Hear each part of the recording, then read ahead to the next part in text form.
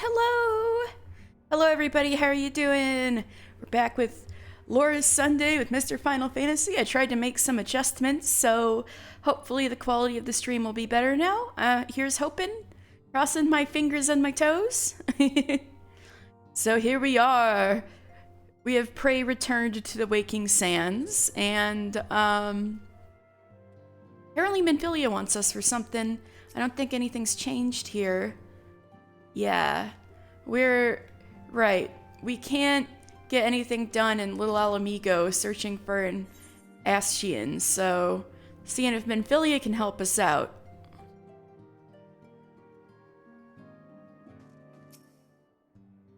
Welcome back, mister. How fares the investigation?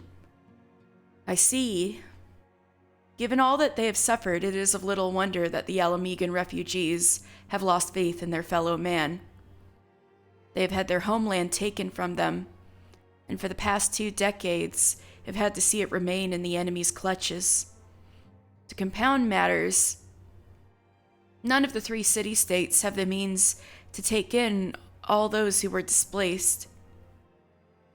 As a result, a great many Alamegans now live on the margins of society, suffering poverty and discrimination. Would that more could be done to ease their hardships. I fear that nothing short of reclaiming their homeland would be a lasting solution. But let us deal with one problem at a time. Returning to the matter of your investigation, it just so happens there's an Alamigan native among the Scions. I should be pleased to introduce him to you. I thought she was going to say, me! I'm an Alamigan native, but she's not going there yet, I guess. This guy we're going to talk to is more of an Alamigan native than she did because she left real early in her life. Anyway.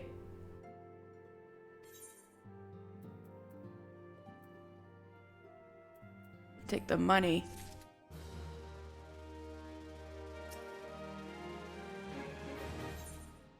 Right, there was a guy who was talking about the Alamigan resistance in the side room, wasn't he? Your Alamigan comrade is named Haribert. He joined our cause in hopes that he might find a way to liberate his homeland. While he spares no effort towards that endeavor, I have no doubt that he would be glad to assist you. If I recall correctly, Haribert is currently between missions. Try looking for him in the storage area. Yes, ma'am.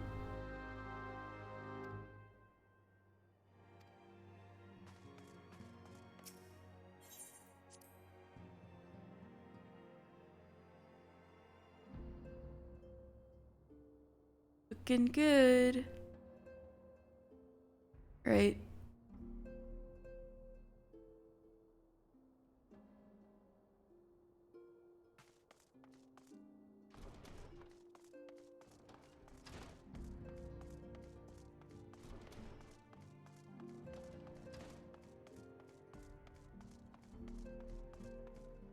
Alright, you're Haribert. I remember talking to you.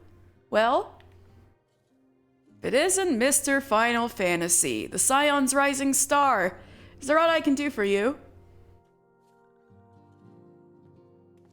You wish to win the trust of the people of Little Alamigo? That is a daunting task, my friend, even for our own countrymen. I would like nothing more than to help, but I'm afraid my name no longer carries weight with that lot. I used to be a member of the Alamigan Resistance, you see, but I left in favor of joining the Scions. Though my allegiance may have shifted, my purpose remains ever the same, the liberation of Alamigo. Yet, whatever my reasons were, I abandoned my comrades and they'll have nothing to do with me. Now, while I may have no more friends in the Resistance, I know of someone who does. Her name is Albretta, and she is a resident of Quarry Mill. Say my name when you meet her, and she won't lead you astray.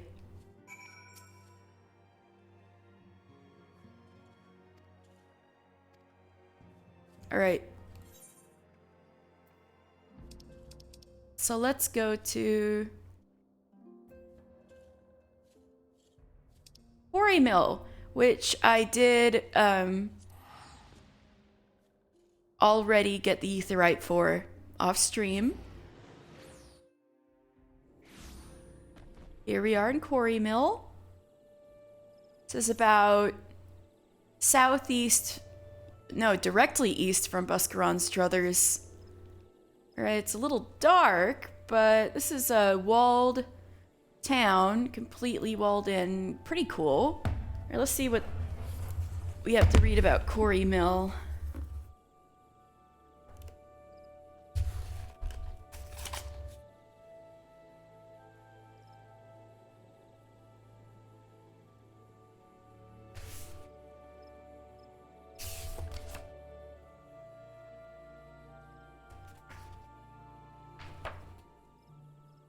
We want South Shroud. Yeah.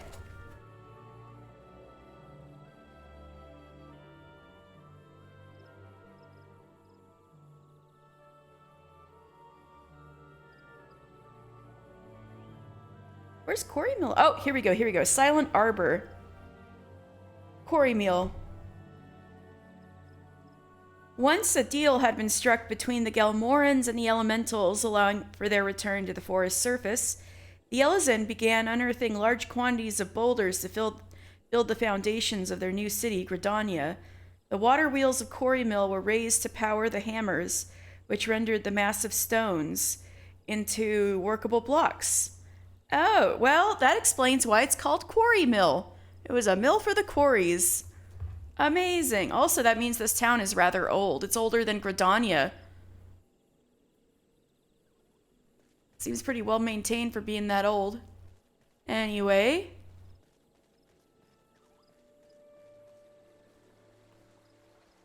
Alberetta, we were told to talk to you. Eh? You want me to introduce you to the Resistance? Ha! Why the hell should I do that? Give me just one reason. Haribert sent you. God, that worthless whoreson. He abandons his comrades, his woman. Now he has the gall to ask me for a favor. Simply incredible. Oh, so you two were a thing, huh? I mean, I realize Haribert was only doing what he felt was right. He's a good man. And if he trusts you, then that's all I need to know. You see that bloke there? That's Mefrid, a captain of the Resistance. I hope he can give you what you need. Oh, I know Mefrid. I know good old Mefrid. So we got Mefrid here. We've got Faramund right here. Some of ours have had to remain outside the hamlet. They're hardened soldiers and all, and no strangers to discomfort, but it's a trying experience, being in a place that loves you not. Oh, that doesn't sound good.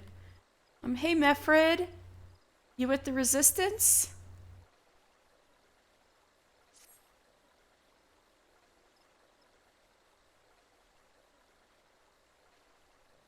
I'm Mefrid, a proud man of the Alamegan Resistance.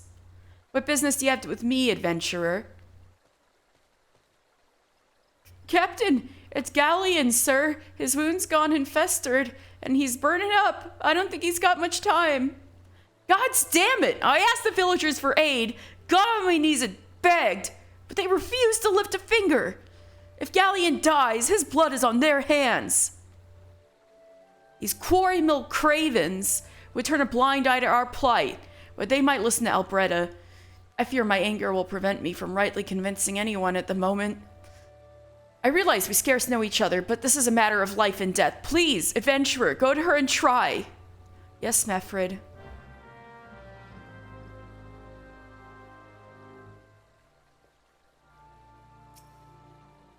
By the seven hells! We leave the only home we've ever known and risk our lives to travel here, and now you mean to kick us out on our arses? No room for Alamegans who venerate Ralger. Is that it? The Destroyer take you and your infernal elementals.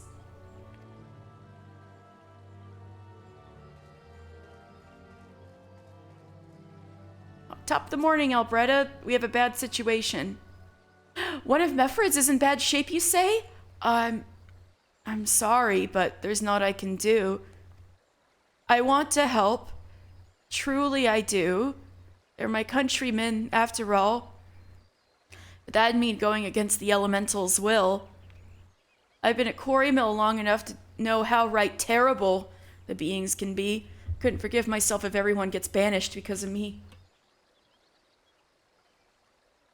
If there's anyone who can help you, it'd be Charlene, the Hamlet's resident hearer. If you take the matter to her, might as be she'll listen. Though I wouldn't get my hopes up. That's bad. This is bad. I'm one of the fortunate few Alamegans the elementals have permitted to stay in their wood. While I count my blessings, it breaks my heart to see my compatriots without a place to go.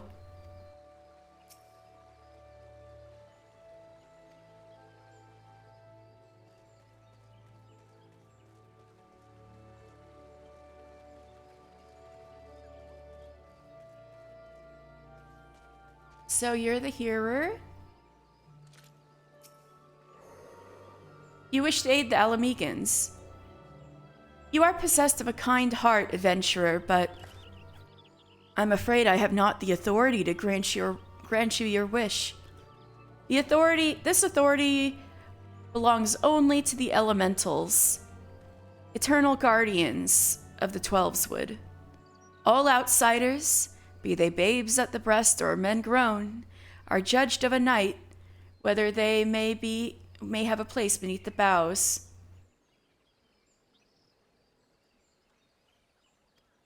Alas, the Alamegans' position has been denied.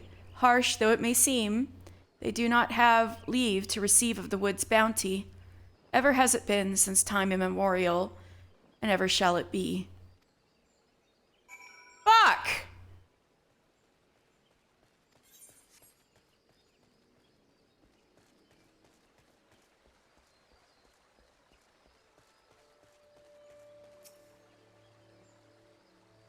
That's how it's to be, then. The bloody hearer might as well kill Galleon herself. Spit on the elementals and spit on their bloody will. I cannot wait until the resistance is free of this place. Yeah, I'm so sorry.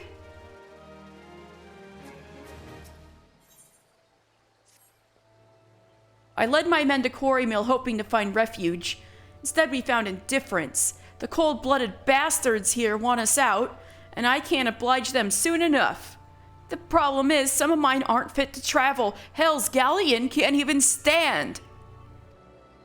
As you well know, the people of this accursed hamlet won't help us. So I've no choice but to turn to you, adventurer. In my homeland, long antelope horn is traditional remedy with poison-purging properties. If you could bring me, say, 4 horns, I'd forever be in your debt.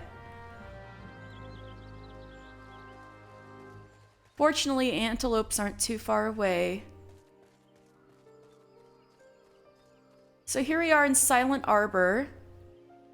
Although we're in a hurry, we need to help Mefrid's friend. So I'll just get this done ASAP. And then I'll tell you guys about Silent Arbor once things calm down.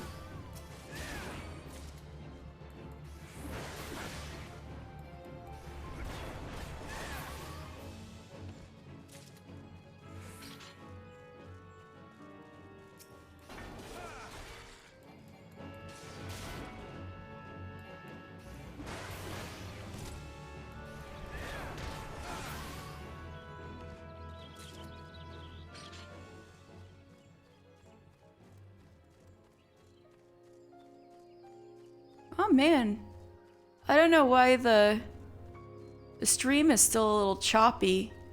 I increased the bit rate and cleared some junk out of my computer and everything. One more.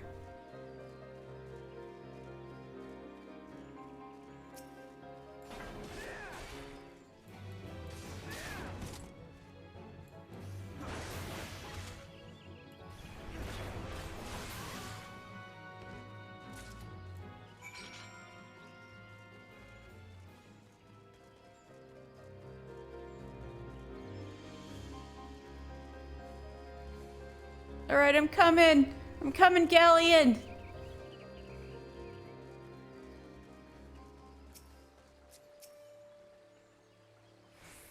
Ah, you're back. Tell me you've got 4 horns with you.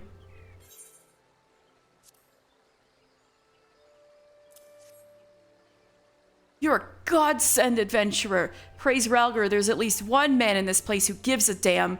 Now we just need to find a way to prepare them. You wouldn't happen to know a man named Buscaron, would you? Some comrades of mine told me about him once. They say he never turns away folk in need, no matter where they're from. Seeing as he runs a tavern, he's like to have the tools to make the medicine. I'd be grateful if you could take the horns down over him and have them ground down. When that's done, give the powder back and give it to Faramund here. Godspeed.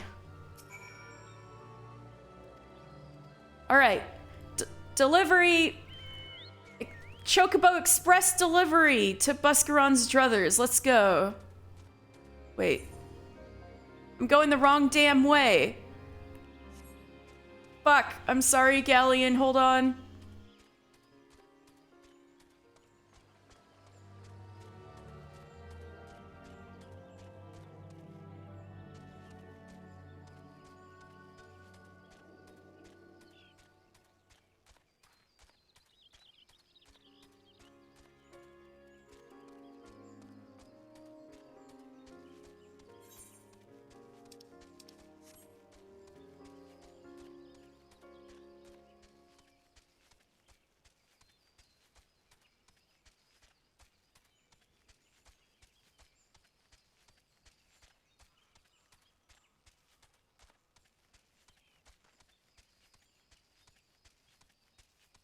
There's the road.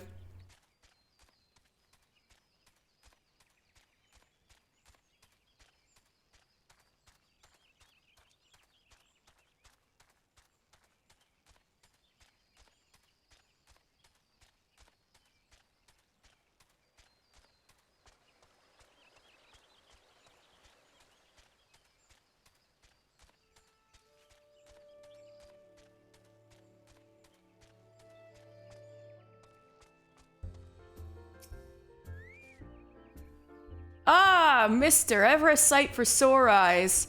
How fares the adventuring? Rolling in the coin like there's no tomorrow, no doubt. You got something to show me? Take this. Ground it down. Well, these look like good old antelope horns. Need to ground them down to make medicine, you say? Here's a better idea. I'll give you some of the stuff I have in my stores.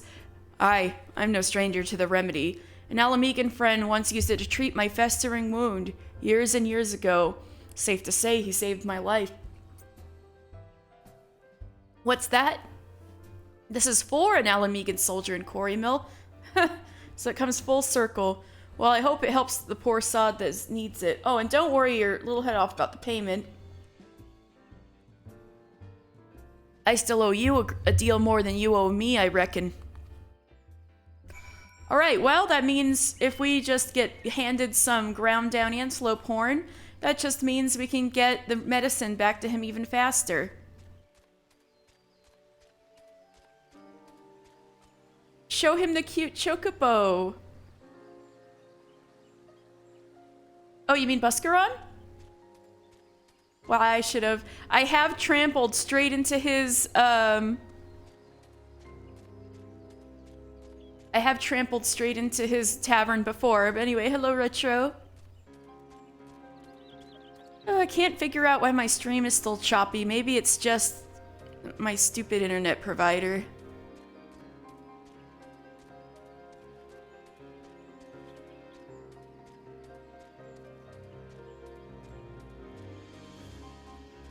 Oh, I'm doing good. Throat's a little dry, I guess, but I've been drinking water. All right, I got the stuff. Hope you're having a good day, Retro. It is well to see you returned. Have you the medicine for our brother? Oh, thank you, just in time.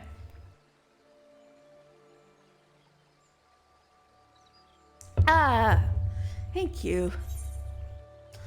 Herbal ointment.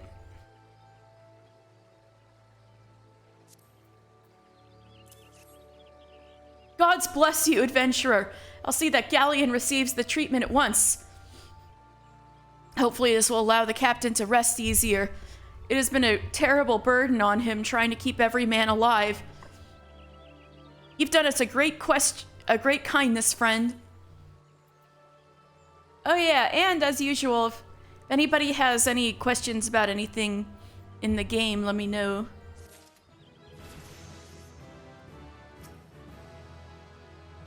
Oh, so that's the same. Right, Mefrid. Adventurer, Galleon has gone missing. He's nowhere to be found. Fuck! I just got that thing to save him. He shouldn't be walking about, not with those wounds. If he doesn't get proper medicine and rest, his condition's like to deteriorate where it was before, or worse. Oh, Haukke Manor. That will be coming up in the stream. It might take an hour or two to get there, but we'll see. It is a spooky manor in this forest.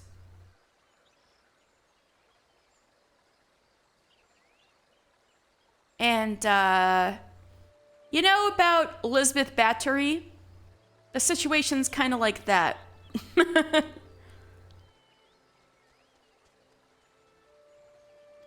We need you to help us find him, and quickly. Start by asking Alberta. Might be as the woman's seen something. Bro, we have a situation on our hands. Ah, finally. It's about time you came asking about Galleon. I watched him leave Quarry Mill some time ago, and he left me this sealed letter before he went off, made me swear not to open it until someone came asking. Oh, my brothers. I cannot bear to be a burden any longer. That is why I must leave you all. Do not worry for me. Just find your way safely to Little Alamigo. Fuck! Ah, blast it. Would that I'd known what he was thinking. I'd have stopped this folly myself. The love Galleon bears for his brothers is so strong he's willing to sacrifice himself for them. Make no mistake, entering the wood in his weakened state is suicide. Fuck!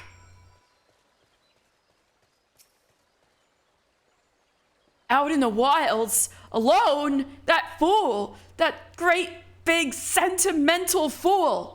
My men and I will scour the word for Galleon. Please help us find him before something terrible happens. Ah! Where is he? Galleon! Galleon! You're in no condition to go out.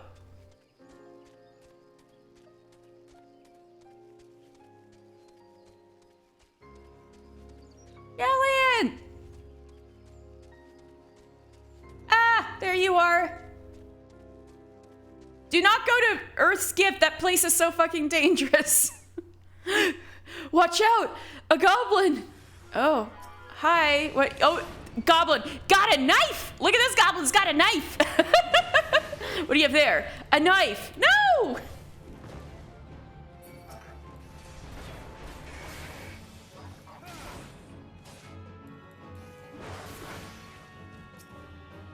Alright, you good, bro?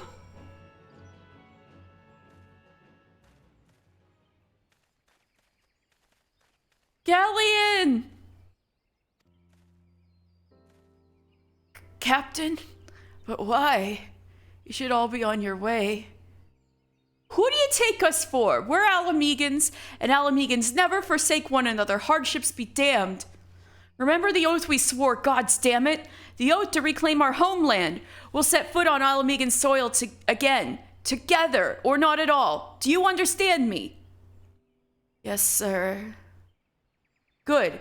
Let us return to our brothers. Oh, and don't even think that you'll get off lightly. As soon as you're healed, I'll give you such a thorough thrashing you'll wish we didn't find you. Oh, he's crying. Oh. I can't thank you enough for saving Galleon. I'll see you back at Quarry Mill.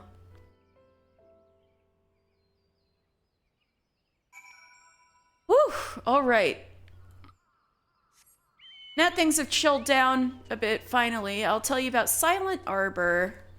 So this is Silent Arbor, an area where the elementals permit hunting.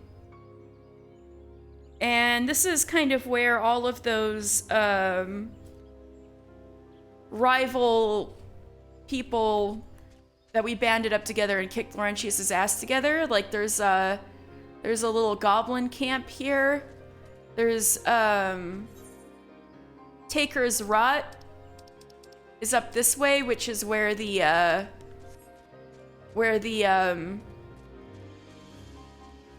Keeper of the Moon Mikote poachers keep watch is over here. So there's poachers, thugs, and further to the west are the Red Belly bandits. So there's a lot of conflict going on here over hunting. Anyway, hunting's good, as you can see by all the antelopes around, but yeah, kind of a lot of conflict going on. Anyway, let's go back to Quarry Mill.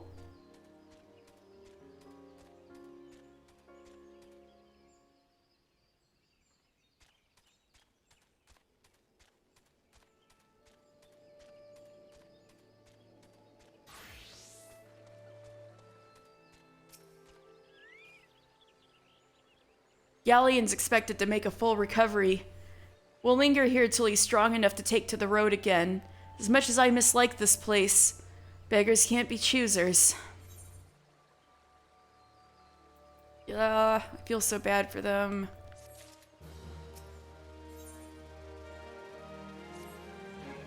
Now that things are relatively settled, I seem to recall that you wanted something of me. You've proven a true friend to my people. Ask of me anything and it's yours, so long as it's mine to give. The cooperation of the people of Little Alamigo, that's all? Far be it from me to question your desires, of course. Very well. I will provide you with a letter to show Gundabald. The old bear was my mentor when I first joined the Resistance. He's intimidating to those who don't know him, but he takes care of his own. I've no doubt that he will do all in his power to aid you. Well, I guess we got an in with the Little Alamigo. Our brother Galleon yet lives thanks to you. As unwanted refugees in this land, we have little and less to offer by way of gratitude, but one day, I swear to repay your kindness thrice over. You take care of yourself, Mefrid, and your boys.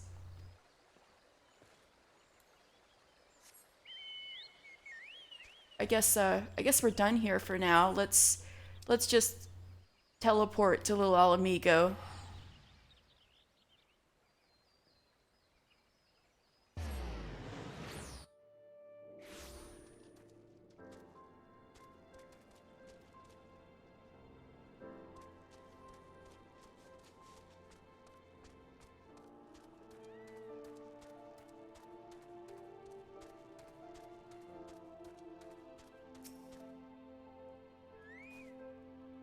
Why have you returned? You're not welcome here. I thought I made that clear. You spoke with Mefrid? It's been so long since I last heard from him. I had feared him dead. 12 be praised. Whoever you are, Mefrid sees you as a friend, and any friend of Mefrid is a friend of mine. I know of this masked stranger you seek, and will tell you what I can. Yay!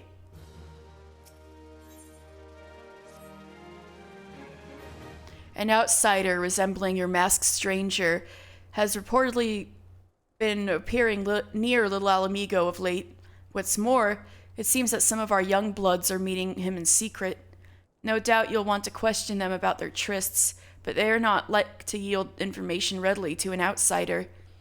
If you tell them I sent you, though, they may well feel obliged to talk. Frustrated as they are, the young ones will give you quarrel simply for want of something to do. All it takes is a stray gaze. Watch yourself. Oof, alright. Where are some of our youths? Adeline, do you know something? Oh, we got a knife. Gundabald sent you. Listen, I told them it was a bad idea. All that tripe about believing the masked man and this doesn't sound good. You don't know anything about this. Why didn't you say so to start with? You can't throw the old bear's name around like that and expect me not to think I'm in for it. Well, that was enlightening. I went to Old Daw, hoping to find honest work, but there wasn't a single job to be had. At least nothing that didn't require me to give up my dignity. That's terrible. Or I guess dancing. I guess that also counts as dignity. But Waldhar.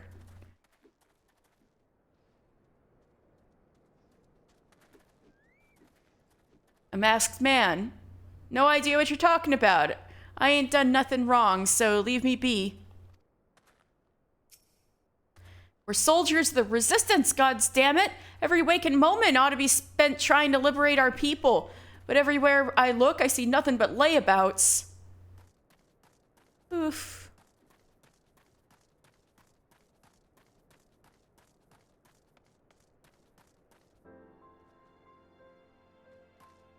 Is this the way up? No. Oh, I gotta go through here and down there, right. Little Alamigo is a little confusing to navigate sometimes. Down this way? Up here. Or wait, there's one down here, right? Or are they both up there? Yeah, there's one down here. Sifrid. Don't mind her. It's not that she hates you. She hates everyone. Who? Talabot? Anyway. Hello, Sifrid. What? Have I been meeting any masked men lately? Let's see. Nope, can't say I have, but I'll be sure to tell all my friends you're looking for him. Wow, alright, thanks a lot. The Alamegans who ended up here are the ones who couldn't... There's one up top, I think. I know, that one took me forever the first time, because of how the PS4 display was, I could not, for the life of me, see that ramp upwards. Anyway, hello, Rowan. Welcome, welcome. The Alamegans who ended up here are the ones who couldn't, or wouldn't adapt to a new lifestyle. In a sense, we're Alamegans through and through. I think that may be a later thing that I have to go upstairs for. There's a bunch been skulking about, right, suspicious, but I've got nothing to do with them. I know trouble when I see it, and that there's trouble, mark me words. Of course, I hate the Garleans. They took our homeland and all that, but right now what I want most is not feel hungry all the bleeding time. Poor guy. Alright. Same, I hated the little Alamigo bit because of how hard it was for me to see in there, yeah. Thankfully, this is a lot easier to actually see where you're going on PS5 right here. Although I don't know how evident that is to you all, since it's still choppy. I did my best to fix it. I don't know why it's still like this. Maybe it's my internet connection. It's not fast enough, even though I'm paying for the most expensive internet, because our internet providers suck in Vegas. Anyway, hello, Gundabald. Oh, is it better this time? Okay, that's such a relief. I was just judging by what I was looking at on my display. I figured that's exactly what you guys were seeing. But if it looks better, that's a big relief. All right, Gundabald. So you have indeed confirmed my suspicions about a masked man. That is most troubling. Whatever the young ones are scheming, it can lead to no good end. There's an anger inside them. I can see it in their eyes. I ought to know, for it once burned within me as well. 2 decades ago, that same anger drove me and my brothers to rise against the despot who ruled Alamigo. Damn, he was around for the revolution? I guess that makes sense, he's pretty old. Naught would do but to depose him and usher in a revolution. Well, we got our revolution all right, but it cost us our freedom. Blinded by our hate, we didn't realize that we had been dancing to the Empire's tune. By the time we did, it was too late. Alamigo had fallen. There were times when a man must be patient. Now is such a time, though the young ones know this not. Unless we intervene, they are like to commit great folly. If you learn aught of their plans, I would thank you to bring word to me.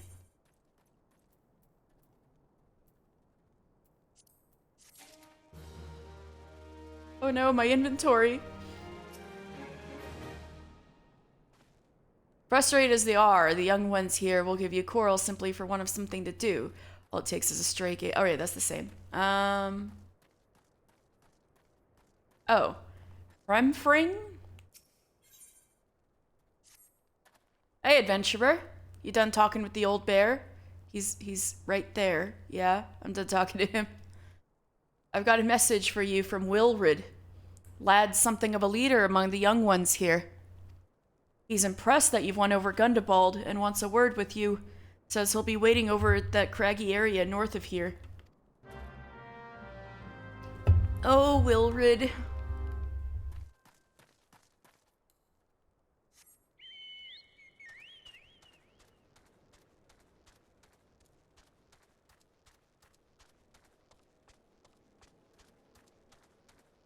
All right.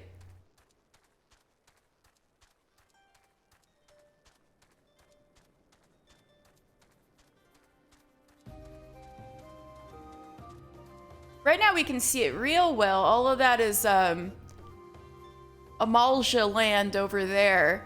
And all those defenses they have put up is like the front line between Ul'dah and the Amalja.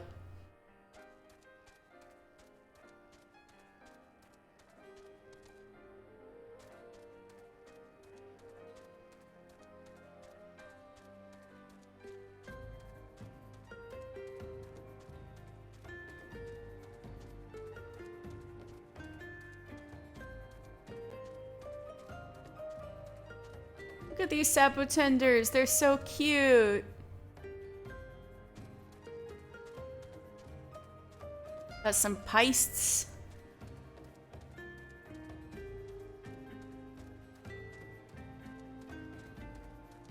We can see some of the burning wall a little better.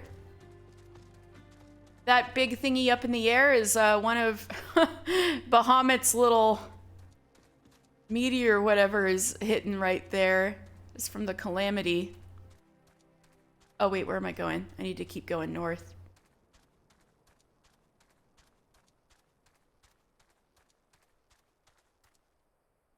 What is what pronounced? With an idiot with a linguistics degree? I don't think so. Wait, what is pronounced? Peist? Oh. I'm pretty sure that's how it's pronounced because there's that one Peist. I guess it could be. I could be wrong. There's those things like the like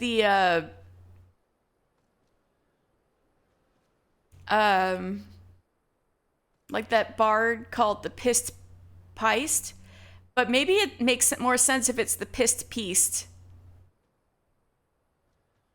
I don't know. I've always called it a Peist, but I could be wrong.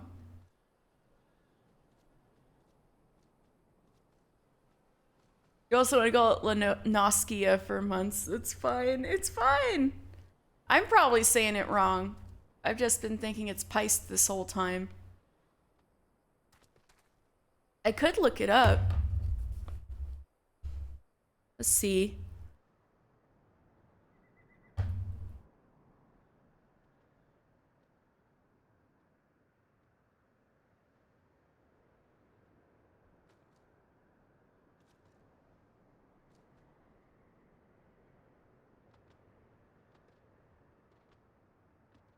Here we go. Perfect thing. I just go to the official page on the website and change the language to Japanese.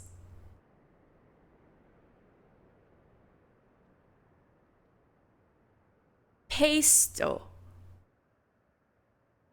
Paste? It's paste? We're both wrong?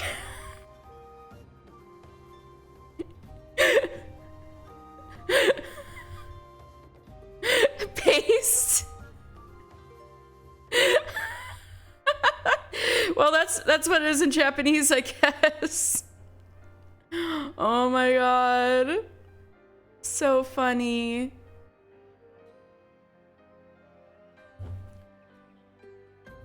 Pissed paste?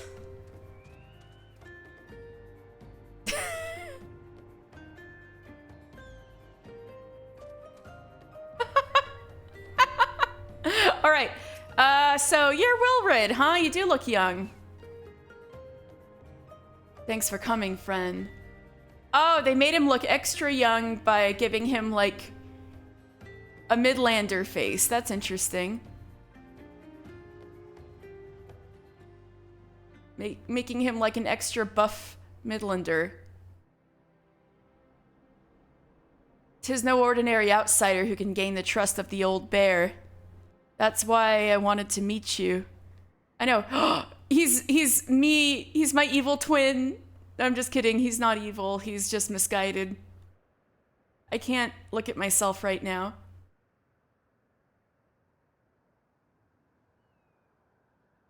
'Tis no ordinary outsider who can gain the trust of the old bear. That's why I wanted to meet you, to discuss something in private. Tell me, why are you snooping about? Did the Empire send you? Or someone else? Curl got your tongue? No matter. Whoever it is you work for, your meddling ends here. Get him! I don't know. People are gonna attack me, but look at us. Look at us. He's taller than me, damn it! Well, I guess he is supposed to be a Highlander. Whoops! Oh, you guys want to mess with me. Okay.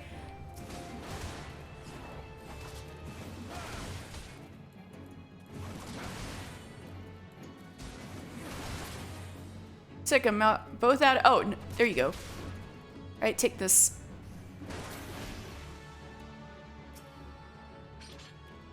I won't let you foil our plan. All right.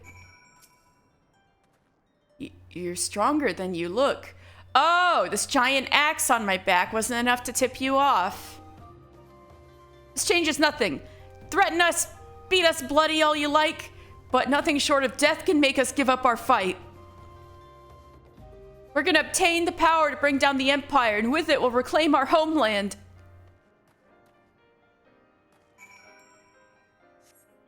Ah! Alright. Alright, sandskin paste.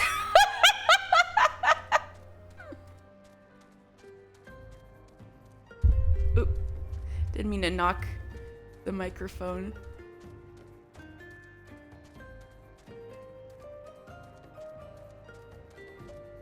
Gundapult!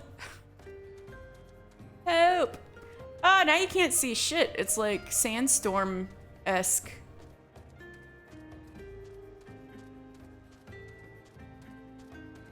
Oh yeah, did you ever notice, Rowan? This is the Girabania flag. Like when you go on the Aetheryte and look at the Girabania section, that's the little tab.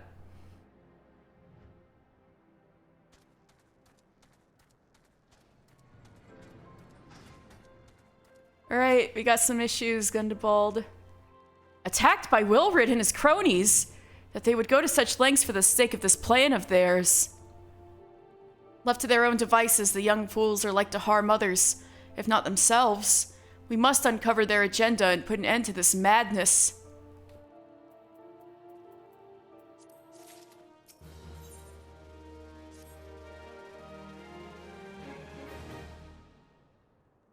Wilrid mentioned obtaining the power to bring down the Empire. Of what power could he be speaking? Gundapult, Bertliana, God's preserve, what happened? I was out foraging. When the Corpse Brigade came, they took me to their hideout and they... The whole while they laughed at me, said that I suffered because I cling on to hope. Is it wrong to dream of home? Is it wrong to call ourselves Alamegans? Do not heed such poisonous notions, child. Our dreams are what sustain us. Be strong. I swear to you, those villains will answer for their crimes in due time. But tell me, does anyone know of this? Yeah, it's that type, and it's like, Highlander woman only, yeah. I saw someone at the Balmung quicksands like dye it and totally make it Balmung quicksands.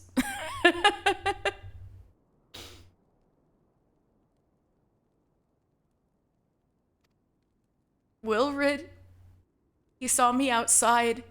He was so angry. I want to put her top on.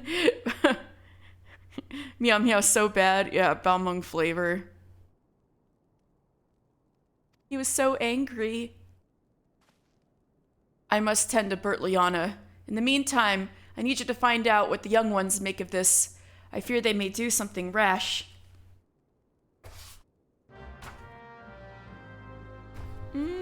Alright. This is the one where I have to go upstairs. Oh. Map of Zanrak. Oh, fuck. They're going to the Amalja?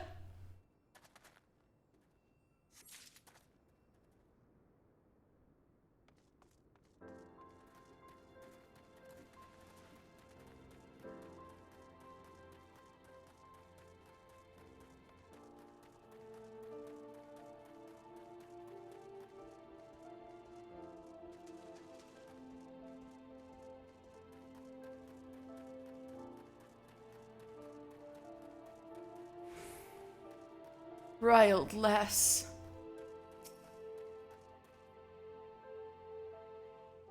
She's got the top two. What those animals did to Bertliana is unforgivable, and to think they looked down on us. Well, I'll suffer this humiliation no more. I'm with Wilrid to the bitter end. I'm not afraid of a few lizards. Oh. Hunting knife.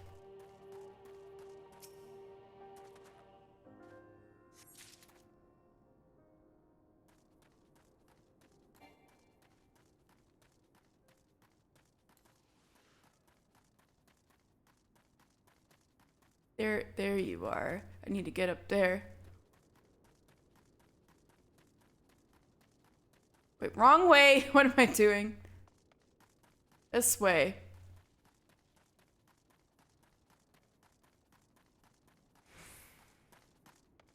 So much easier to see on PS5.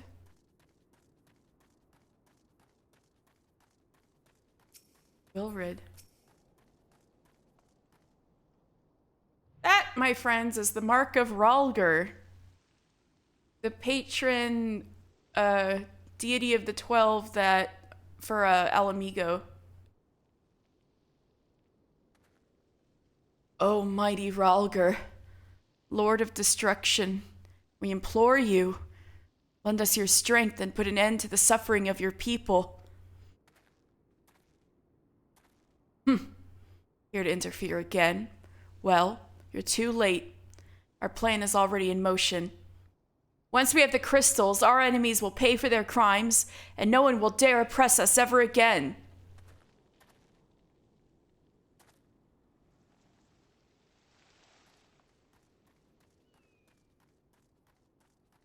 Oh, I should have gone to him last. Oh well.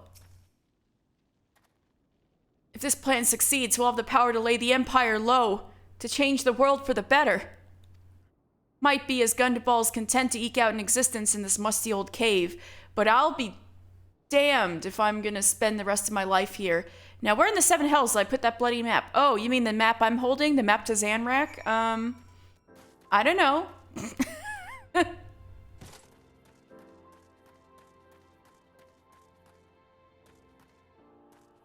Yeah, this way. Okay.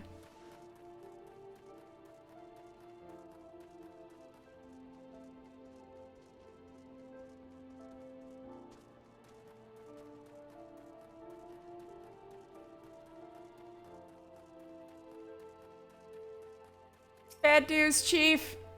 Gone? The whole lot of them? And this is I feared. They mean to take matters into their own hands. But what exactly is it that they mean to do?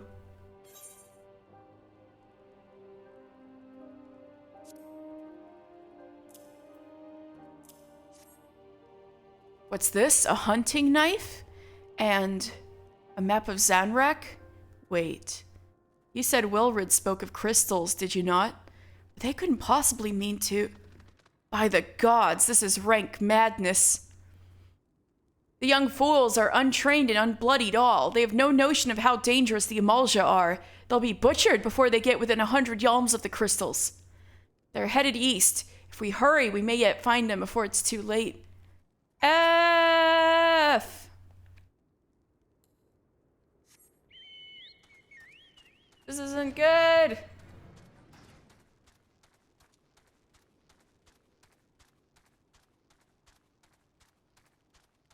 And right outside we got these kooky little cacti, so cute.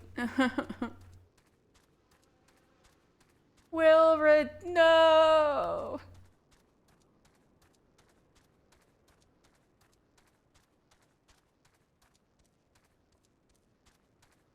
See, there's a Malja, like, right outside the front door.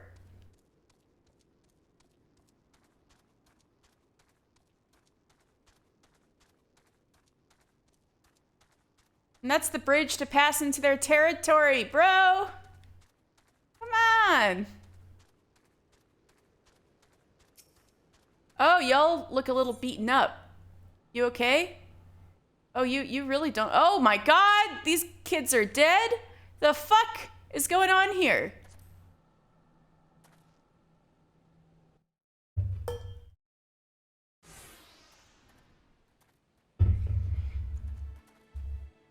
Wilrid! Did no others survive? This is all wrong. Getting the crystals was supposed to be the start. We were gonna reclaim our homeland. We... Pull yourself together, lad. We were going to make an offering of crystals to Ralger to summon him, just like the masked man taught us. We plotted to sneak into Zanrak and make off with the lizard men's cash. But they caught us and so many dead. Gods forgive me. Heathens, you shall pay for your crimes with your souls.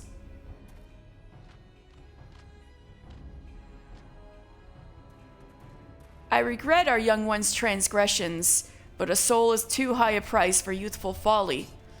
For all their failings, they are the hope of the Alamegan people. This hope I will guard with my life. Thank you. Thank you, random healer. Okay. I am tank. Come over here. Forgive us. We only wanted... The excuses will keep.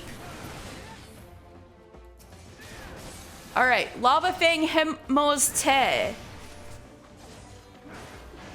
So Hemos is his given name, but Te is his position within Amalja society. I can't turn pages and fight at the same time. But I'm pretty sure Te means that he's a shaman, which we can tell by he's like got his magic. Let's see.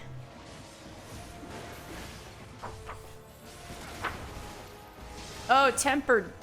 Oh, now we got tempered people. Come, ye blessed of our Lord's breath. Oh no.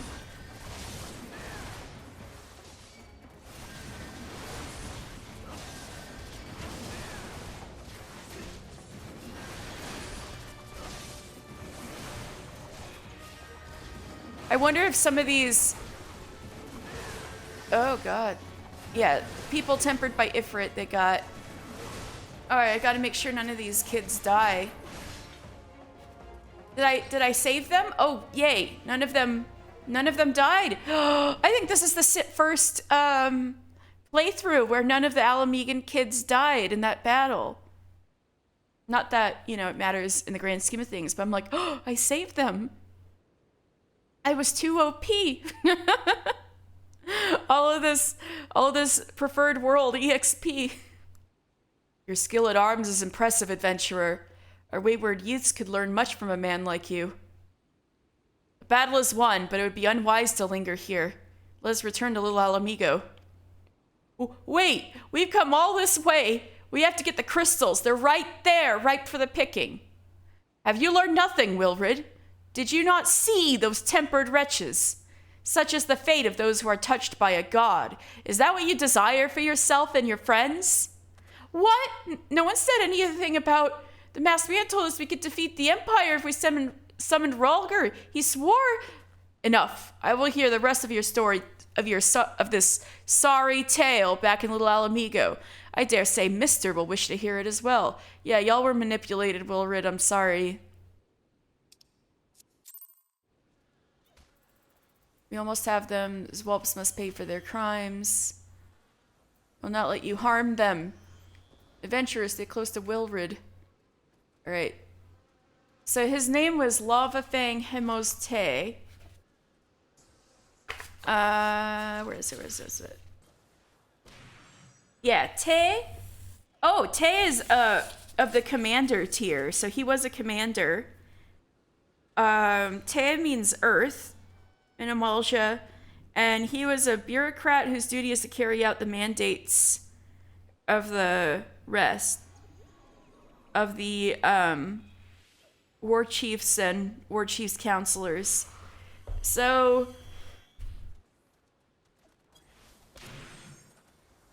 that's interesting that it was one of those guys who ended up commanding the way to fight us. Maybe because they weren't expecting them to come. The Alamigan youths, I mean.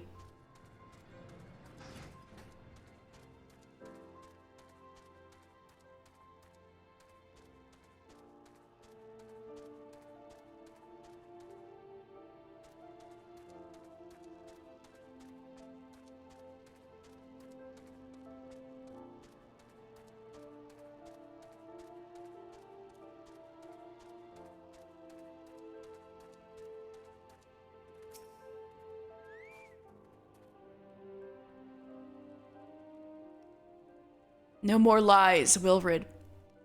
Tell us everything. I was outside with the others when he appeared. The masked stranger. He told us about summoning Rhalgr, about using crystals, and then just vanished. We never saw him again. I wanted so desperately to believe that we could raise ourselves from the squalor that I never stopped to question his motives. But I should have known. There's no solution. Nothing we can do to change our lot. Our people are doomed to live and die like beasts. Listen to me, Wilred. Our home may be lost to us, but it takes more than stones and mortar to define who we are. No matter where we may be, Alamigo lives on within us all. It is for you to decide what to make of this legacy. But whatever you choose to do with your life, never forget that you owe it to this adventurer, an outsider. I won't. I promise. Thank you for saving me, and sorry I tried to kill you. Yeah, all right. You stay safe, Wilred. My thanks as well, friend. It gives us hope to know that there are kind souls such as you out there. Little Alamigo may not have much in the way of comfort, but you will always be welcome here. Yeah, get his ass. For real.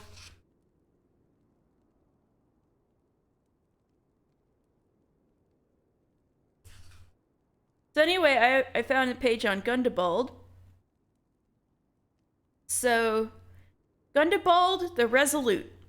The leader of Little Alamigo, Gundabald numbers among the first generation to flee his homeland when the Empire invaded. After countless trials and tribulations, he finally settled in southern Thanalan, where he set to building a hamlet for his fellow refugees with a hollowed-out mesa. Still a member of the Alamigan resistance after his 65 years, he finds himself clueless as to how to deal with the reckless actions of the settlement's fiery youth. So he's 65, and he basically built Little Alamigo. Good for him.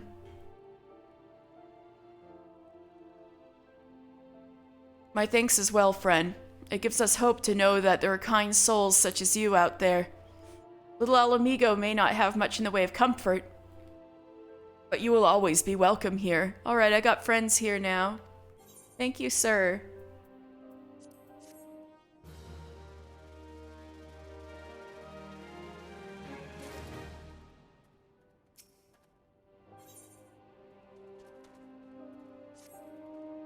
Would that we had more information to offer, but what Wilred told you is the extent of our knowledge of the masked stranger.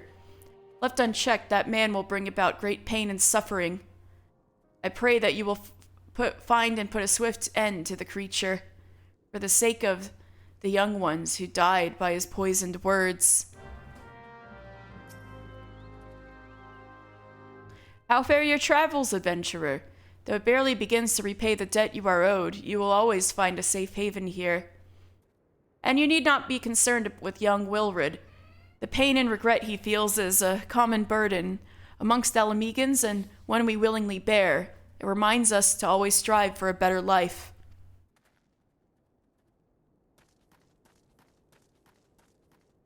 I want to take Hihira's quest. Friend, hear my plea. As ye have no doubt observed, many poor souls in this camp suffer from afflictions most grievous. Indeed, it is to deliver them succor that I have made the journey here from Ul'dah. And yet, I fear my efforts thus far have been for naught. The residents are most distrustful of outsiders, particularly those hailing from Ul'dah. They look upon my medicine as if it were poison. For an adventurer such as yourself to deliver the elixir, perhaps they would be willing to accept it. I have no one else to turn to. Will you go in my stead? Yeah, everybody likes me now, so...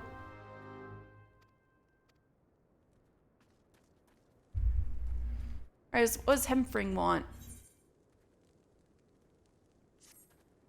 Perhaps you've heard of the Corpse Brigade, a nasty band of brigands that's been terrorizing these parts of late. Smuggling, thievery, cold-blooded murder of innocents. If you see any signs of foul play in these parts, like as not the corpses are behind it. I'd like nothing more than to march into their hideout to the northeast and teach them a lesson, but I know when I'm outmatched. Normally, I'd hesitate to trust this task to an outsider, but you seem the capable sort. What say you teach those scufflaws a lesson? Scofflaws? What a word. Sure, I'll go kick their ass. That'll be a great time to tell you guys about the lore entry on the Corpse Brigade's hideout. Hey, Berold, you don't look so good. Me throat, it burns. Deep green tonic. From Hihira, take this. Medicine, you say, but I'd sooner drink sandworm piss than that old Don Swill. Whoops, that didn't turn out so well.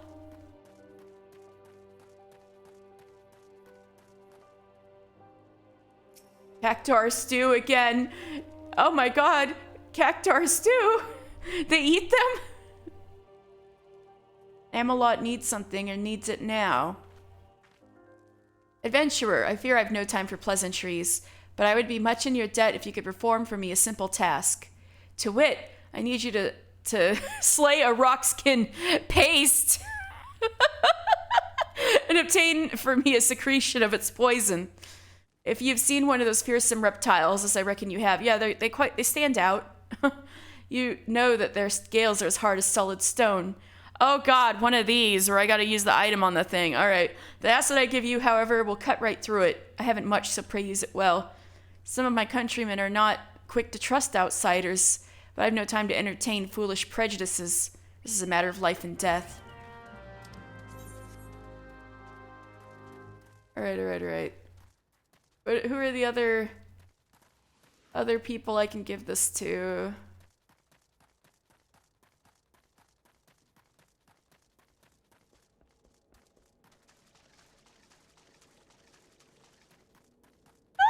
There we go.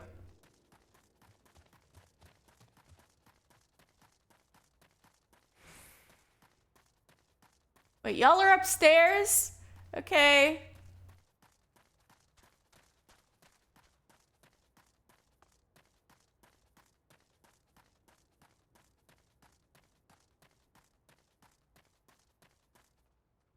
Odalin. Can't breathe. Please take some medicine. Ugh! Ha! Another phony elixir cooked up by those old Dawn quacks. Begone from my sight. Arcavius. What is it, outsider? Come to mock us for our suffering. Go ahead and laugh. Laugh to your heart's content. Puh! That's what I think of you outsiders and your medicine. I'd rather die with dignity than owe my life to old Daw. It didn't turn out too well.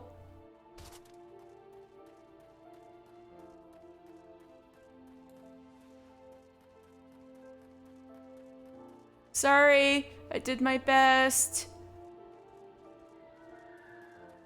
Whoa, that is a big bird.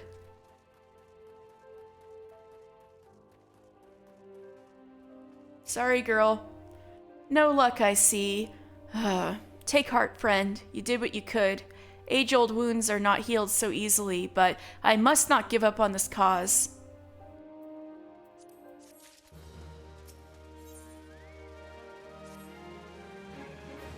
After giving the matter some thought, it has struck me that perhaps it is not me that the refugees so distrust, but the medicine itself. The Alamegans are wary of outsiders, this is true, yet I suspect the thought of ingesting an alchemical concoction of Old Dawn make that frightens them most of all. A naive girl's wishful thinking, perhaps, but is the only hope I have. There's a kindly old refugee by the name of Alphen, the only one thus far to accept my treatment. Might you speak with him and ask if there's any truth to this theory?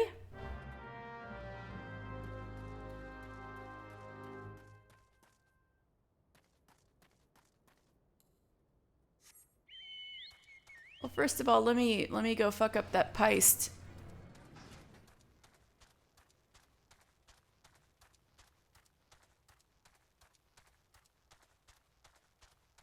I need a rock skin Peist. Oh, damn, they're quite large. Look at this absolute unit compared to the sandskin Peists, like.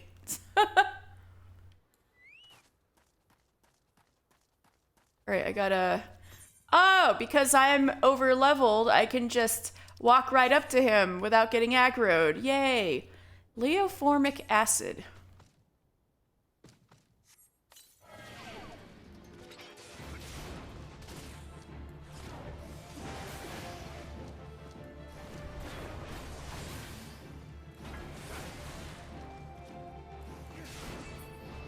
That was easy.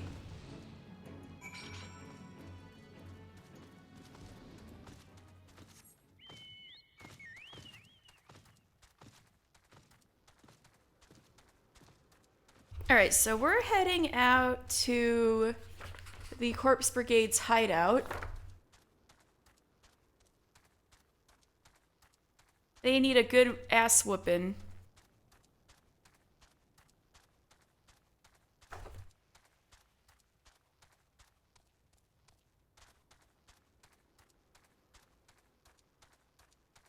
Their hideout is called the Sepulcher. It's kind of in, these tall rocks right there.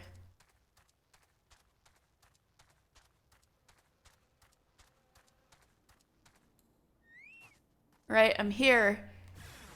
Oh my god, you were killing people? What the fuck's wrong with you? I'm gonna teach these bitches a lesson. Alright.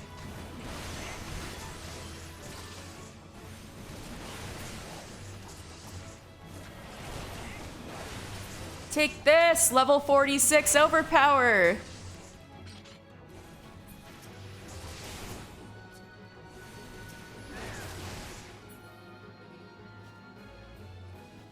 Man, I just tore through that like nothing.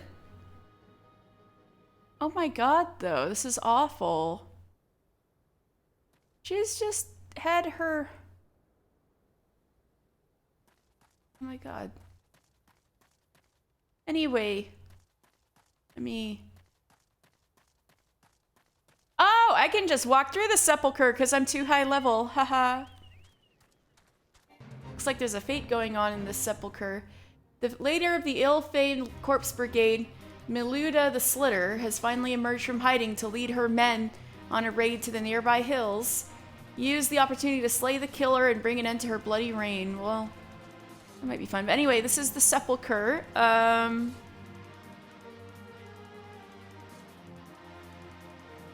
Sepulcher is the hideout of the Corpse Brigade, once a proud arm of the Alamegan army. Oh god. As they supported the last king of their nation and his despotism, the countrymen will not suffer their presence amongst the refugee camps. Thus, the brigade has become little more than a band of petty thieves. So since they sided with the Mad King and were part of his army, or maybe they sucked in factions of Alamegans that supported the Mad King, maybe they...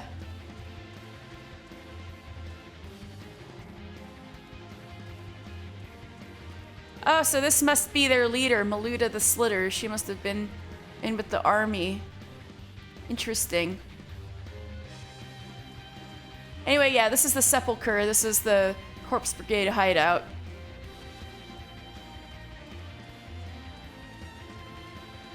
I'll just leave them be, because we have better places to be. But I'm glad I could just, I'm so over-leveled that I could just walk in there with no consequences. Pretty funny. And they are smack right next to the Sunken Temple of Karn. Anyway, Ah! Scared me. Hello, Ichio-san.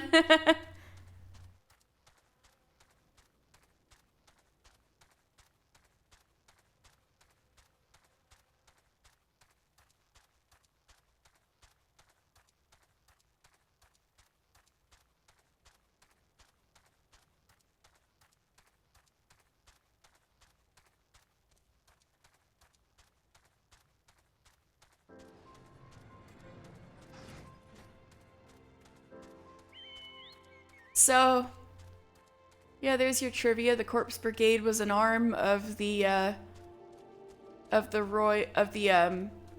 Alamegan army from their royal times. Right, Alphan! You're a nice old man, right?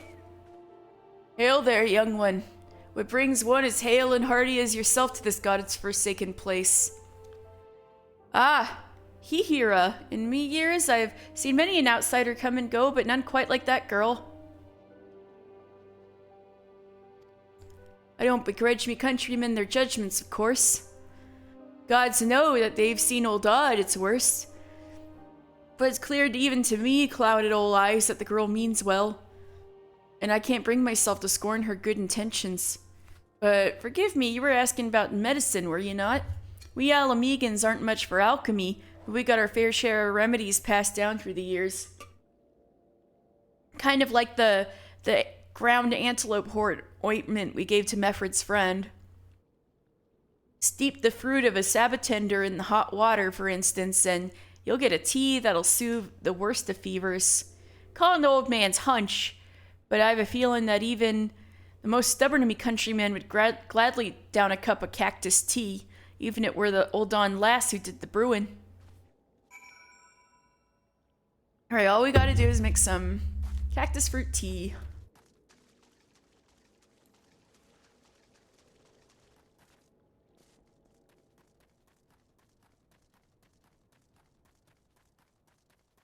Right, Amalot. You returned, adventurer. Have you brought me the poison I seek? Yeah, paste. Paste poison. Its strong, sour smell would give it away if used in food or drink, but it works fine when applied to weapons used in poison potions. On behalf of my countrymen, you have my thanks. Forgive me for my brusqueness before. Our skirmishes with the Corpse Brigade have taken a great toll on us of late. They employ poisons ever more lethal, and our antidote stores were running low. I must attend to my potion brewing, but thank you, outsider. Because of you, the men and women of the Resistance live to fight another day.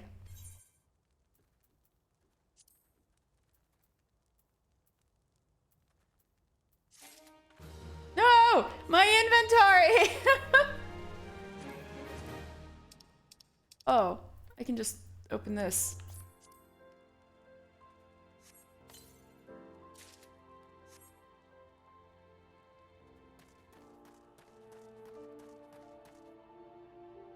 Alright, Hermfring. I beat the shit out of some Corpse Brigade people. Thank you, outsider. Your victory is already the talk of the town. That may not mark the end of the Corpse Brigade, but at least now they know we're not afraid to fight back. And to think these men and women were once my countrymen. Do they know no shame? Back in the heyday of Alamigo, the Corpse Brigade served our nation with pride and honor. It saddens me to see what they've become. But I would slay them down to the last if it would ensure that they besmirched our homeland's name no more.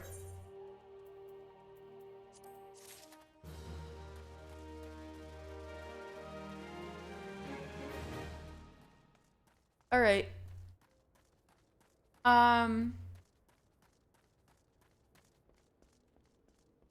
think we I'll do the Sabbatender tea. And then I'll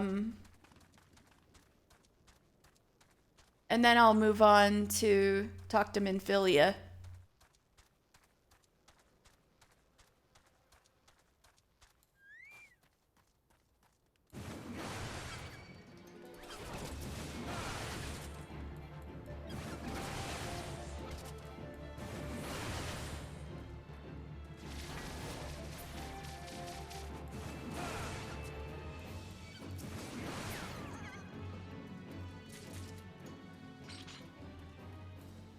So here's some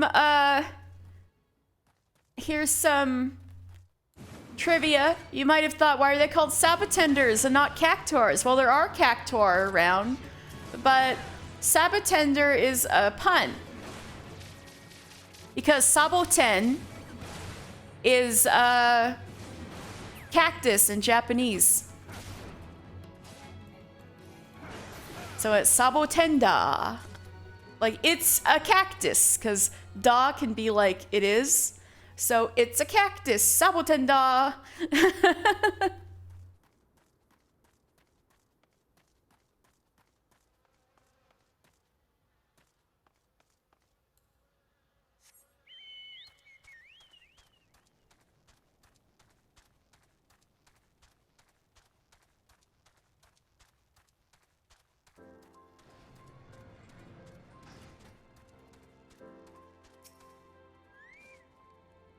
A traditional Alamegan remedy made from steeping the fruit of a Sabbatender in hot water? Why, I had no idea! I owe Alpha and my gratitude. Sabbatender fruits. Not to be confused with Cactuar fruit, which, while similar in color, flavor, shape, texture, toxicity, hardness, and rarity, is nothing like its Sabbatender counterpart. Have you seen The Emperor's New Groove, where he turns into a llama?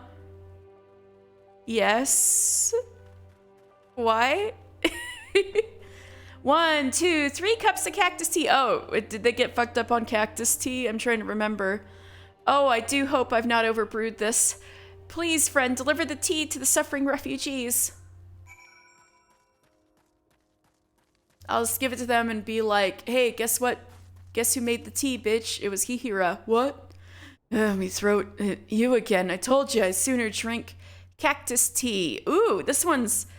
Alright. To make cactus tea, Sabbatender fruit is dried, ground into a fine powder, and then left to sit a full night under Menfina's gaze, that's under the moon, to frighten away the spirit of the Sabbatender that dwelled inside the seeds.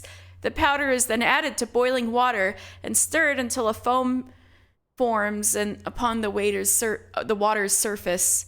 The foam is given to break fever, the remaining liquid discarded under a rock found to the north of the patient. Unfortunately, something tells me Hihira didn't know any of that, but good to know. Is that cactus tea I smell? Well, stop dawdling and hand it over. Can't you see I'm suffering here?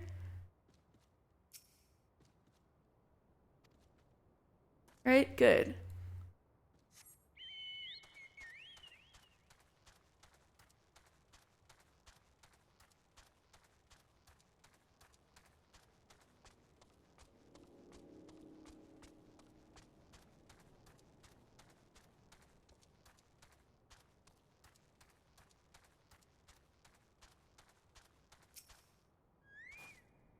You tell the old Dawn wench that I'll have none of her foul alchemy. Take some tea.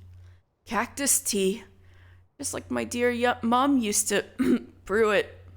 I don't know where you came by this, but you're a godsend.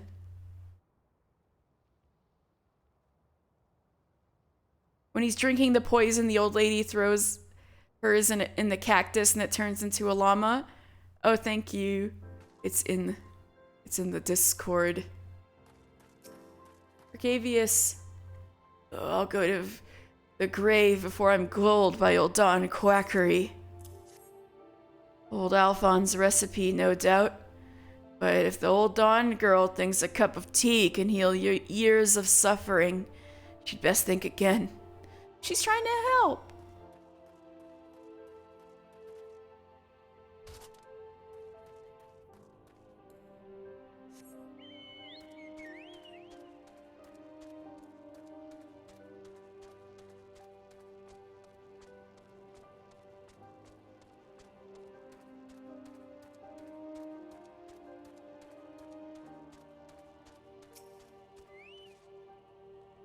They truly drank it.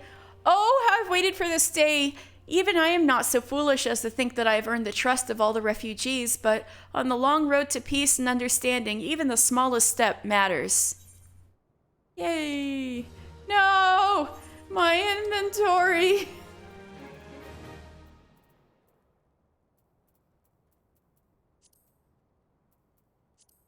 Screw it, I'll just put all this stuff in my armory chest that I was gonna give for the crafting quests.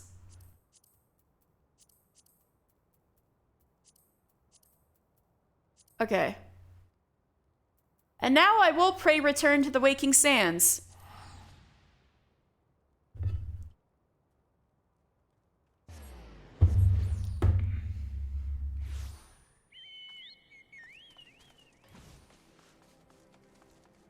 I do believe I have another thing open. Yeah, Nedrick, what you got for me this time?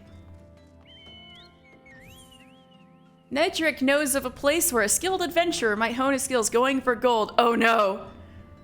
You know what this means. The infamous Aurum Vale. I can't take 2 steps around this place without hearing Mr. This or Mr. That. Why, it's as if you're some kind of goddamn hero.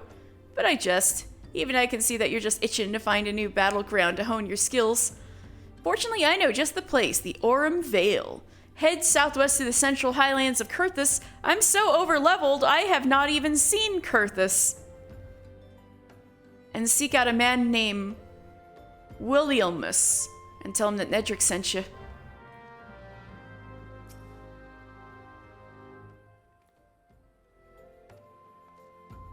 Okay. Tataru, hello. Good morrow, mister. I trust your investigation is faring well.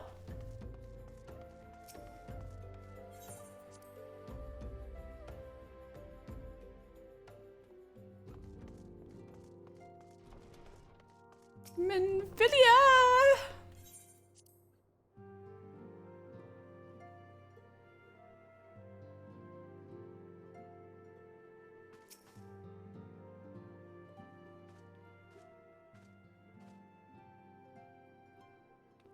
Welcome back, mister. I'm reliably informed the investigation took you to Quarry Mill in Little Alamigo. So tell me, were you able to learn aught of La Habrea? Well, actually, we never confirmed it was La Habrea. They didn't say what color the mask was or anything. It could be a lesser Ascian. Planted the knowledge of summoning in impressionable young minds, you say. Precisely the kind of deceptions the Ascians would employ.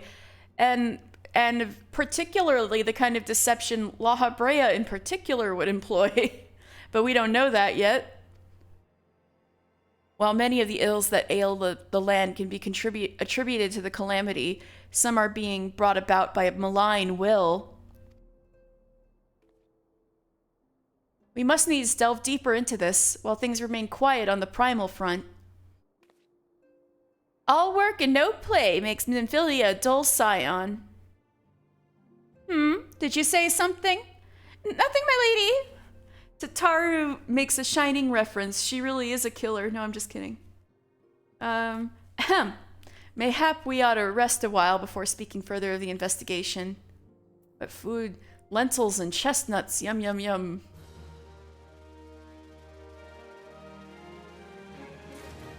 Alright, rest. Okay, our rest is done. While you were tending to business in Thanaland, some new information arrived courtesy of our friends the Sylphs. An individual fitting La Habrea's description has been sighted in the North Shroud. This sighting comes in the wake of a series of mysterious deaths in the selfsame area. My instincts tell me our man is involved. Retro! If you're still hanging, this is what leads up to Haukke Manor.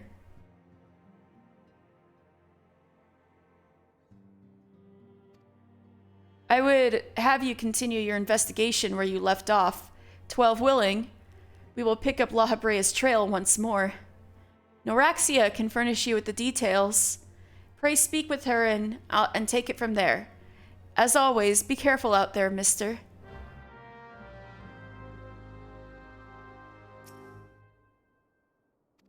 It's the same. All right.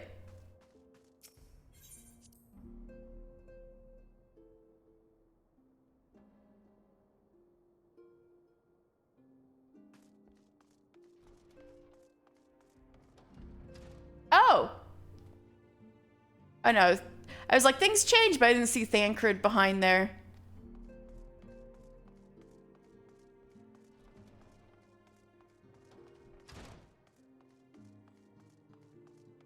Alright, Norexia. Hello! Walking One is to investigate Sinister One? Then heed well this one's words. This one is friends with a Walking One in the Ash Crown Consortium. According to Friendly One, a Digging One named Medrud had an encounter with a scary Masked One. The Masked One is most certainly Sinister One. Walking One should go and speak with Digging One Medrud. Digging One is to be found at Gourd Float in the Northern Shroud. Well, fortunately for all y'all, I attuned to Gourd Float off stream, so I can just teleport right there.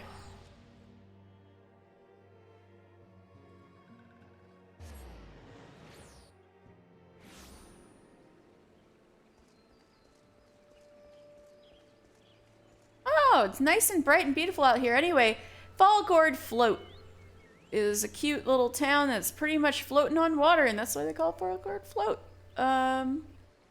Let me... Oh yeah, and that's the inn there. The bobbing cork. Anyway. Yeah, the bobbing cork's quite pretty. Alright, so Gourd Float.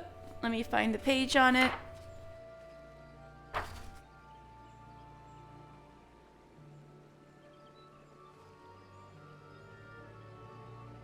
To demonstrate a village need not fell trees to secure space, Gourd Float was built atop a lake.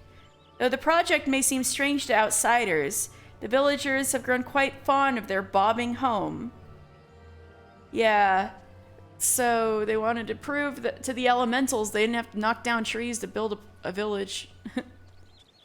Right, the bobbing cork is this building right ahead of us, this very pretty Lord of the Rings ass looking building. Gourd Float's inn, the bobbing cork, promises its beds are as soft to make the weary travel feel light as a cork drifting upon a small pond, a still pond. How nice. All right. Anyway, we're looking for somebody. This is a pretty town, isn't it? In here? Yes. I heard you're Medrud. You got two other people with you. You got Ideen and Ivaro. Hello, Ideen. You smoking your pipe and your goggles? What a look. This is a look. I like her. I like the cut of her jib. Sometimes I wonder which is harder to find, a vein of gold or a good man. But I swear, one day I will find the mother lode of gold or men.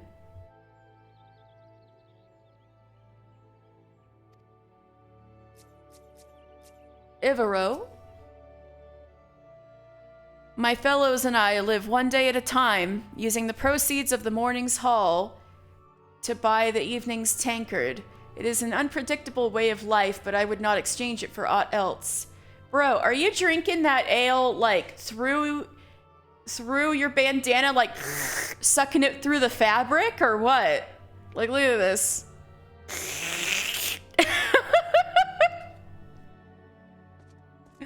You guys are a funny crew, aren't you? Alright, anyway. Medrid, I was here to see you. Please leave me be. I'm not long for this world. I look death in the face. 'Tis only a matter of time before he comes for me, just like he came for that poor woman. Medrid is clearly traumatized. Perhaps if you were to soothe him, he might remain calm long enough to hold a conversation. There, buddy. Wait, no, wait, not my chocobo. Wrong thing. Alright, where's soothe?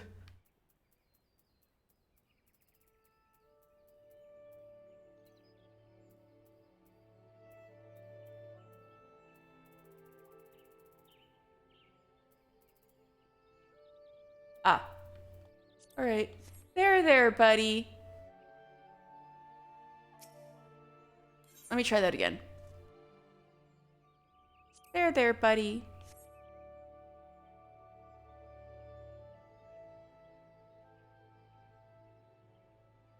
You're right. It's not as bad as it seems. I saw something terrible. I want to type. Hold on.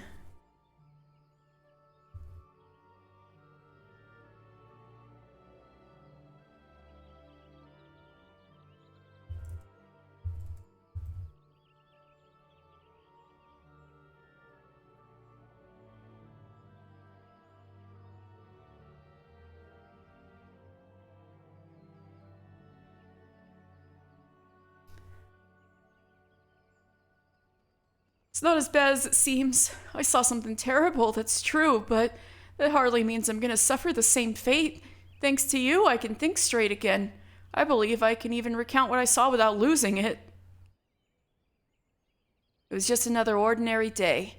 I was headed back to the float when I noticed a suspicious character in the distance. A masked man garbed head to toe in black. He had a hideous fiend in tow, a winged creature that was all eyeball and jagged teeth. Taken by curiosity, I crept as near as I dared. To see the corpse of a woman! One glimpse was enough to tell me that she died a gruesome death. In an instant, I knew right away that the masked man was a minion of Thal, come to claim her soul for his realm.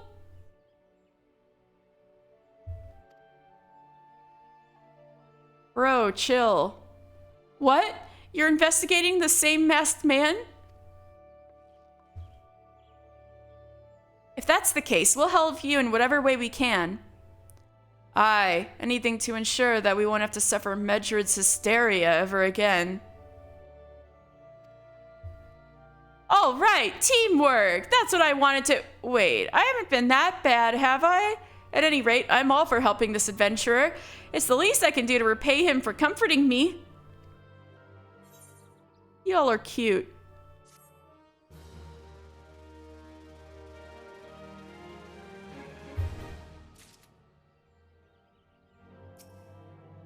My friends and I call ourselves gold diggers. Why? Because we dream of striking it rich at a stroke. Alright, it's not that funny. I'll shut up now. Well, kind of sounds like Ideen might be the other kind of gold digger. But anyway.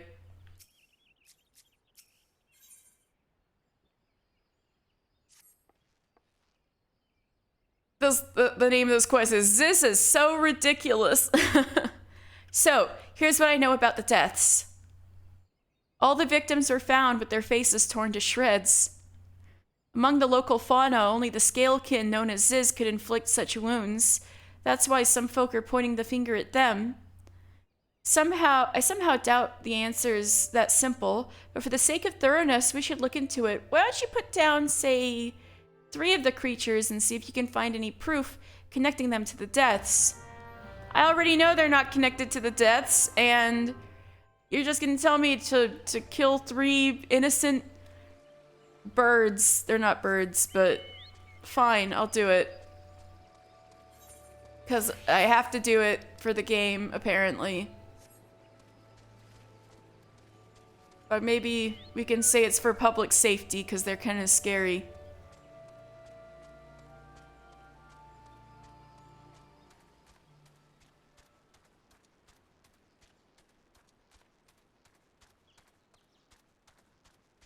Anyway, that, my friends, is a shard of Dalamud.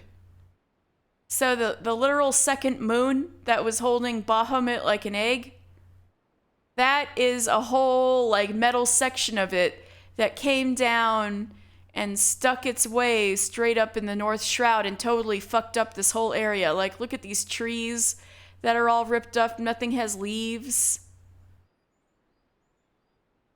Anyway, this area, despite how fucked up it looks, is called Alder Springs. Once a vast grove of giant elders, the flames of the calamity reduced the area to a charred graveyard, leaving nothing of the ancient Holt but its name. That's sad.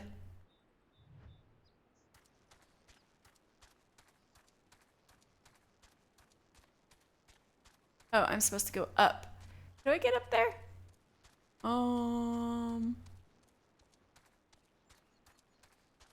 Like this way?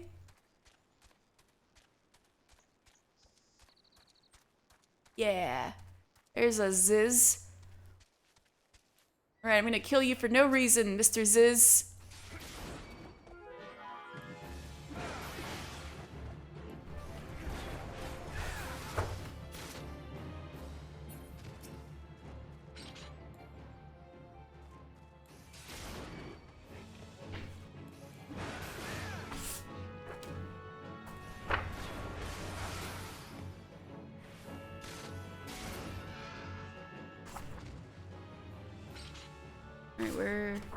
Where's Scalekin?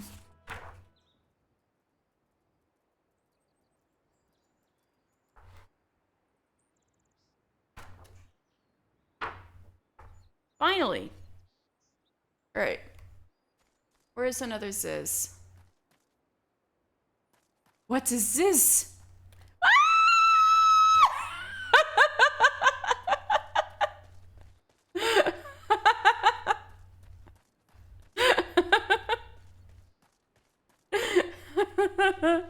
Oh boy, I miss being able to fly.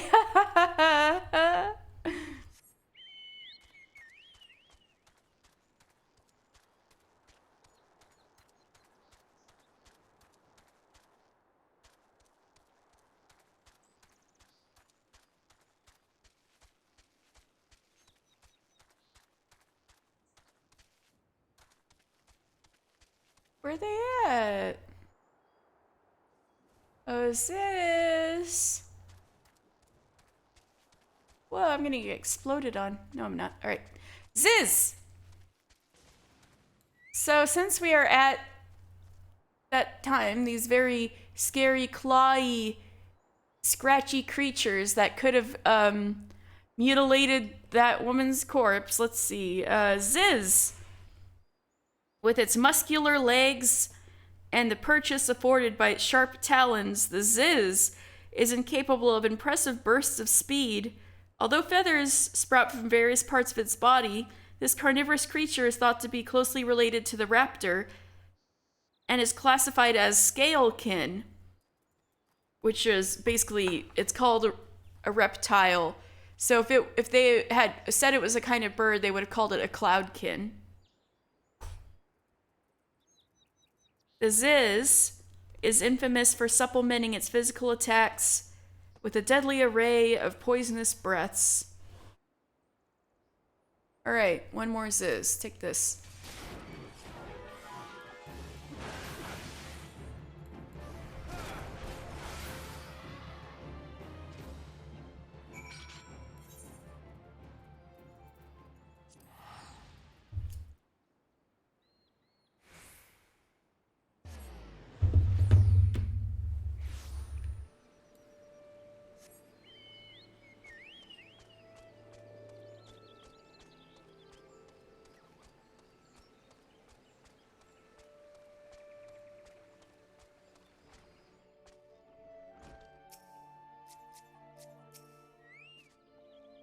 You've already seen to the Ziz? Good work, adventurer. So were you able to find aught to suggest that the creatures are our culprits? Nothing? Truth be told, even if there were proof, I wouldn't know what it looked like. Anyway, I think we can safely strike Ziz from our list of suspects. I really question this girl's logic. Which leaves us with the masked man is a winged eyeball. How does your brain work? So fascinating.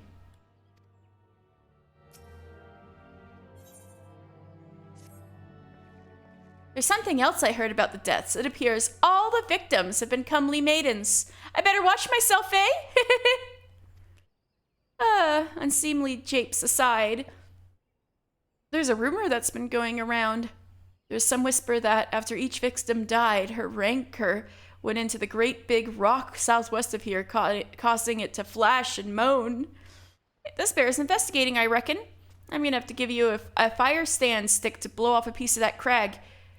Ooh, basically like dynamite. The stick doesn't come with a fuse or anything, so you'll have to throw it at the thing. Once you've thrown the rock a new one, bring back some fragments and I'll give them a gander.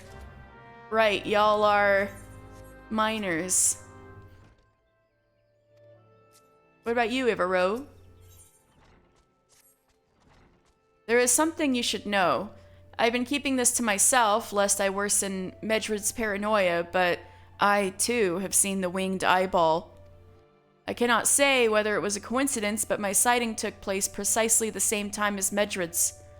I was heading home after a day of digging when a shadow fell over me.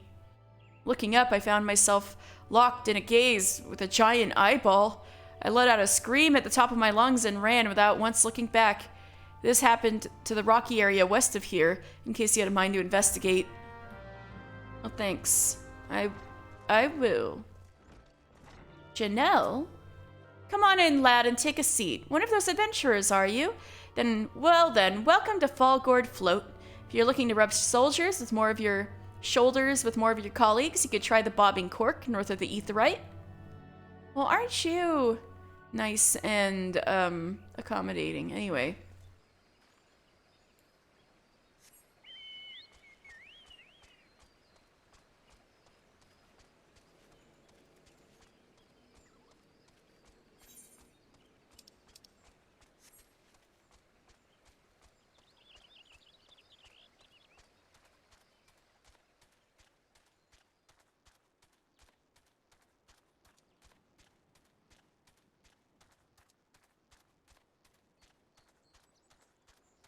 Ooh, that's a big scary bear. I'm gonna just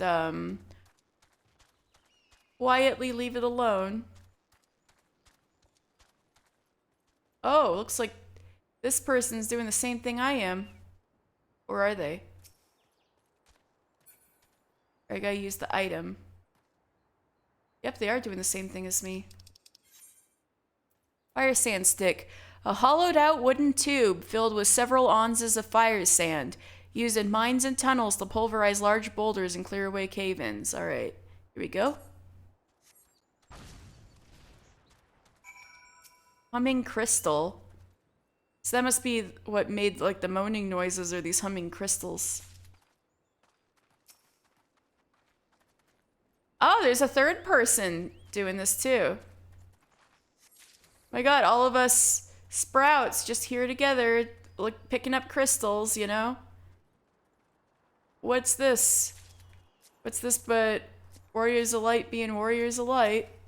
And they're all over leveled like me, but I'm one level above them being over leveled. Oh, Retro, did you see my message?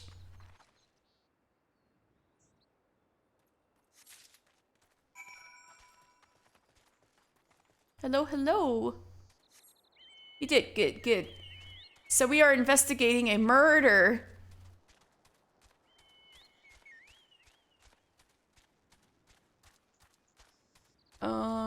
Where? This place is so hard to navigate because it got so fucked up by the calamity.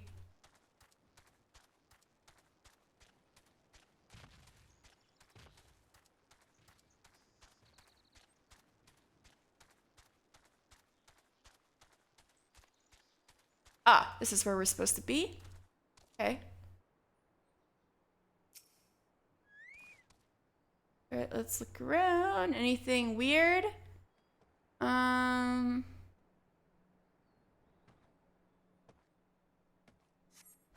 shit. Oh, scary! Ew, Bane mites. It was the glowing eyes.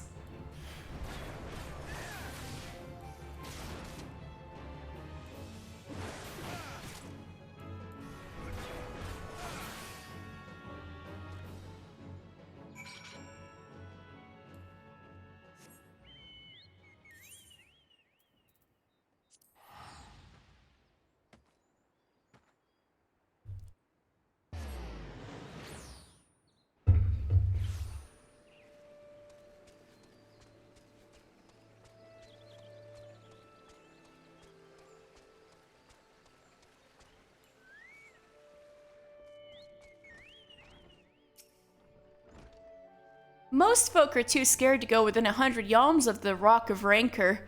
Aye, it has a name. But what's a few vengeful spirits to a dauntless adventurer like you, eh? Yeah, I blew up the Rock of Rancor. Take this lightning aspected crystal. Bigger than a shard, but not quite large enough to be a cluster. The energies emitted by this crystal lightly tingle the hands of any who touch it. Huh?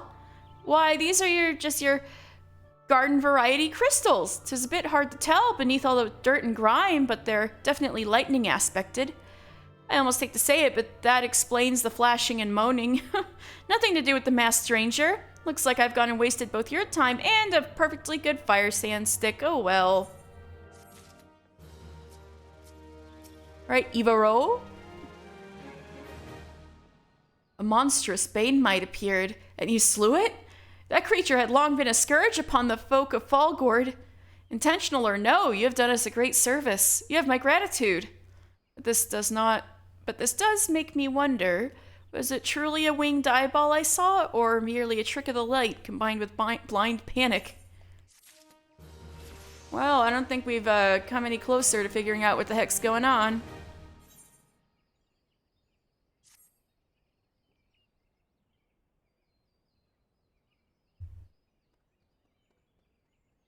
There have been no promising leads in the murders.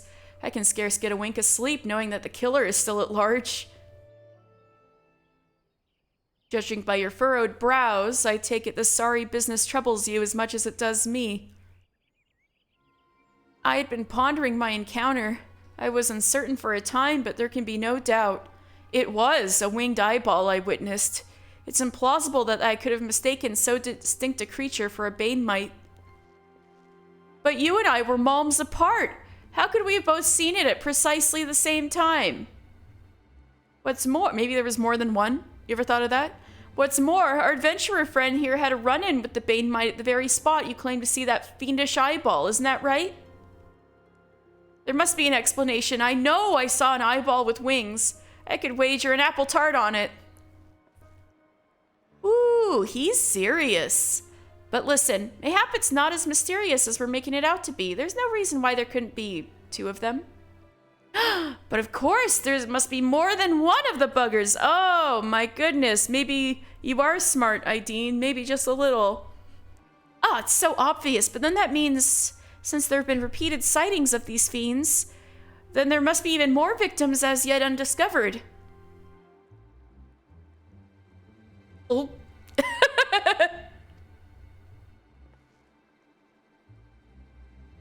I do believe we're out of our depth. We ought to leave the rest to the expert. I don't know if I'm a crime-solving expert, but I guess that's part of what I do as an adventurer. Yes, we're just civilians after all. Good luck, adventurer. It was a pleasure knowing you. While I burn to know the truth, some things are best left unknown. Lest you have forgotten, it was the rocky area to the west that I had my encounter. Should you discover aught of note, you'll want to alert the authorities. There is a guardhouse nearby. The serpents there should be pleased for any information that pertains to the security of the region. Alright, thanks guys. Let's see, do they say anything different? Nope. Alright.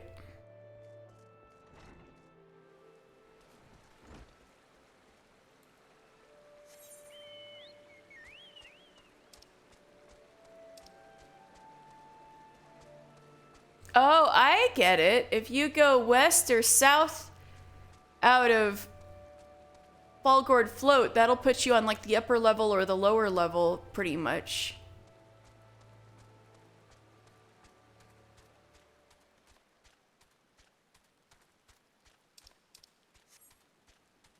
Anyway, this is a great view of the Shard of Dalamud. Look at this thing. Ooh, that's what fucked up this whole area. You can't even see the bottom of the chasm it created.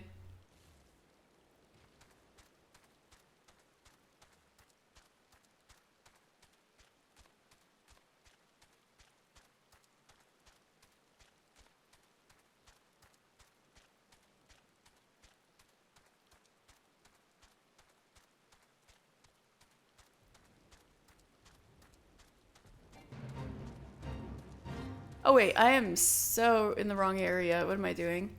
Oh, it was a mistake to go south. I should have gone west. Damn it. It's so hard to navigate here.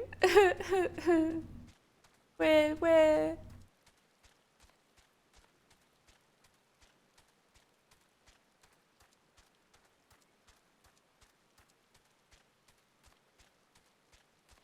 All right, this is more like it.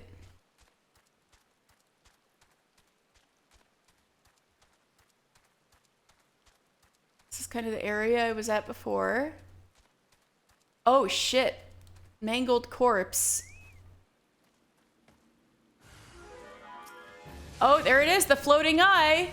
Look at this, if you played Final Fantasy X, this will look just like the Arimans in that game. That was sure a floating eye. Anyway. Mangled corpse. Oh no.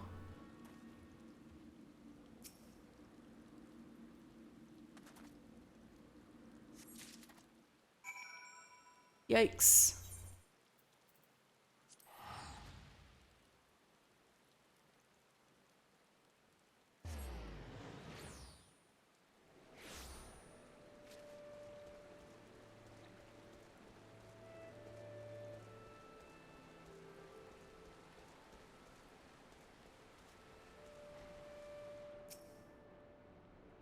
Greetings, adventurer. Is there aught I might assist you with?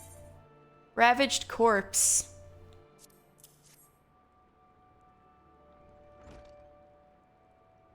Gods be good. Not again. No matter how many bodies I see, I cannot seem to get used to the horrid sight. Poor woman. Identical deaths have been reported in the central shroud. While the masked stranger you seek does not seem to feature in any, the sightings of the winged eyeballs are common enough. The creature appears to be moving the bodies, but to what end, none can say.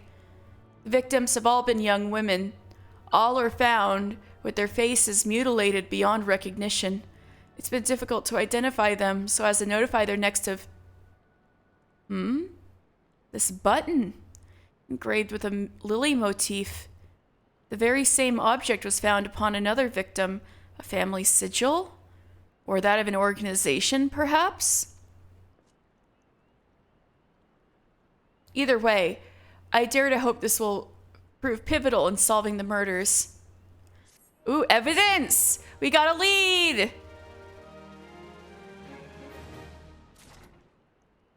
Mount speed in North Shroud has increased. Yay! Right, Ethelmer, anything else for me?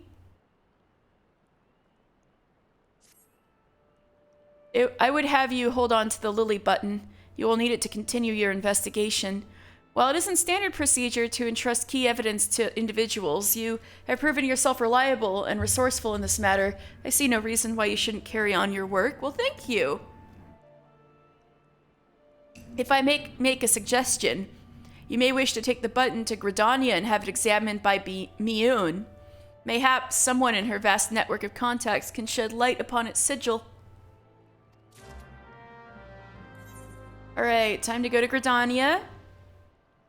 Though I'll wait till after Haukke Manor to catch up with all of the class quests. Oh my god, look at this Reaper. Anyway. Right, Mioun is this way. Caroline Canopy is this way.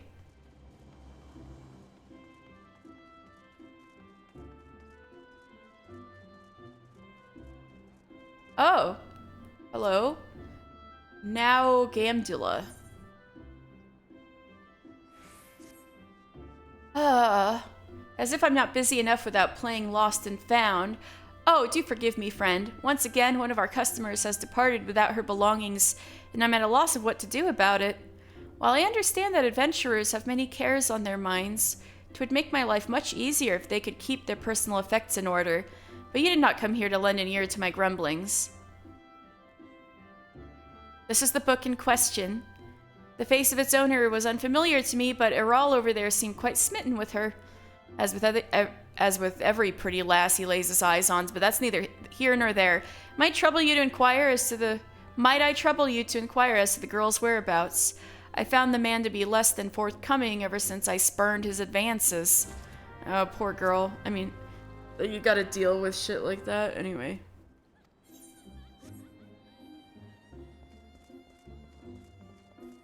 Oh, hey, I need to talk to both of you guys. Anyway, you're the guy flirting with everybody? Ah, the sweet thing with the journal. The sweet little thing with the journal? Of course I remember her, and remember her well. Had a smile to warm the heart, and a laugh, a lilt, one might say, to tickle the depths of the soul, and she was most eager to hear tales of my many travels, which speaks to a keen and sensitive mind. Jilly? I believe her name? No, that's not right. Jilly was the redhead from last week. Oh, damned if I can remember her. You must understand, no small number of comely lasses seek out my company, more like you seek out their company. I dare say keeping all the names and faces straight is an adventure in itself. Any road the girl spoke of paying a visit to Apkalu Falls before traveling on. Like as not you'll find her there, now, shedding a tear or two at our parting. Do pass along my regards if you see her. She should be readily recognizable in that charming straw hat of hers. Well, what about you? You with this person? Oops, I didn't even look at what that was. If you're poking around looking for work, you must be an adventurer too. Am I right? You won't find much here, I'm afraid. Seems the only thing people talk about these days is a nasty bit of business down near Issamhar. Ooh, I've been meaning to talk about Issamhar, so this will be a great opportunity. Surely you've heard the stories of a strange portal suddenly appearing in the ruins down there. Hey, don't give me that look. I'm only telling you what I overheard from the whalers. They say on the other end of it is some sort of labyrinth. A palace of the dead, you might say? The thing is, every time they go down there to map the place out, nothing is the same. A mystery if I've ever heard one. Frankly, I'm more than happy to let it stay a mystery. Strange apparitions, booby-trapped corridors. Going down there is nothing short of suicide. Also sounds rather spooky. Still, the prospect of treasure is awfully tempting. Don't take my word for it, though. Head down to Issamhar and you can hear it straight from the Chocobo's mouth. Anyway, I was here for Mother Miam. Good evening to you, mister. By your grim expression, I suspect you aren't here for scones and herb tea. Lily Button. Well, isn't this a lovely little button? The engraving is quite exquisite. Artisan level quality, I would say. Where did you say you found this? On a dead body? Lovely. Anyway, I'm afraid I do not recognize the Lily sigil. You will have to find the answer the old-fashioned way, by asking around. You could do worse than beginning with Bernadette over by the Aetheryte Plaza. She has a sharp pair of eyes, that one. Yeah, but how does she... I hope she can see well through that wood whaler mask.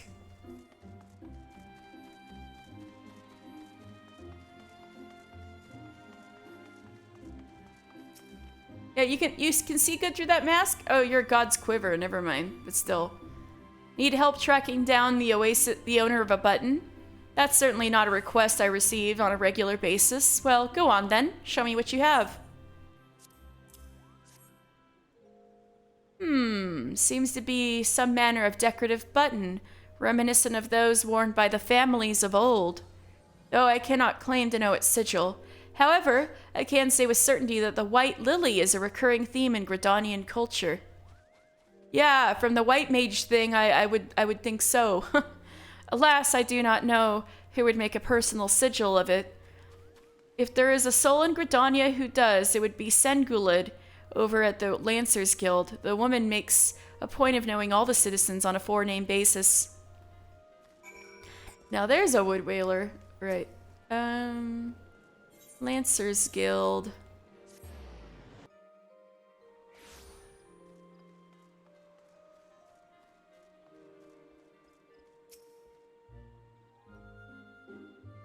Bernadette believes that I can help you? Well, that is a rather bold assumption to make. I will try to assist, never you fear. But whether aught comes of it is another matter. Now then, what do you require of me? Fascinating. Work of this quality is rarely seen in the hands of ordinary Gridanians. The owner of this button is most certainly well-to-do. You may wish to take your search to the Gentry's ward northwest of here. Wait. A memory comes to me. Yeah, because we literally can't get to the Gentry's ward. There's no map for it.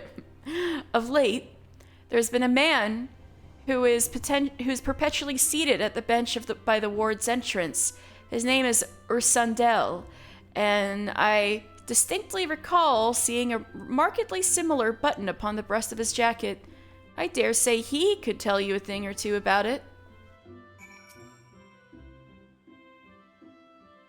Okay.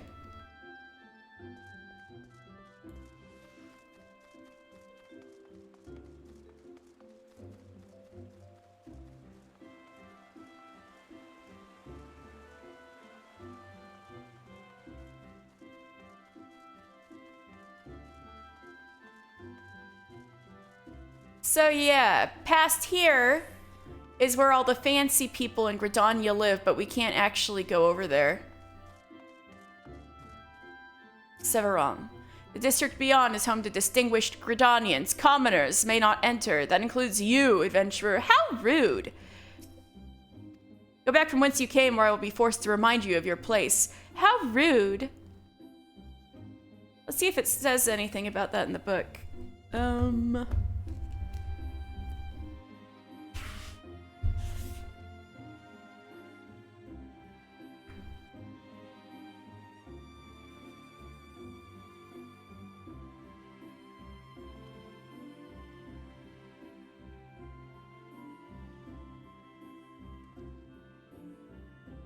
I don't think so.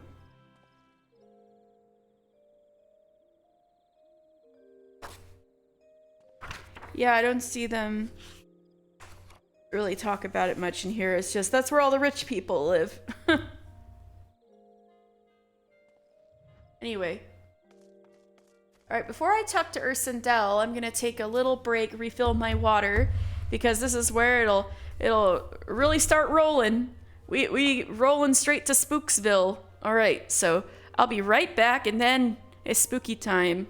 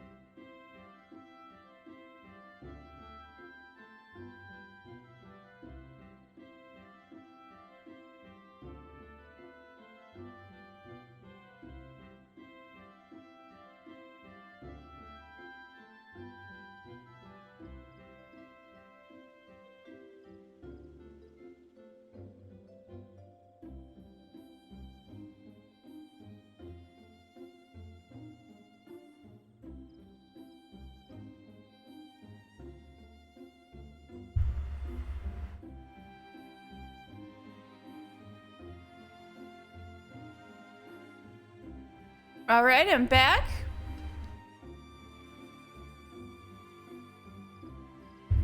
Let's get spooky. Alright, Ursendel.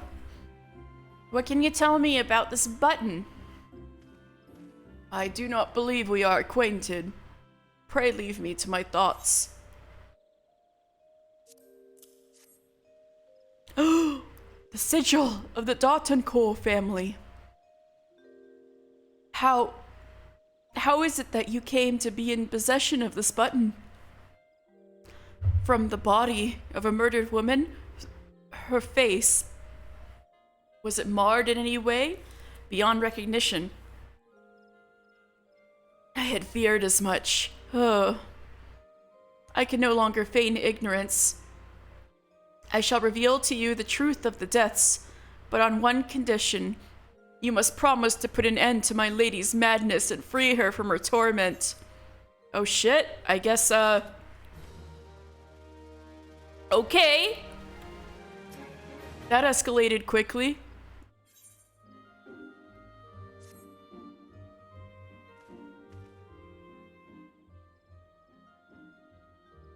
I was once a manservant in the employ of one of the oldest and proudest families in Gridania, the Dartoncourts. During that time, I had the honor of waiting upon Lady Amandine, mistress of the household. Fair as summer was she, and possessed of a heart befitting her radiance. Alas, the calamity wrought a great change in her. Though my lady escaped with her life, death may have well been a kinder fate. Never will I forget the day her bandages were removed, and she beheld her disfigured face for the first time. At that moment, the kindly woman I knew ceased to be. Unable to bear the thought of being seen, my lady sequestered herself within her chambers and refused all company. This continued for many uneasy moons, until one day, without warning, she began receiving queer guests. None among us knew whence they came, these masked men, but my lady believed they would help her regain that which she had lost. So began the rites of rejuvenation. These rituals seemed innocent enough in the beginning, but grew ever more grotesque as time went by. Eventually there came a day when my lady bound one of her handmaidens to her bed and proceeded to mutilate the poor girl's face. Suffice it to say, she did not survive the ordeal. It fell to me to dispose of her body.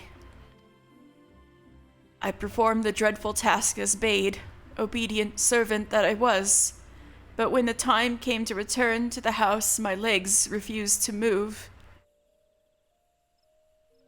I knew then that I could not go back to that place, not after the nightmare I had witnessed. So it was that I left Haukkhe Manor, my home for nigh on half a century. Long did I weep for the girl who was slain, and longer still for the woman that Lady Amandine had been. Yet one cannot weep forever, and I endeavored to put the matter behind me. Indeed, I had resolved never to speak of my experience until you appeared before me. My lady's madness must be ended, lest more innocent lives be lost. Lay her tormented soul to rest, as you swore to me you would. She awaits you at Haukkhe Manor, on the western edge of the central shroud. Go now. Go and do what must be done. Woo! Well, that was interesting, huh? So clearly the Ashians were manipulating her into doing fucked up rituals. Oh. Just happening to walk... No. Let's talk about Apkallu Falls some other time, because I'm gonna take a bit. Besides, I want to get to an Aetheryte shard so I can get to the White Wolf Gate, I think.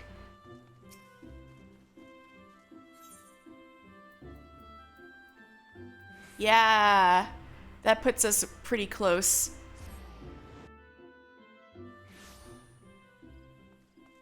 Right, so this area is called Sorrel Haven. Although it's dark, we can't see it all that well. Anyway, Sorrel Haven takes its name from fallen sorrel leaves, a common herb found throughout the Black Shroud, but in abundance in this particular area, which turned the damp forest floor into a distinctive purple brown. Oh.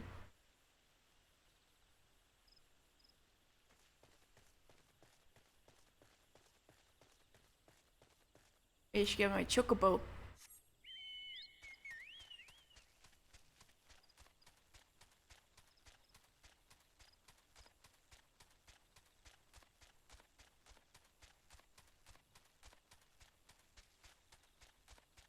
Great. Oh, great. There are marbles in the river. Great. Jaded Jody looks like she's gonna swallow me whole. Great. This is just a pleasant area, isn't it? Oh, here we are. This is Haukke Manor, being guarded right there by a floating eye, but I think it's gonna be too scared to mess with me. That's right. So this is Haukke Manor. The grounds have these kind of disturbing looking faceless topiaries in various positions. This one's got 2 heads. Great.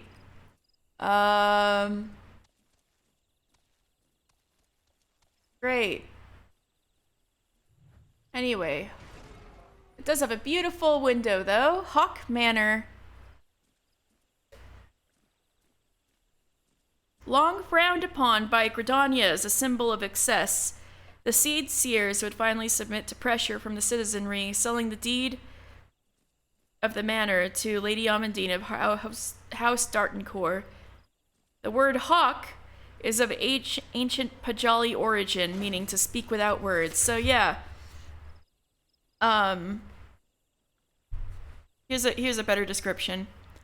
Home to generations of Gridania's rulers. Haukke Manor was long frowned upon by the people of Gridania as a symbol of excess. That's the same. The sentiment was eventually acknowledged by the elder Seed Seer before the previous, a known reformist. So Kane Senna is the current elder Seed Seer. So 2 elder Seed Seers before her was the one who gave up Haukke Manor.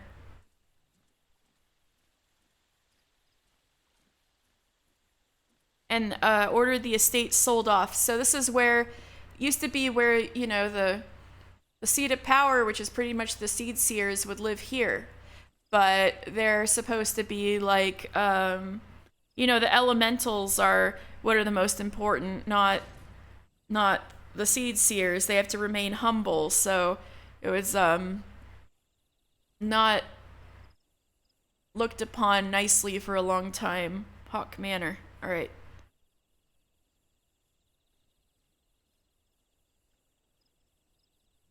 So 2 elder Seed Seers before Kane Senna, that one ordered Haukke Manor sold off, and the title came to be in possession of a proud and ancient wildwood family, the Dartencourts. And Lady Amandine was the young mistress of the house.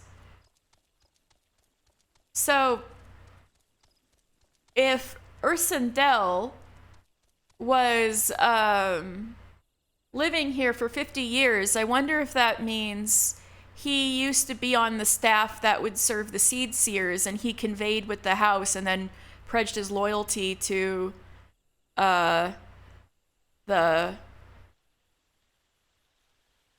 Dartencourts. But I'll have to see if there's a entry on him. But let's go. Manor Gate.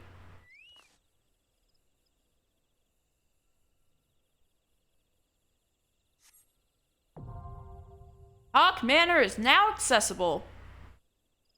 Alright, time to get spoopy. And enter with a party of NPCs. So we get to reunite with our friends Scion Conjurer, Scion Thaumaturge, and Scion Lancer. Let's go.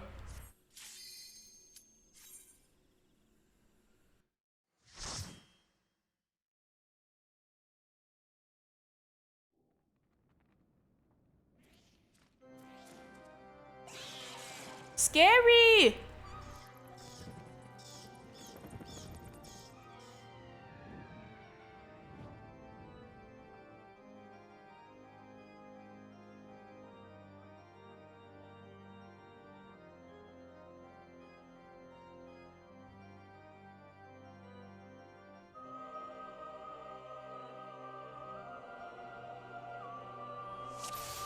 So this is Haukke Manor.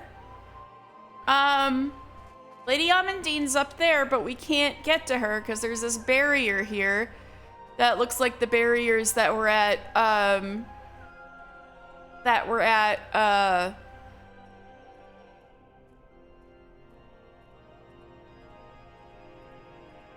Tamtara Deepcroft. I wonder if that must be void magic, because like Tamtara Deepcroft, there are void scent here. Like that flying eyeball, that was a void scent. So instead we're gonna have to figure out a way to get up there. Ooh, a key. Carpet stain, attic back, and... Oh wait, I gotta put my stance on. Haha, alright.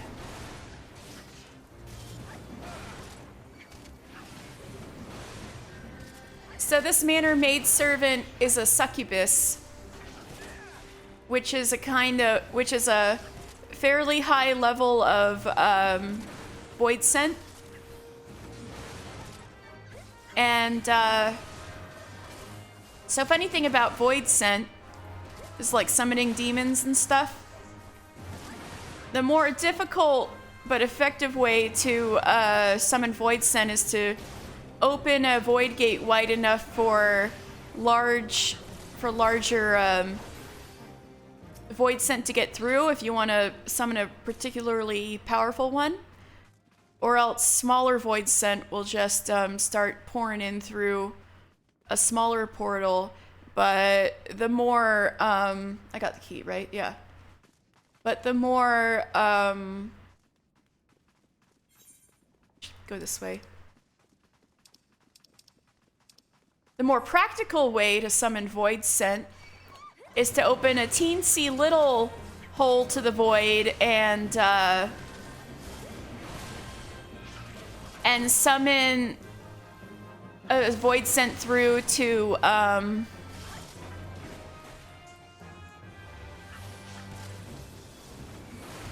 possess an object or possess something. So, for example, succubi, like this manor maidservant, are often summoned, often manifest in our world by coming in through a rift and possessing the corpse of a maiden. So probably these manor maidservants were more women that work in the house that Lady Amandine, sacrificed in these rituals or just straight up murdered. What's this? I need a key. Oh, we got aggroed anyway. All right, let's go.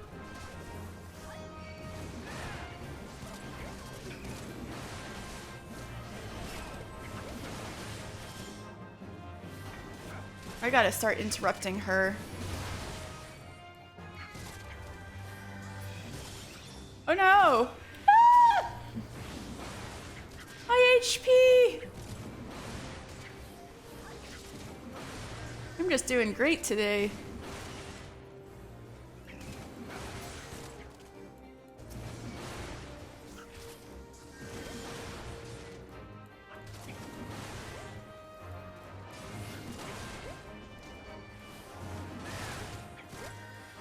Can't y'all kill these guys a little faster?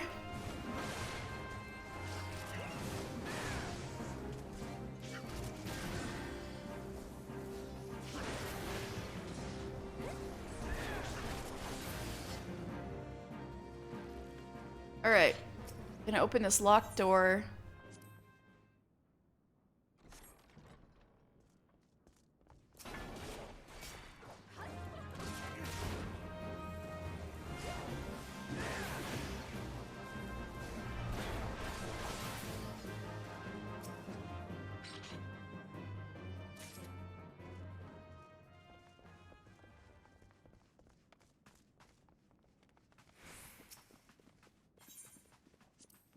I forgot if there was anything in here, or I just...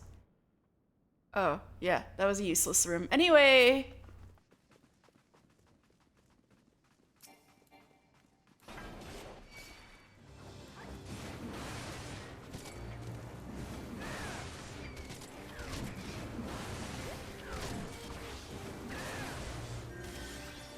I'm a pull!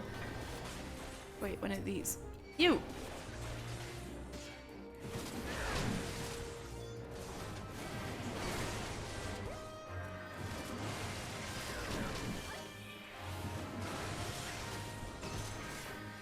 Alright, I'm gonna interrupt her this time.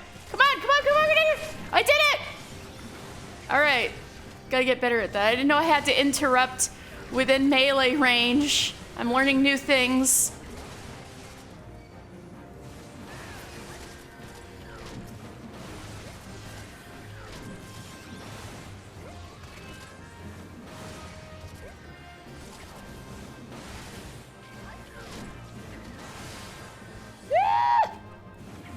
And more of these floating eyeballs, which are another void scent, so...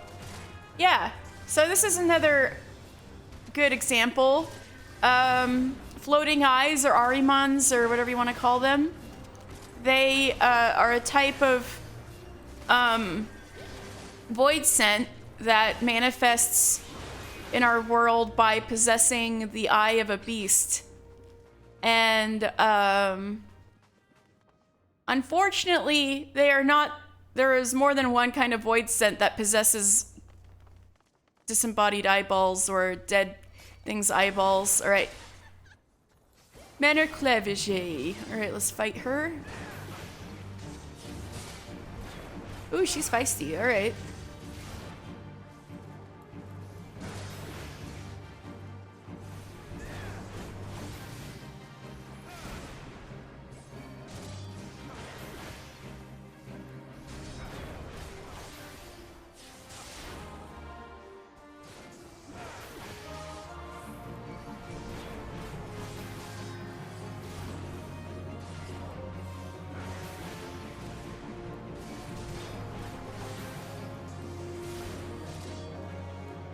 Right, just like in training.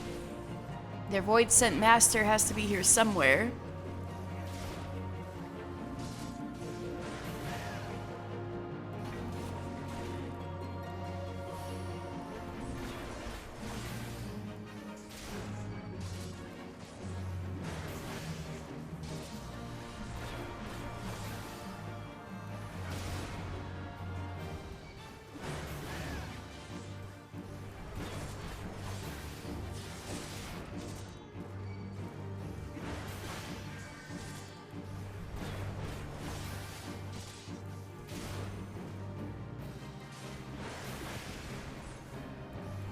Lightning strike!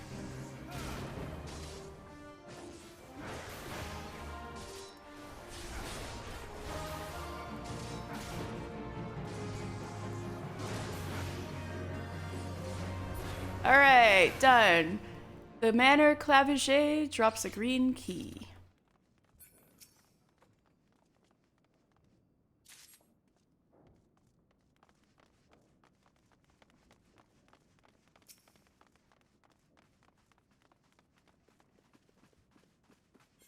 We're gonna open the ivy door.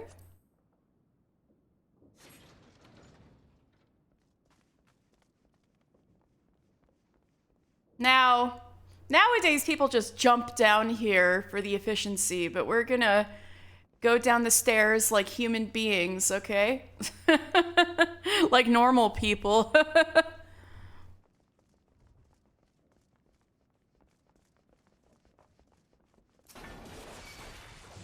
Now we're fighting skeletons! Look at these skeleton people!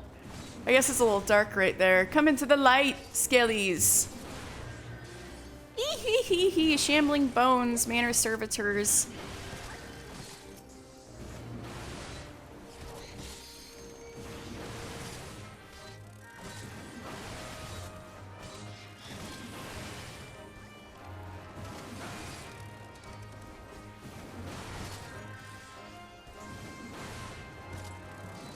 He's got a knife!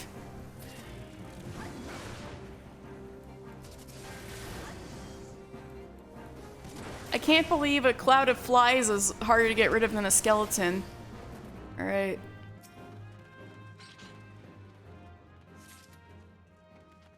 So unfortunately we do not have a key for the Carnation door. So we gotta go find one. Oh, looks like we're in the dungeons. Why do the Seed Seers need a dungeon?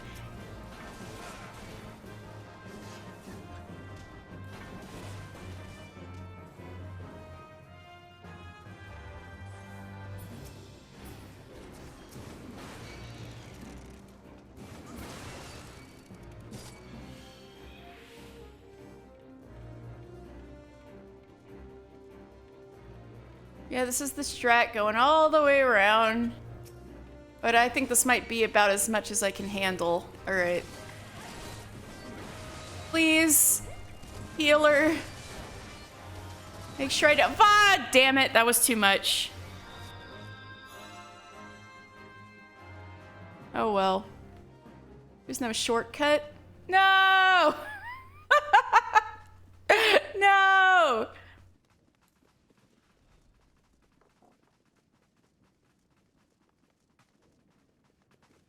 Shit. Anyway, we get another leisurely stroll down Haukke Manor. Not scary at all. Anyway, I need to... Yeah, this way.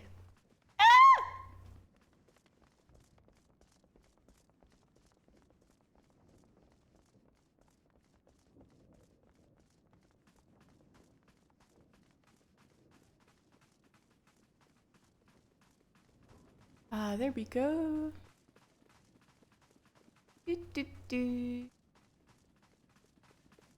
What is in here anyway? Some covered things. Oh, a key.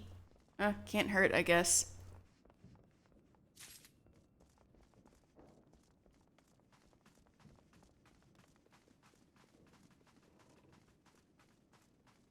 All right, we go through here. Now I'll jump down the strat. Yeah. Right. Cellarage. Now here we go.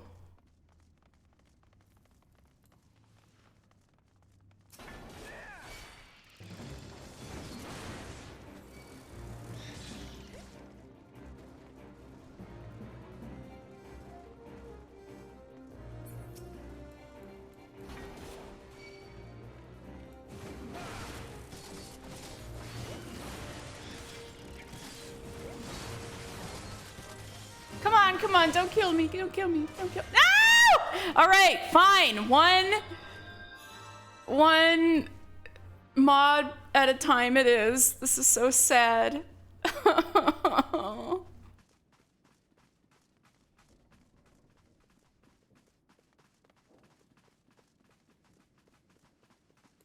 Yeah.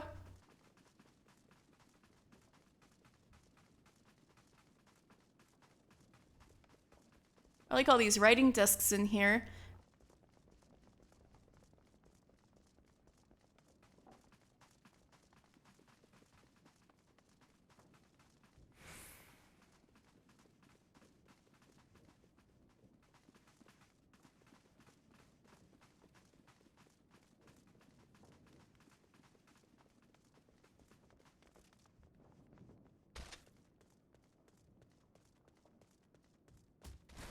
All right, one mob at a time. One mob at a time.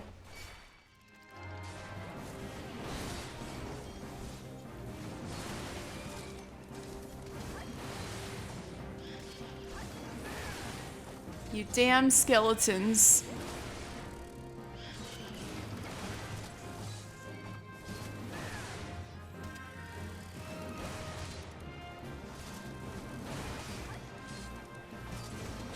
I love all of these edgy attack names like Hell Slash.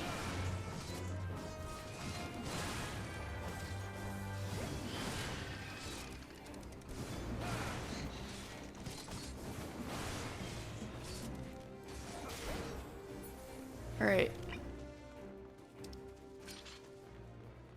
I would hate to get lost in here. Perhaps there's something useful in that room. Okay.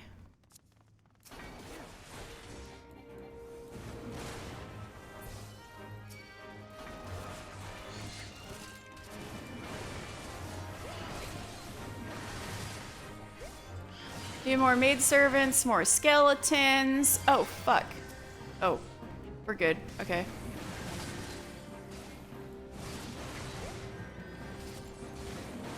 We can do it! We can do it!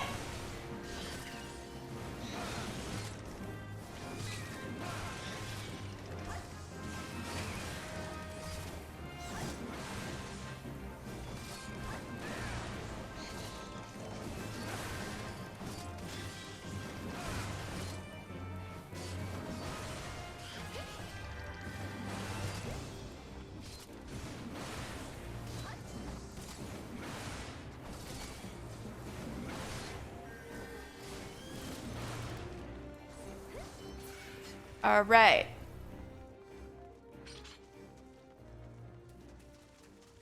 Now this very last locked door is the one we're looking for. We want that yellow key.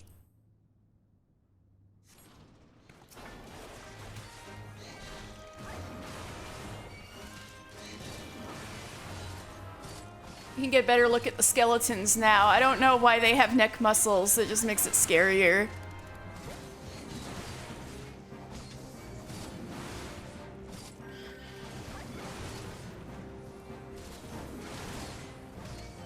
Ew, and they're so tall, too. Were y'all Ellison skeletons, or what?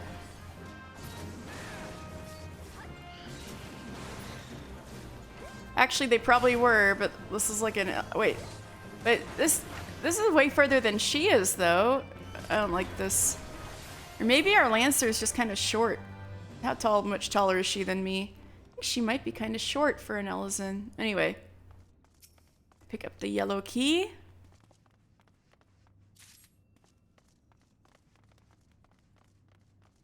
And we go up the cool skate ramp. Woo! And now we can finally get through the Carnation door.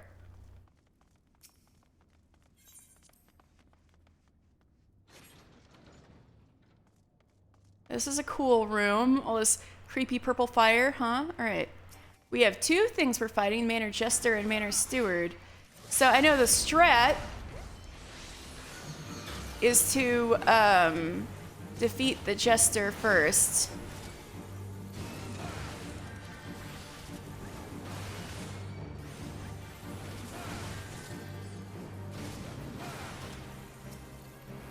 Oops, I should have just ran. Oh well.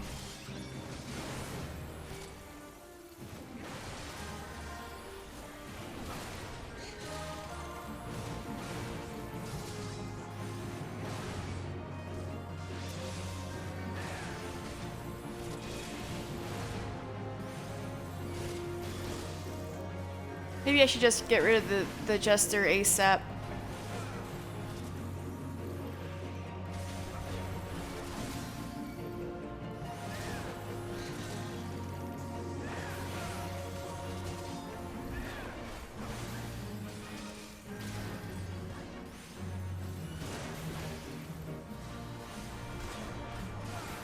I interrupted it. Yeah. Oh shit, they're really killing the Manor Steward first. Wow. This is not the strat, guys. They really killed the Jester, the Steward first. That's funny.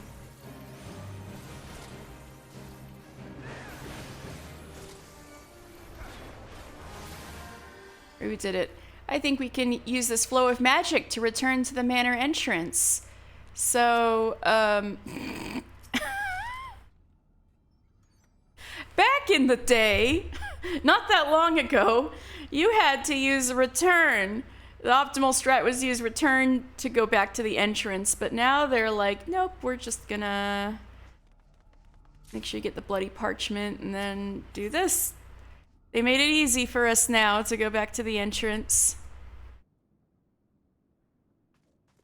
And so we use this parchment to unseal the barrier, and we can finally go pay a visit to the Lady Amandine. But first we gotta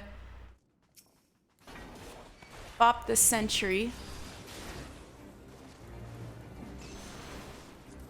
Hold up, I'm curious.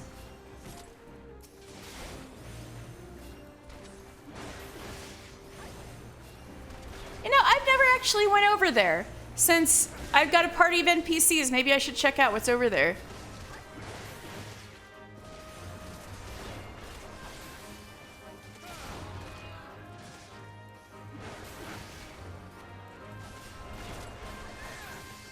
Manor Sentry is going to the...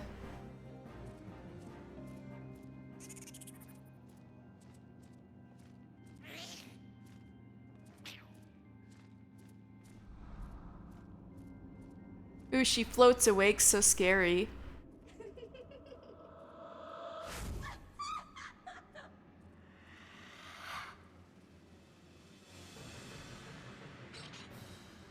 Anyway, I'm gonna see what's over here.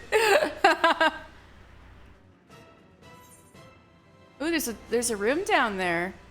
I have never fought these things in my life, because the strat is not to come over here. Ooh, this is so cool. Ooh, the house is really crumbling up here. And I've got a tiny key. I can get in there. Ooh, how cool. I'm gonna do something I was never allowed to do before.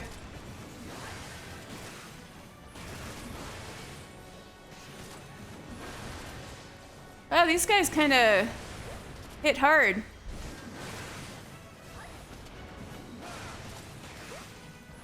And these are kind of unique too. There's no servitor's lantern or attack hounds in the other part of the house. We're exploring today, guys.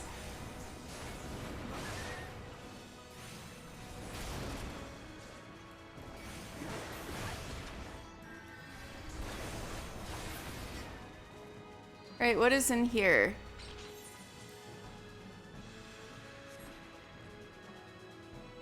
It's just a room, nothing in here. I guess. But let's see. It's got a cool fireplace and some more. Oh, there's a treasure coffer. That's the reward for going here. How interesting. I had no idea. You could come this way if you wanted an extra treasure coffer for whatever reason. All right, now let's go fight the Lady Amandine and the horror she has become.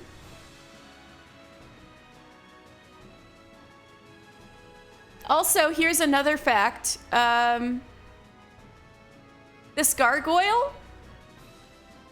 So gargoyles are void sent, but they don't possess these statues. What happens is that a gargoyle possesses a rock when they come in through the void, and then they become this shape. But sometimes if a gargoyle returns to the void, the shape in stone gets left behind. So it's not that gargoyle, it's not like gargoyle statues are based off of gargoyles. It's like gargoyle statues literally used to be gargoyle void sent and just went back to the void and left behind a rock shaped like themselves. So basically a statue. So none of these gargoyles were made by people unless somebody bothered to actually carve a gargoyle. But then again, that would have nothing to do with the void scent. All right, anyway, let's fight Lady Amandine.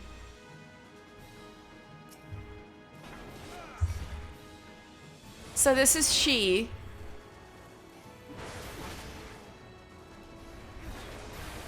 This is Ursundel's lady, what's left of her. She's calling something from the void. Oh, it's all right, this teaches you a mechanic to look away. Literally turn your body away from the eyeball.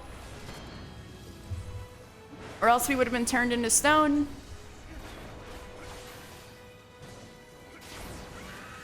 So she has become a succubus. Lady Amandine has become a void scent. Oh, Lady's handmaiden. All right. Which is a smaller succubus.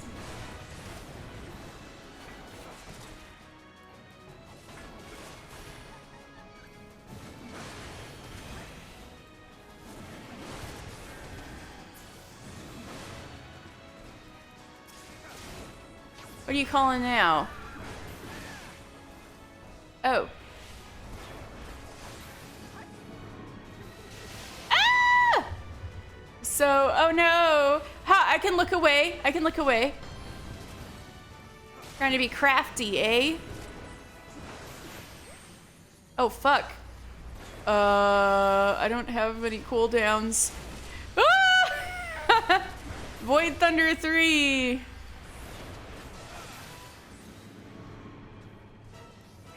What are you calling this time?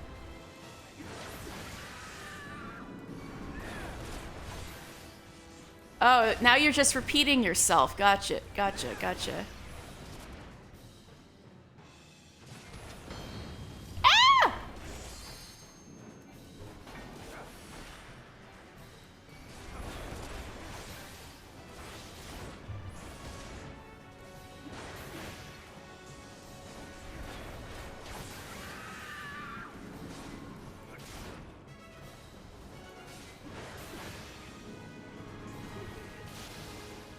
Oh no, not again.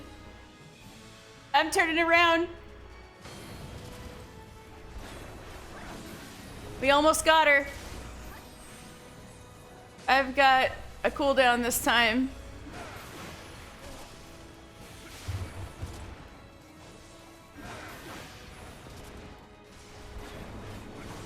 And we got her.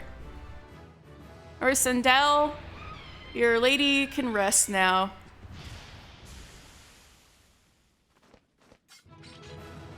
And that was Haukke Manor, so...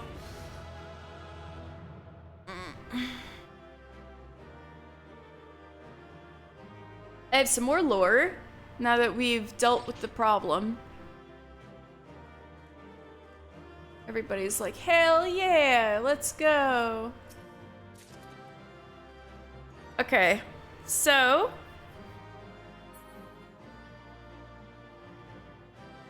The young mistress of the house, Lady Amandine, was famed for her beauty. Alas, the calamity left her hideously disfigured, and she subsequently sequestered herself from the world. Not long thereafter, a series of gruesome killings shook the Twelveswood, and bodies of maidens began turning up, one after the next, their mutilated faces tying the murders together. And it turns out that, Lady Amandine, under Ashian manipulation, had entered into a pact with Voidsent. In a twisted bid to regain her beauty, she made blood sacrifices of her maidservants, and in doing so, transformed the manor into a lair of Voidsent. So, the manor steward, the big skeleton we fought, despite leal service to his lady, the manor steward was sacrificed like so many others. Those brave enough to set foot in the manor spoke of spine-chilling scenes, of Voidsent overrunning the halls, occupying the flesh of servants. From maids to jesters, none were spared. So most of what we fought were Voidsent possessing the bodies of her servants. And she regained her beauty, you could say, but by doing so, she lost her soul and became a Voidsent herself, became a succubus.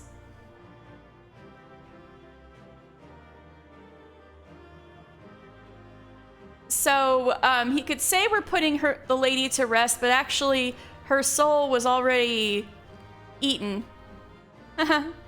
It was no longer in her body. Though it is said that succubi sometimes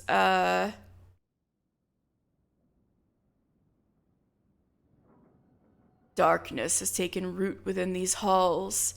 Sometimes succubi seem to still display some of the personality traits of the corpses of women that they inhabited. So basically, Lady Amandine was inspired in real life by Elizabeth Bathory, who you know people are arguing what's true or what's not anymore, but the legend is that she like murdered her servants en masse, especially young women.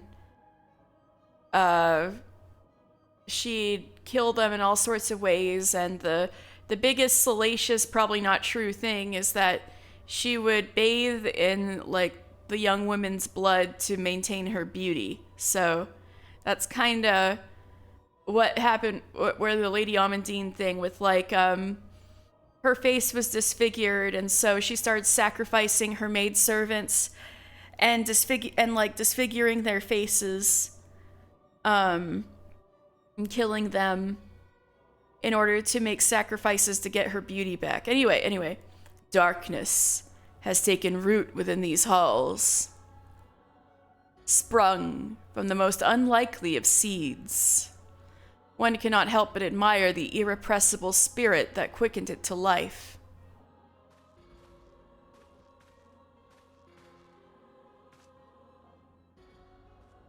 You're not even La Brea. Ashian of the 12th Staff. It is a pleasure to meet you at last, adventurer. You're every bit as intriguing as our master would have us believe. Now, there is a hint in this name, Ashian of the 12th Staff, that hints at something that's going to be spoilers for like 3 whole expansions. However, I'm just going to say, Ashian of the 12th Staff evidences that they are direct servants of La Brea. So not of like the Ashians in general. These are La Brea's direct cronies. So instead of La Brea, we get his cronies when we were looking for him. So what the fuck? Anyway. So when they say our master, indeed they're talking about La Brea. It is, so there was the Ashian of the 12th Staff, and we have the Ashian of the 12th Sword. It is no ordinary mortal who can acquire 1 crystal of light, much less 3. The crystals make you strong, and it is to that strength that the light is drawn. Eidolon shows well. A pity that your existence is irreconcilable with our own. We cannot well allow you to continue upon your present course. Alas, we came here not to play, but to take measure of your strength for Master La Brea. That task now accomplished, we take our leave of you. Come back here, cronies. I want to beat you up. And they disappear. Great. Fare you well, bringer of light. Like, huh? That was weird.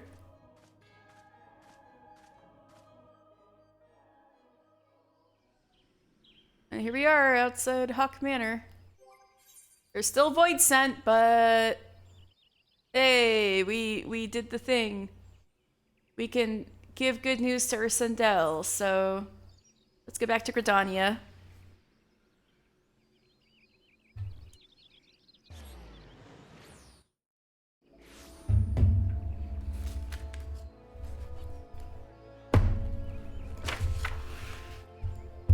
All right.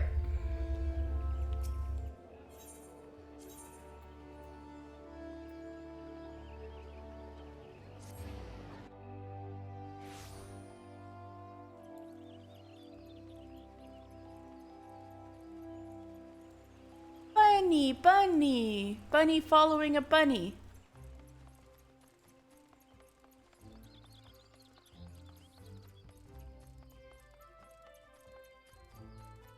Hey, Ursendel, I have some sad but good news. You are returned. What sights awaited you within the manor? What has become of Lady Amandine? You must tell me all. So she went so far as to consort with devils. Would that I could have done more to prevent her fall. May she finally find peace in the beyond. I know not whether the masked men you encountered are the same pair that first led my lady astray, but it is plain they are of the same vile brood. Should the chance ever present itself, promise me you will visit upon them tenfold the woe they've brought upon others. I'll do my best. But who am I to speak of punishment?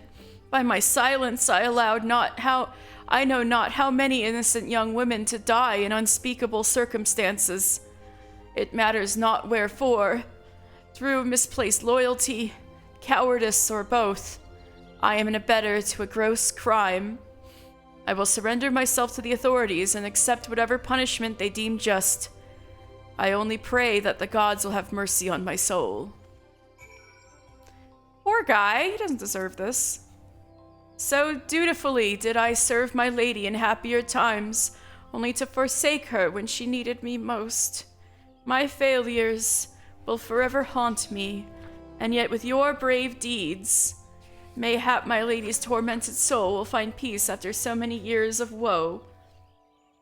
Her soul probably got eaten by a void scent, but I hope she's, in the life stream chillin'. Here's hoping. Alright. Is Ursendel in here? Yes, he is. Alright, I found a thing in the book about Ursendel. So Puclania?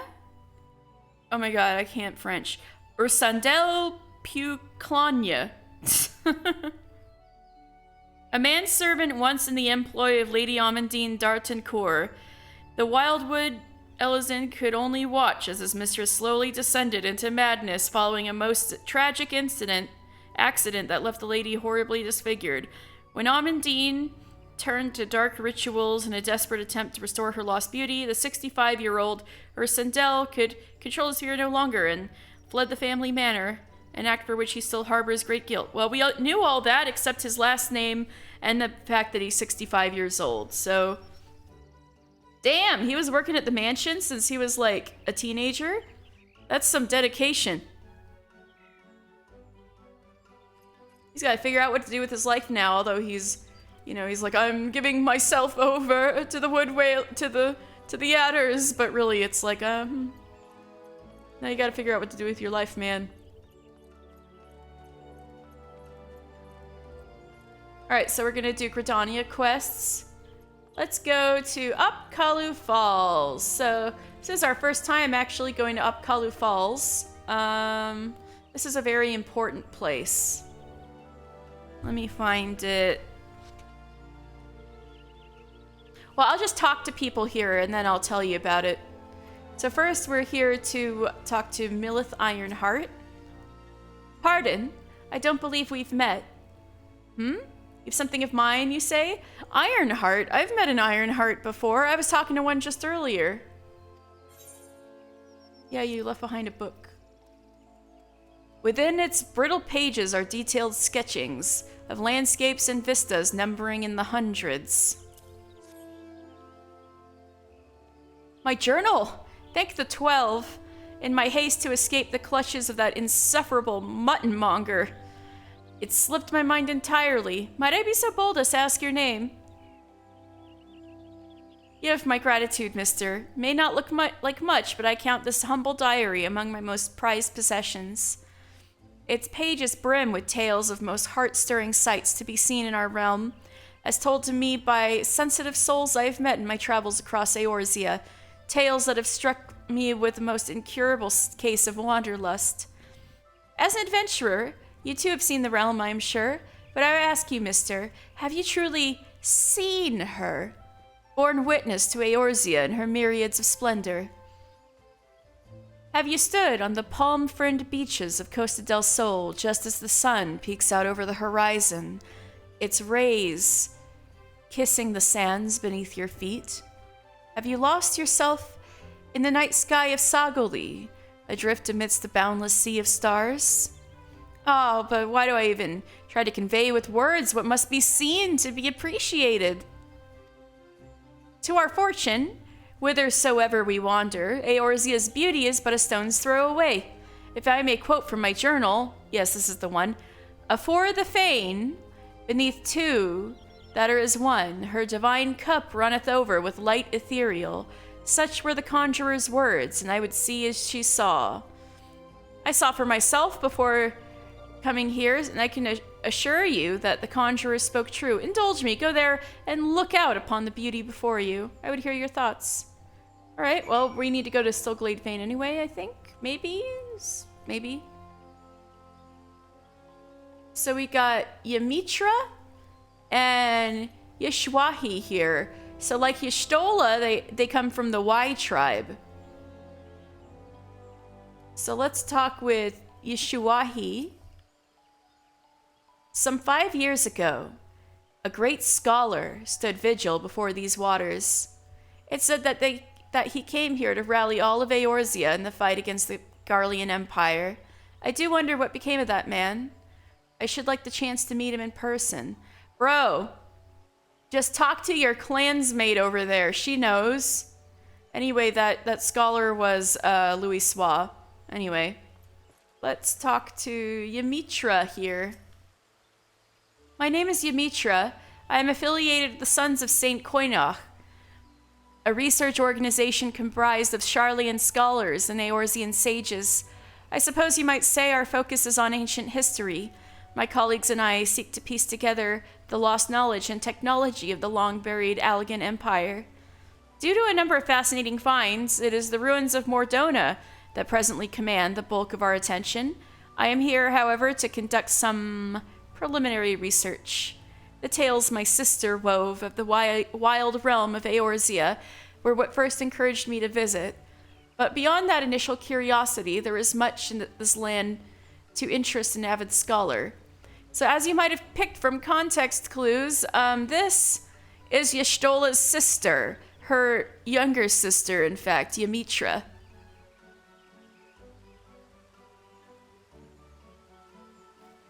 So, what are two Sharlayan Mikote doing here at these waterfalls? So, wait, what does Sithrita say? You know why this place is called Upkalu Falls? Someone once tried to breed Upkalus here, so the story goes. Looks like it didn't go too well, though, unless they're really good at hiding. And let me find the Upkalu Falls entry in here.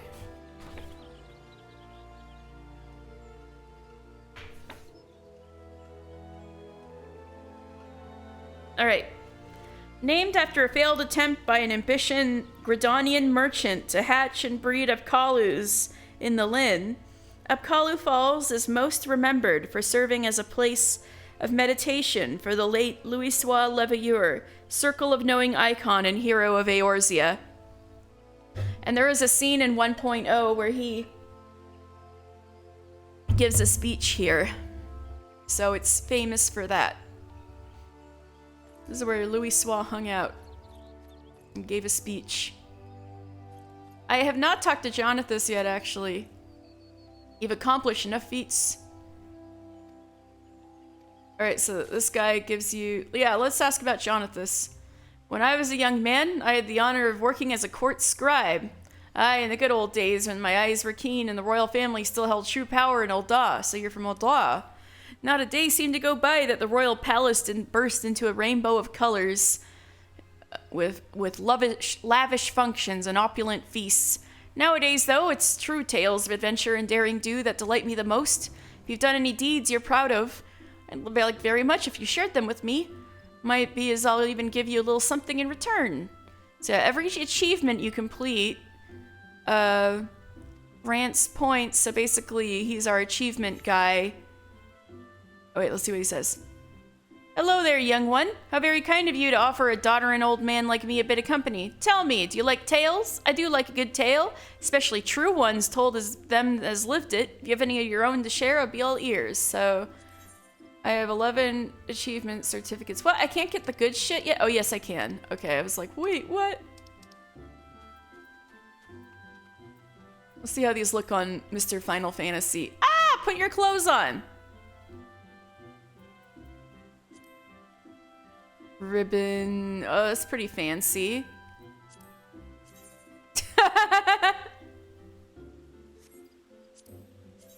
Goblin. This is my gobby cap.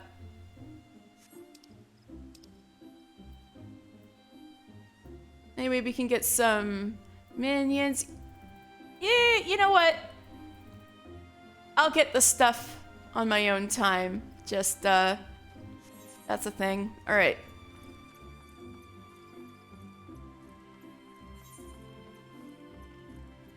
Anyway, we need to find...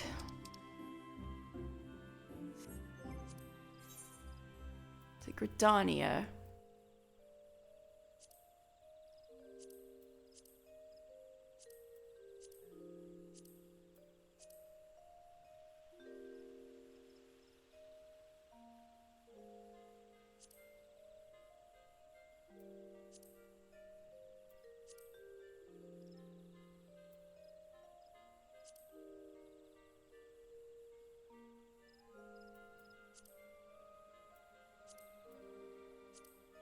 Okay. This is what we need to do.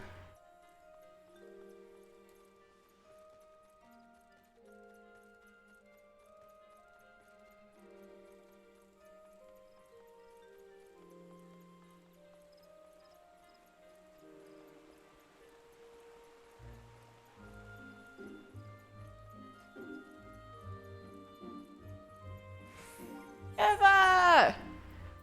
Did I forget to pick up your quest?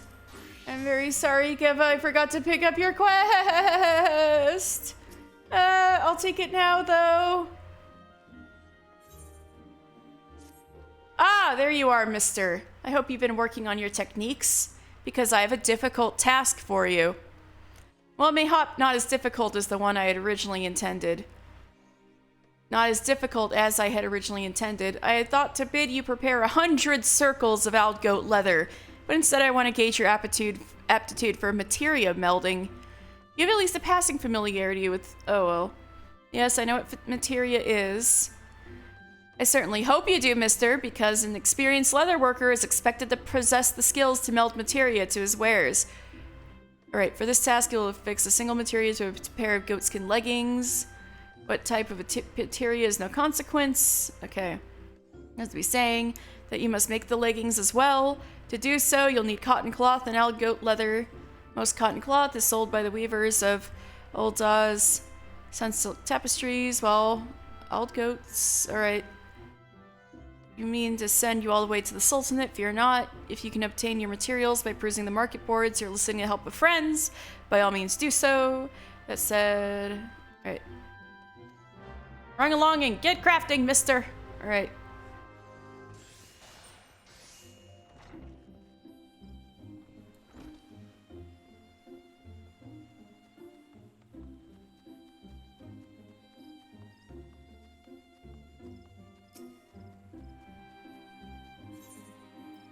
Let's go to the Lancers Guild.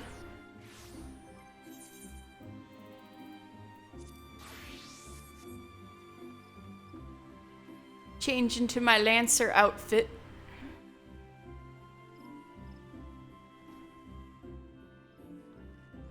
Alright, Jillian.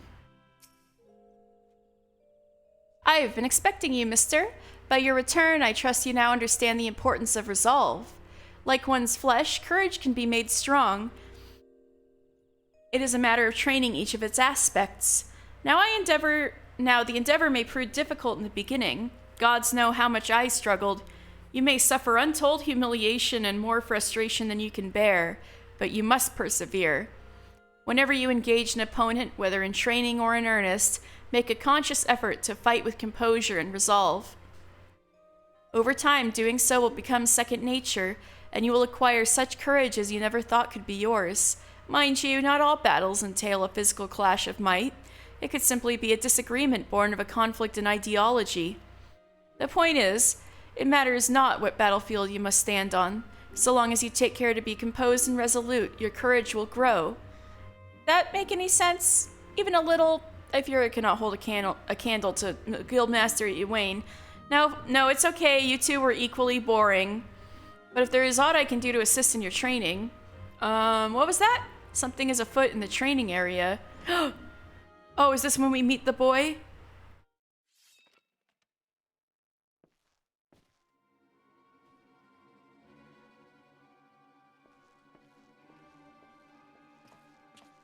Yep.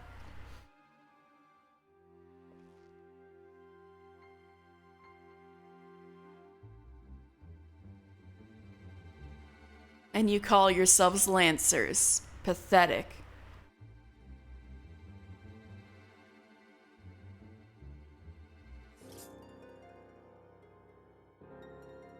You are next, Guildmaster. Arm yourself and face me. Refuse, and all will know that you are no true Lancer. Say what you will, I am above provocation. Craven to the last man.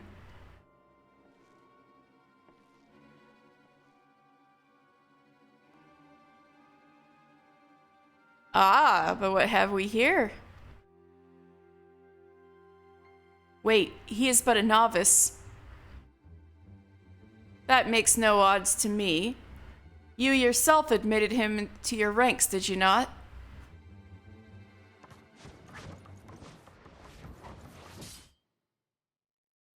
I didn't flinch. I didn't flinch at all. I rule.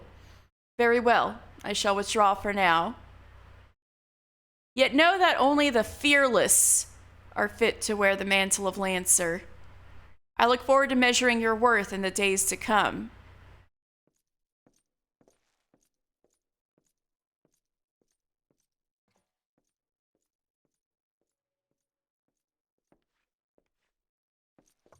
There is not more to see. Return to your drills.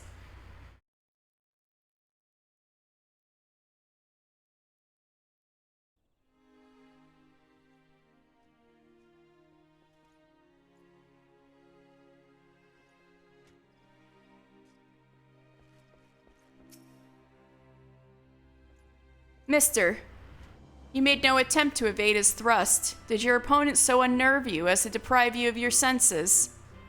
Well, it is of little consequence now. You need pay no further heed to our uninvited guest, lest you wonder it is not uncommon for challengers to come pounding on our door, seeking to test their mettle. For now, dedicate yourself to tempering the two aspects of courage, the composure to bring the sum of your strength and skill to bear against your foes. What?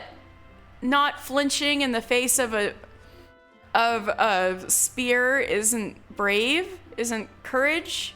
I thought I showed some courage. I had so much courage, I didn't take him seriously. I didn't think he'd actually stab me in the face, and he didn't.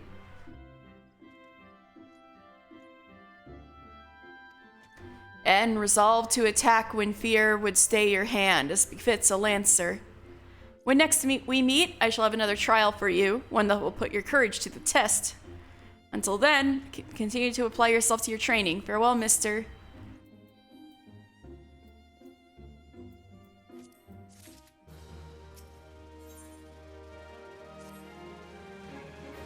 Ah, mister, I swear you have gained an ilm around the arm since last we spoke. Ooh, I'm getting buff. It is plain you have not been idle. In our previous lesson, you learned the Lancer's definition of courage, and how you might go about tempering its two aspects. Today, we shall find out if your efforts have borne fruit. I see you have come prepared for battle, that as well. Your next trial will place you in the midst of a throng of enemies. In such a situation, one may be attacked from any direction, making it difficult to respond appropriately. Furthermore, the likelihood of being surrounded is high. Will your resolve bear the weight of uncertainty? Will your composure hold when the odds are stacked against you? We shall soon find out. Should you overcome this trial, what courage you already possess will be further tempered. Now heed me well, for this is what you must do. Finally! It took 5 million years to tell me what I needed to do and where to do it. I would have you travel to Naked Rock, where the Anols claim dominion. At the summit of the rock is a sacred artifact, the Stone of Courage. You must claim it and bring it to me. If you are to reach your destination, you'll need to negotiate a path through whole packs of flesh-eating scalekin. Make no mistake, the creatures are intimidating foes. To stride into the midst of so many would ask much of any Lancer's courage, but given time, and no small amount of perseverance, I am confident you will prove equal to the task. A little underwhelming, but okay. I just gotta dodge lizards. Okay. And run up a hill. Okay.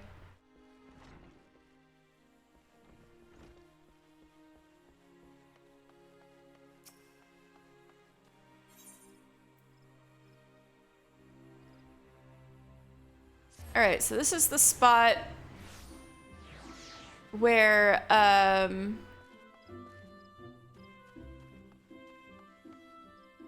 where Ironheart told me to be. Wanted me to look out upon the beauty.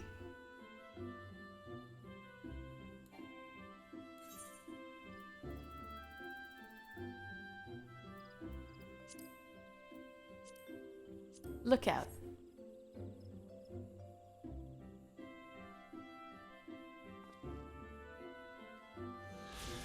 You have looked upon one of Eorzea's stunning vistas, as identified by the explorer Millith Ironheart.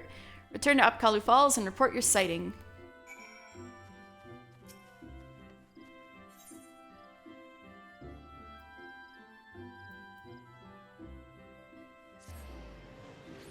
Well, first I'm gonna go talk to my botanist friends. Oh, I gotta be a botanist.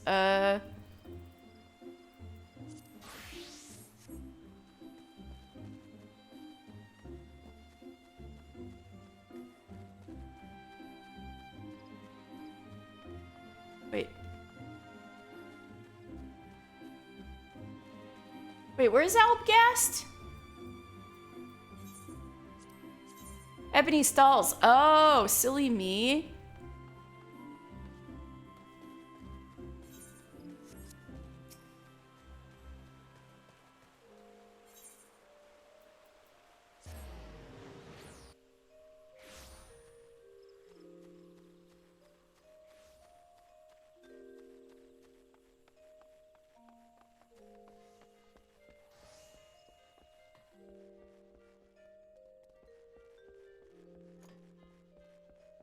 All right.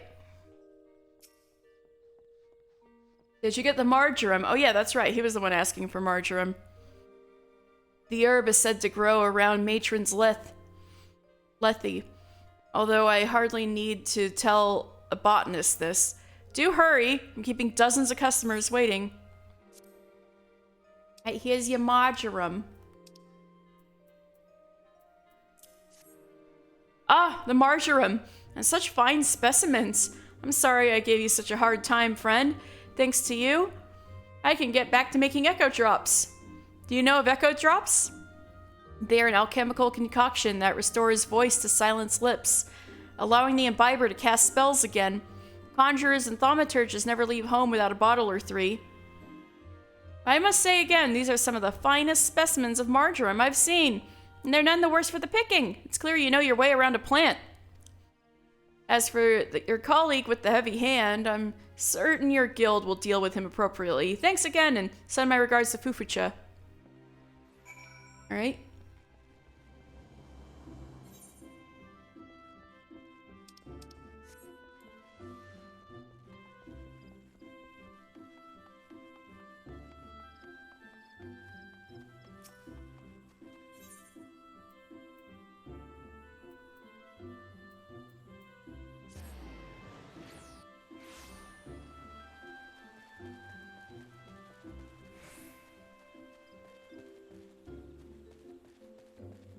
What am I doing?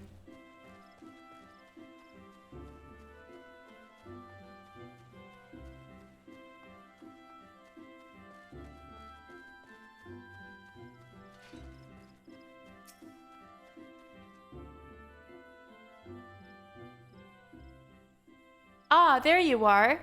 Thank you for a job well done. There's no need to report the details. I've already heard all I need to know. It is my belief that the botanist in question had not but personal gain in mind when he had so hurriedly harvested the marjoram. In his haste to complete the task and claim his reward, he damaged the herbs and rendered them useless. Such greed brings shame on our guild, and I will not tolerate it. The offenders' names shall be struck from our roll. Damn, kicking them out of the guild. Woo!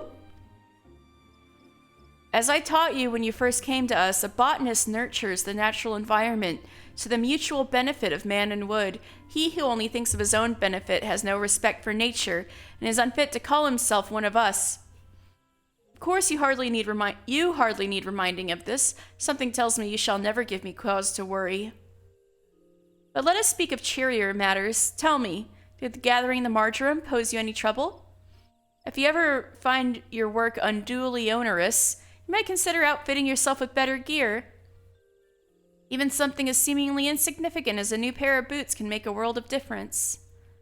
As you gain in knowledge and experience, you will find yourself venturing farther afield in search of a new bounty, and your choice of equipment will become ever more critical. Yes.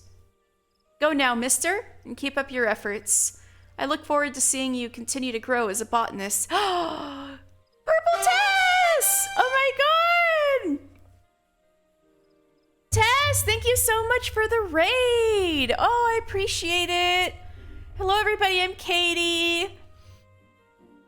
I'm playing Final Fantasy XIV. This is I have a lore stream every Sunday where I'm going through the story and telling people about all the stuff they don't know.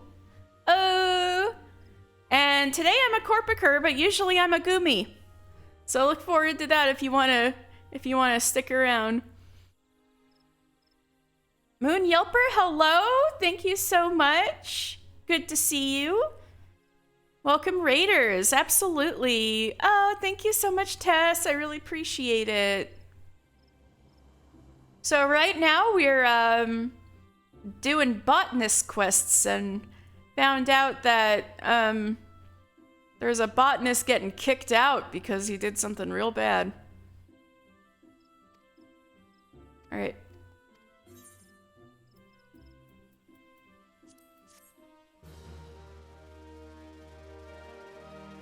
What is it, kitty? Big yawn. My cat just walked up and probably wants me to give her attention. Anyway, Fufucha's got a new quest for me. Oh, I'm so glad to see you, Tess. Yay, you did catch me today. Yay! I'm so glad you're here. Thank you so much for the raid again. Fufucha. Concerned with my appearance? What did I do? Good evening, mister. I see from the soil on your hands that you have been as diligent as ever in your botany. I am not surprised. Oh yeah, I have a logo and everything for my Allure Sunday. Diligent as ever in your botany. I am not surprised. As we develop new skills, so do our labors become more varied and thus our motivation to grow. Yet, know that motivation can only take one so far. If you wish to master botany, you must pay heed to those details which you have until now taken for granted. In particular, I speak of gear, the tools of our trade. Not all tools are created equal, you see, and if you are to work with any degree of efficiency, you must use gear as befits your ability. Lest you misunderstand, I'm not telling you to go replace your gear. There's a more frugal way to improve your tools, and one more respectful to nature besides. Tell me, have you heard of materia? Oh, you have me putting materia on things too. Oh, I think when she talks about catalyst, this used to be an old mechanic that got phased out of the game. I think there was a guy like the Lalafell standing next to Mutamix mentioned that. It's a kind of crystal that can be used to enhance the efficacy of gear. In the past, the enhancement process required certain catalysts found throughout nature, the gathering of which was our domain, but new methods have rendered them obsolete, so I guess you don't gather those anymore. Be that as it may, these substances still make for ideal subjects of training in budding botanists such as yourself. Therefore, for your next task, I would like you to gather a quantity of one such catalyst, namely grade 1 carbonized matter. 15 fragments should suffice. Oh, so you don't want me to put materia on my things. You want me to gather a defunct item. Amazing. You're just telling me it's useless, so... Well, at least it's for the quest.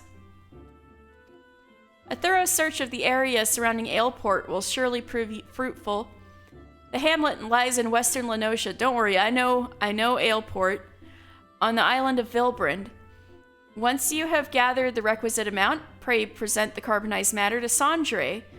He will teach you the basics of materia. Alright, I know the basics of materia, but okay. Alright, what do we have next? Oh! Wait, I should just... Now, we're rather far from Apkalu Falls. I should, switch Aetherites. I don't know why the Botanist Guild Aetherite is way over here. It's so funny.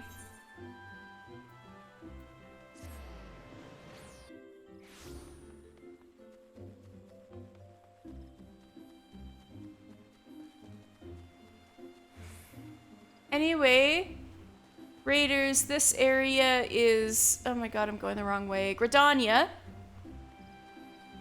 Black Boar Gate? You can't even go out that way.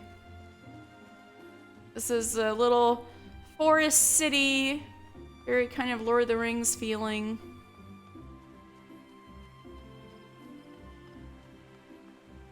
And is one of the 3 big hub cities at the beginning of the game, so... I've been going through and doing all of these class quests whenever I happen to be in the hub cities, so I can get all of the class quests kind of done somewhat equally per episode, because I only do this show once a week. There we go. Where are you? Where are you? Millith! I saw the sight. Welcome back, mister. I trust you were as moved by the sight as I was. The great stone that adorns the entrance to Stillglade Vane is none other than the Sky Serpent's egg, cast down from the heavens by Nofika the matron so long ago. And those mammoth tree trunks, remnants, no doubt, of a primeval forest. Whence did they come? Why did the 2 great arbors grow as one? This I do not know, but what I do know is that the realm is replete with such beauty. If we know where to look. This is what compels me to wander. Not the promise of power, glory, or riches, but a burning desire to bear witness to all the wonders around us, as wrought by gods and men alike. Though we have just met, the twinkle in your eye tells me we share certain aesthetic sensitivities. It would be my pleasure to gift you with a sightseeing log of your own. In its pages, you will find my record of the most stirring sights in the realm. Both those I've seen with my own eyes and those I have, thus far at least, only heard of in my travels. No doubt your adventures will keep you occupied, but is this not all the more reason to take in the sights as you travel, that both body and mind might enjoy a moment's respite from time to time? And who can say, perhaps you will discover glorious new vistas that have eluded even me. With that, I pray you safe travels, mister. When you have seen all there is to see, pray return to me. I would like nothing more than to share impressions with a fellow sensitive soul. So I've unlocked the sightseeing log. So I know the sightseeing log is full of lore. However, I know that the A Realm Reborn sightseeing logs are like a pain in the butt. So very specific. So I'm gonna look those up on my own and see if I can catch any while we're doing stuff in the future. Because I know some of them have a specific place. So of course there's specific place, but I mean like specific time, specific weather. Like it's a lot. But it's only like that for Realm Reborn, and actually maybe Heaven's Word a little bit. There were some sightseeing places that just didn't work, and I was like, why? But like from Stormblood onwards, you just do the lookout emote and you can get all the lore. Anyway, I think we're done with Old Gridania quests, so let's go to the Archers Guild. I'm gonna switch into my archer clothes. Ah, my pants! This is too embarrassing. I need to get better pants. There, wear that. I look like a loser. Okay.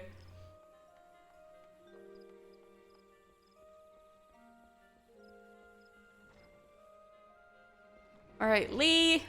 I did the hunting. I'm talking to Lee Leopo. Judging by your smug expression, I'd say you've acquired a feel for maneuvering to exploit enemy weaknesses whilst covering your own. Vultures are wont to keep their opponents at wing's length, and their attacks will send you flying. The solution to this is simple: maneuver to the rear. Tree slugs, on the other hand, have an annoying knack of disrupting spellcasting with their secretions. As such, you would do well to keep the creatures away from any mages in your party. Needless to say, good positioning is the key to success in battle, which is why it is absolutely essential that you know your target's traits. In knowing these traits, the knowing of these traits is a fundamental part of hunting. Before the Keepers of the Moon conceived of archery, they dwelt not in the city, but the forest. For my people, hunting was a way of life. I'm just gonna hope Silver over there didn't overhear you, or he's gonna make this conversation super annoying. In hindsight, I suppose this was more of a lesson on hunting than on archery. Still, Lucienne knows well my past. Mayhap that was her intent. Hunting, too, was an art. Before I came to Gridania, I never gave it much thought. But the more I think of it, the more I begin to realize... Forgive me, I'm not fit to give into fits of sentiment. Truly, forget I said anything. But do not forget that a hunter must recognize his prey's weakness and strike swiftly when the opportunity presents itself. That concludes the lesson. Now, I suggest you pay Lucienne a visit. She is doubtless eager to hear from you. Oh my god, I'm so glad Silver didn't say anything. Alright, anyway. Lucienne! I'm done. It is good to see you, mister. I hope you have learned much from Lee. God damn it! It's Silver. You, adventurer. Is it true? Are you the one who slew the tree slugs and vultures? Yeah. How dare she entrust the security of our people to the hands of a stranger?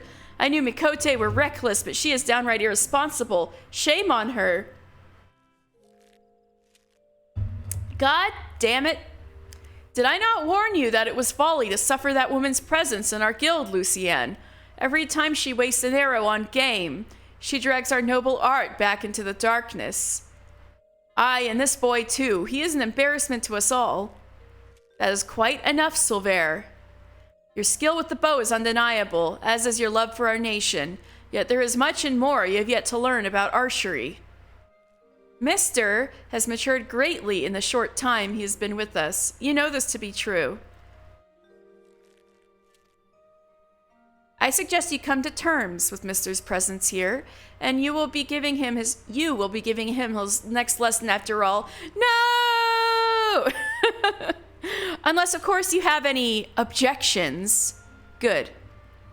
As for you, mister, I would have you devote yourself wholly to training ahead of your lesson with Silver. Suffice it to say, he will not be an easy instructor to impress. Yeah, no shit. On that, we can agree. Pants? No pants! No!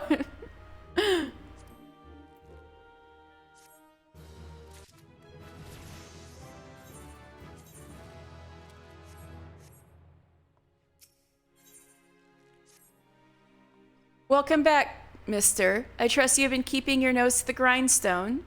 As I mentioned when we last spoke, you will train under Silvera's tutelage today. Put aside your misgivings and avail yourself of his wealth of experience. Go now, present yourself before him. Do I have to? Hello, Silver. I see it was too much hope that you would not return. The others believe that you have potential, but I am not so easily convinced. Like so many adventurers, you have not the faintest inkling of what it means to be an archer. And how could you? Archery is the proud tradition of the Wildwood Elysian. The essence of this art, to read one's enemy, has been instilled in us over centuries.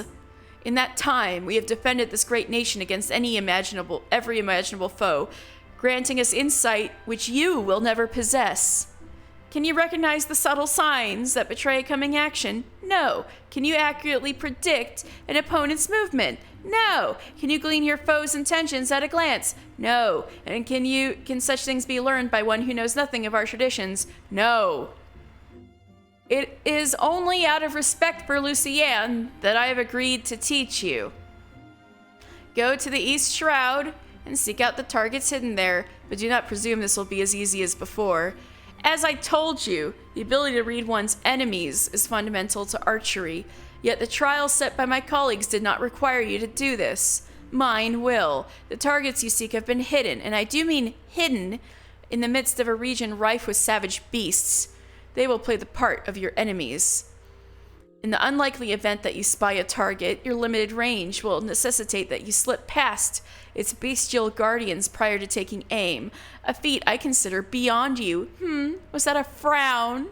Mayhap you are thinking that the Mikote set you on a similar task. You are wrong. She merely asked that you consider where your foes are. I demand that you discern precisely where they will be. How, then, will you go about this? Observe them closely and discern their characteristics. Learn to read their movements and recognize patterns in their behavior. If it has eyes, let it not see you. If it has ears, let it not hear you. Be neither where it is nor where it means to be, and thereby pass unnoticed. But enough talk. Whether or not you will heed my counsel is your decision. I will shed no tears should you fail. Thanks a lot, dude.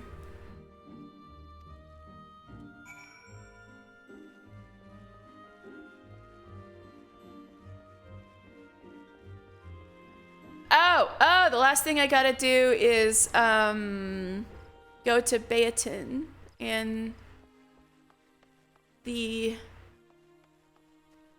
Carpenter's Guild.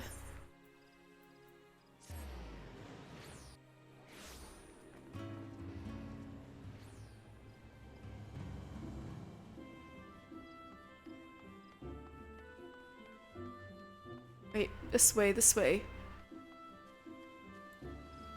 Wait, I need to be a carpenter. There we go.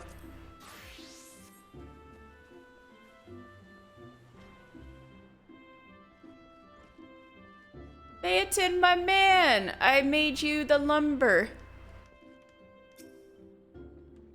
Ah, have you brought the ash lumber? Yeah, here you go.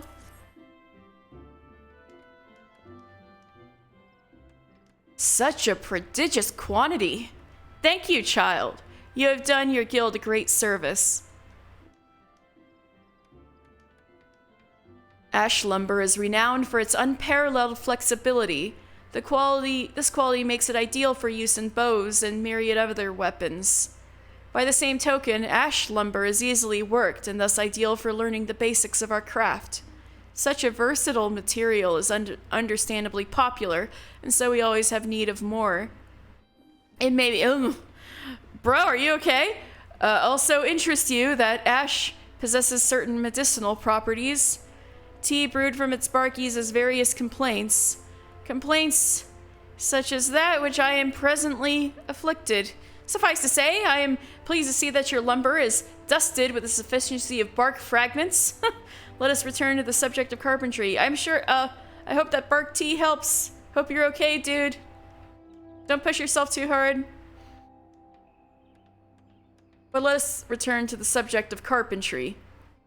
You have proven yourself more than capable of working without my guidance. If you wish to market your crafts to others, speak to Gontron in the Carline Canopy. He has abundance of guild leaves waiting to be fulfilled. Continue to refine your skills and return to me when you are ready to take the next step. Take a break, my guy, please.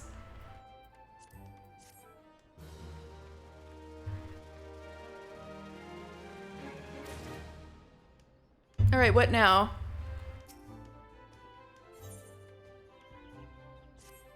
Well met, mister. Your training as carpenter is almost complete.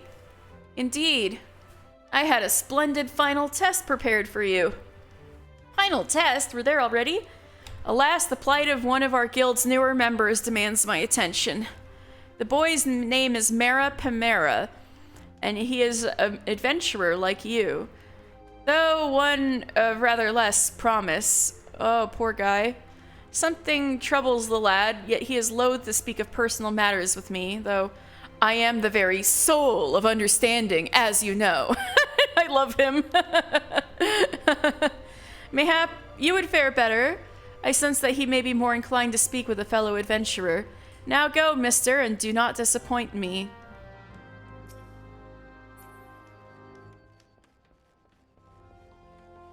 Mr. Marapamera, what seems to be the problem? God, strike me down for a fool. I'll never be able to finish in time. Please, you must help me. You can make ash short bows and feathered harpoons, can't you? You see, I went and forgot that I had agreed to craft 2 weapons for the Archers and Lancers Guild for delivery no later than, well, today. But I am also obligated to complete an order of 100 lengths of oak lumber. The point being that I can't possibly do both. And Timbermaster Bayotan is a veritable terror when his wrath is on him. If I dare neglect either duty, he will surely not spare me his saw. So, while I labor over this lumber, might you consent to craft the goods for the guilds? Thank you.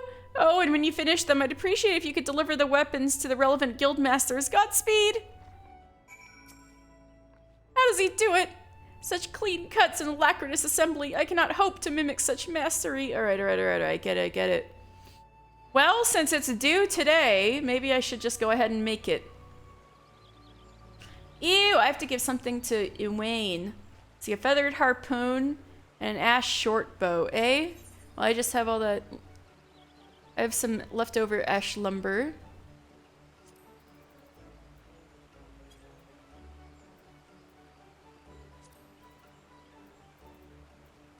Oh, I've made one before. That's funny. Where is it? Did I give it away? Ah! I did!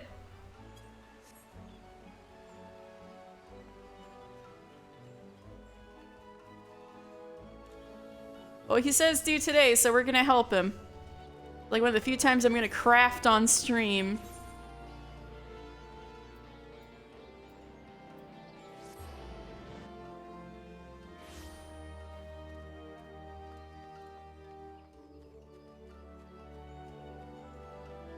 Alright, we need an ash branch.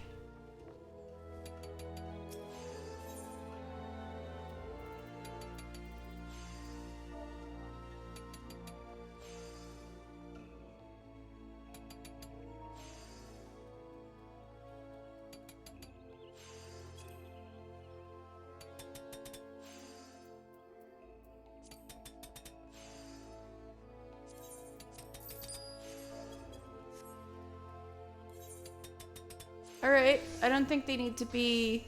Yeah, they don't need to be high quality or anything. I just need to make an ash short bow. Alright. I am carpenting. My chisel go.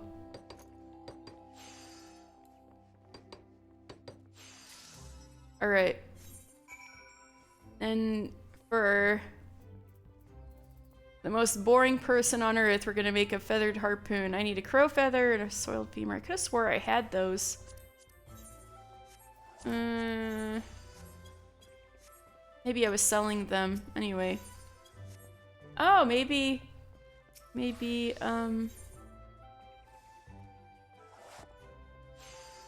Nah, screw it. I'll just buy it.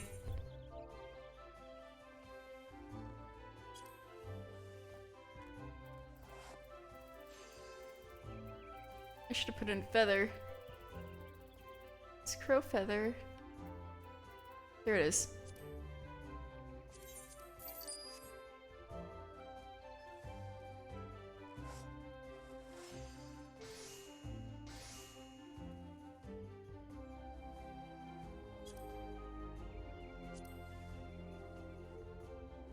I don't need that many.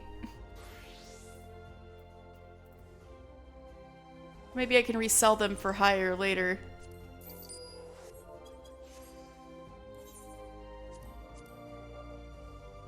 Alright. Here we go, feathered harpoon.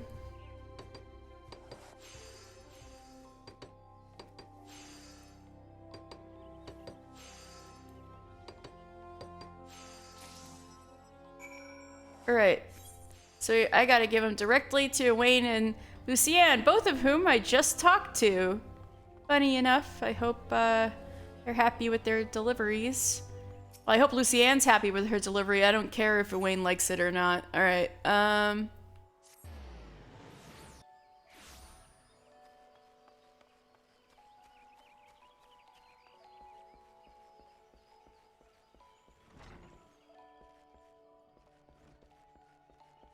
Hey you, take this. Well met, adventurer. You do not seem to be here for training. Ah, the feathered harpoon. My thanks for the delivery.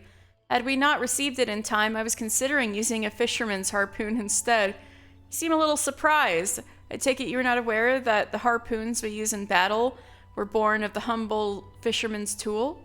Aye, when Huron fishers migrated inland from the coasts. Heroes like you and me. They adapted the tools of their trade for use in the hunting of game. The resulting harpoon proved a fearsome weapon indeed, and so the lancers of old took it for their own. Hard to believe, is it not? I must say, this harpoon is a particularly impressive piece of craftsmanship. My compliments to the carpenter, that would be me.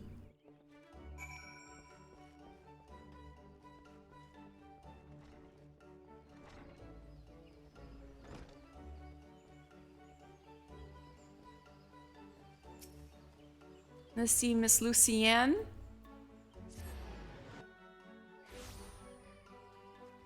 Hey, Lucienne, I was just here. How you doing?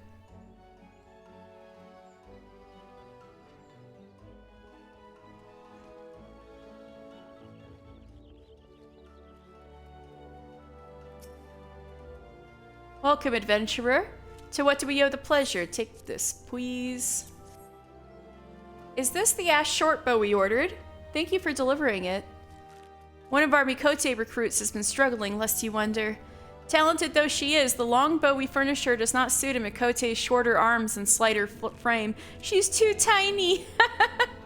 But I dare say the short bow, with its lighter draw weight and more modest span, should help her reach her true potential. Indeed, short bows not unlike this were favored by her ancestors, and some things never change. It is clear to me that a great deal of care went into the short bow's construction. I will see that our recruits spare no effort in making the most of this boon. Yeah, so, part of the reason Solver over there and Lee over there are at odds is because, well, Silver mostly was being a bitch about it. The kind of longbow archery was pioneered by Wildwood Ellison, while shortbow archery was pioneered by Keeper of the Moon Mikote. But they're both like, oh, this is real archery, but mostly Silver is the one who's a bitch about it. Anyway, gotta tell Mara Pamera it went well.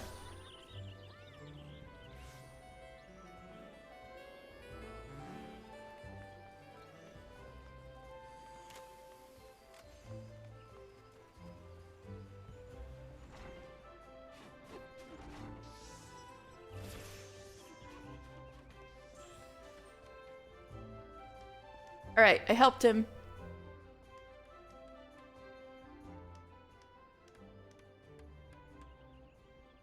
kind of you to assist Mara Pamera with the orders. The guildmasters spoke highly of your craftsmanship as well. This is very good. Do not attempt to mislead me. I know full well it was your work. Needless to say, it was necessary to punish the Lalafell. Oh, poor guy. I seem to spend more time sawing apprentices than would of late. No! No! Don't saw him to pieces. He's too young to die. I jest, of course.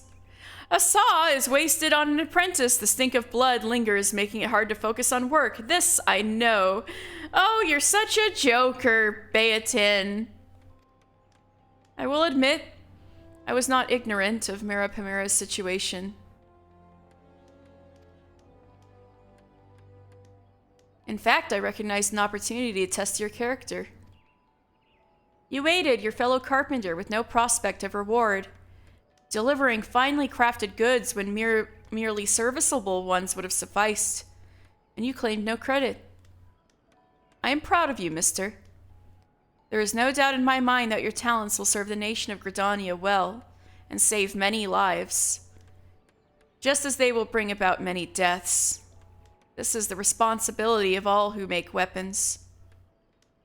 But a choice between the deaths of our people and the deaths of our enemies is no choice at all.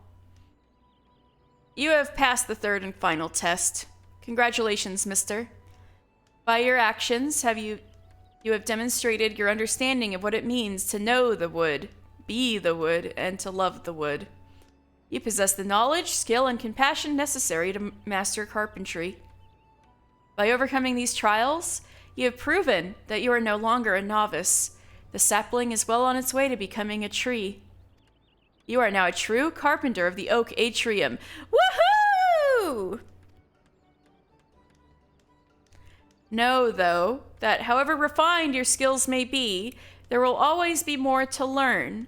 Represent us well on your travels, mister, and return to us often. You shall always be welcome. Thank you, sir. Oh, you know how to praise people.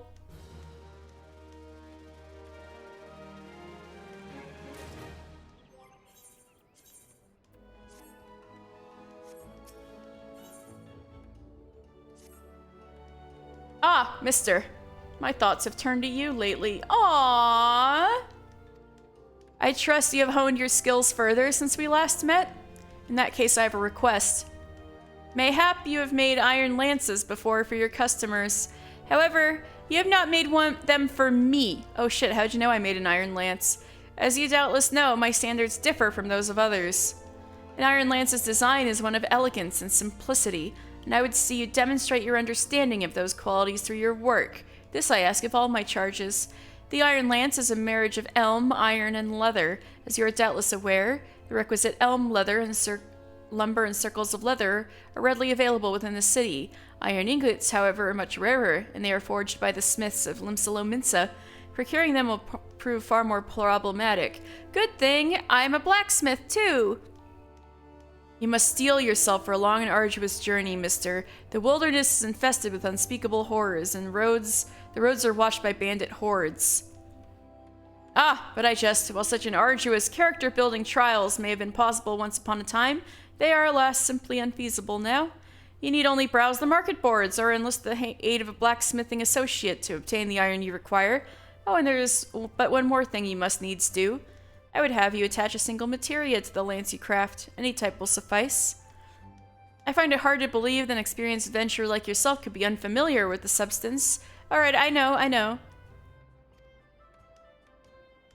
When you are in possession of all the necessary materials, I bid you craft me a single materia-enhanced iron lance.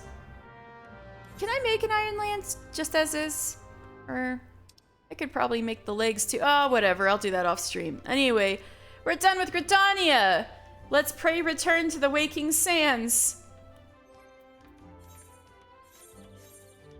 Wait, let me get back in my cool clothes.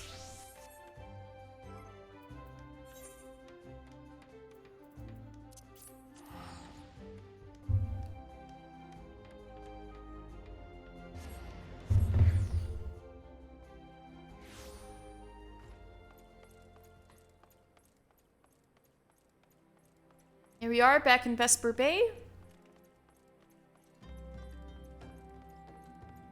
Hey, Nedrick, do you know a girl named Millith? Are you all related? Oh, hey, I can finally take this quest over here. Hello? Aline.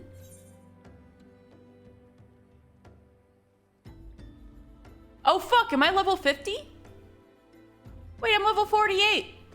This is a level 50 quest. Okay, I won't say no. Heard we're in the same trade. You're in better shape than me, though. A mishap at the Wanderer's Palace nearly did me in, but boy, was it worth it.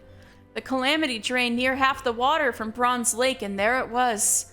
An ancient temple of Oshon. Why is it called a palace, then? Beats me. I went in looking for the treasure, me and my feller. It was like a dream, that's what it was like. The water hadn't done a thing. There were gold-framed mirrors bright as the moon. We gazed upon ourselves draped in chains of pearl, dancing on a floor of marble and malachite.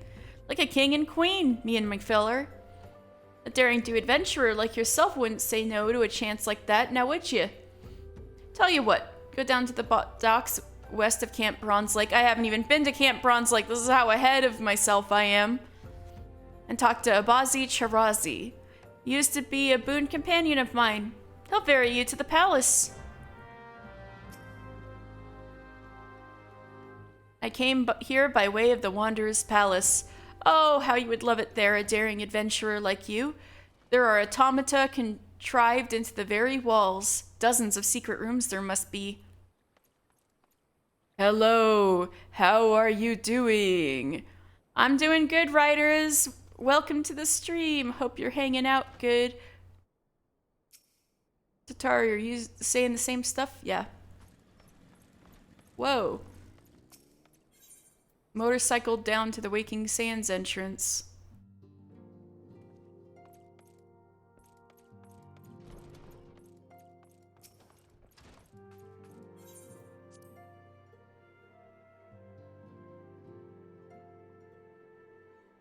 Hope you're doing good, writers. Alright, Minfilia. Welcome back, mister. Full glad am I to see you safely returned. Tell me, how fared you on your sojourn in the Twelveswood?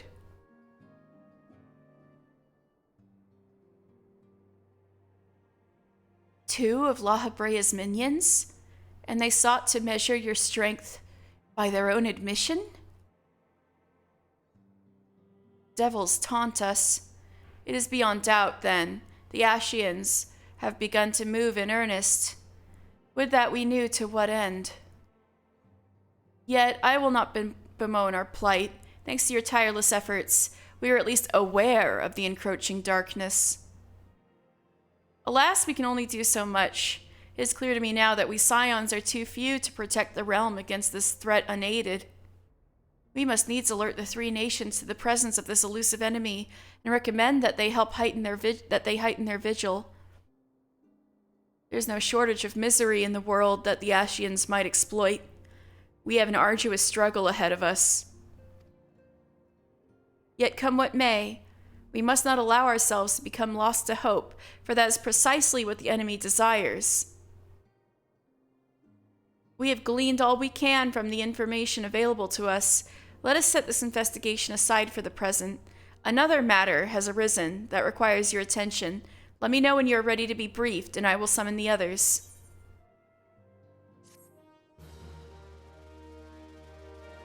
Yes, I already jaunted through Haukke Manor, I am sad to say. If you wish to see the jaunt, my VOD will be up later. Or maybe you can go backwards in the stream, I'm not sure. Yeah, we jaunted through Haukke Manor, it was very spooky. We fought some skeletons. Alright. Oh, earn the achievement, skeletons. What a coincidence. Anyway. Alright, brief me, Minfilia.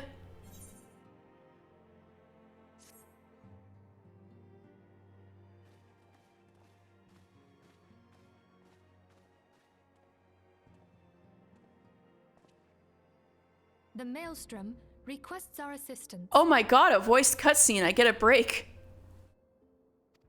Concerning the kobolds they sent such copious notes on, I presume. Jane, Final Fantasy. That's me. I'm Mr. Final Fantasy.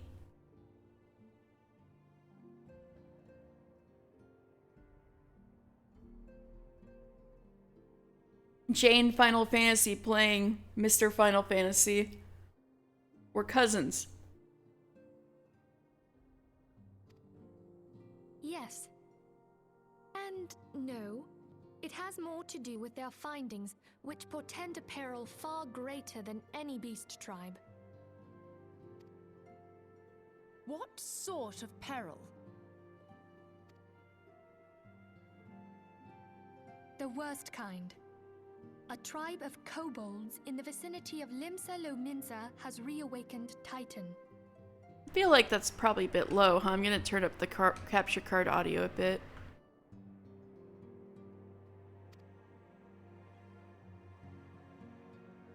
Shocker! Our task will be to slay the Primal. The Maelstrom have sworn support for the endeavor. Alright, thank you for stopping in, writers. So, we have to deal with primals again.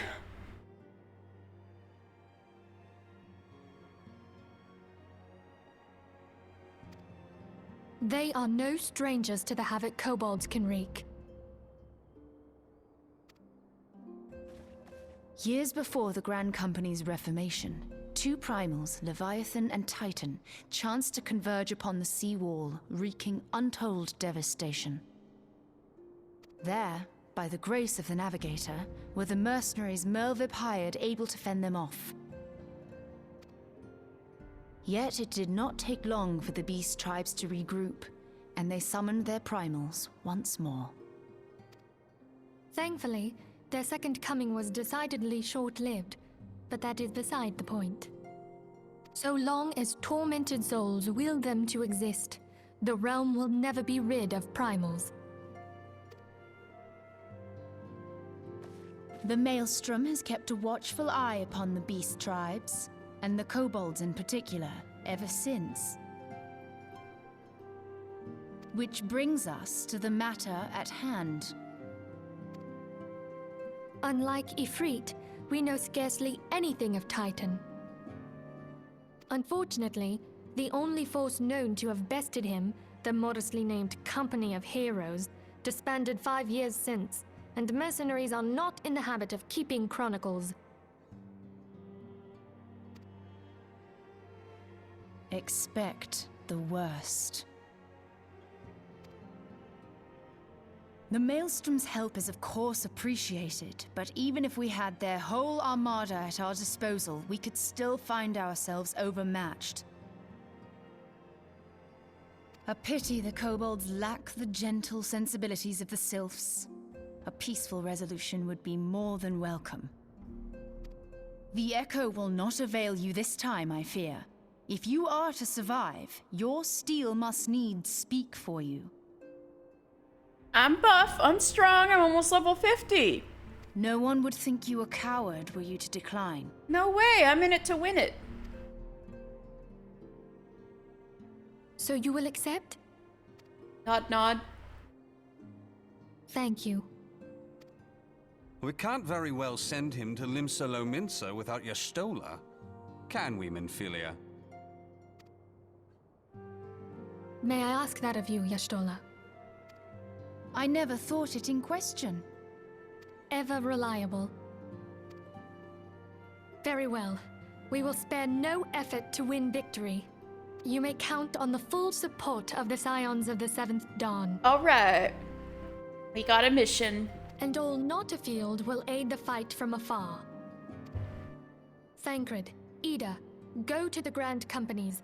Tell them of our plight and solicit their support. Urianger, send word to the students of Baldessian, and Alfino if you would.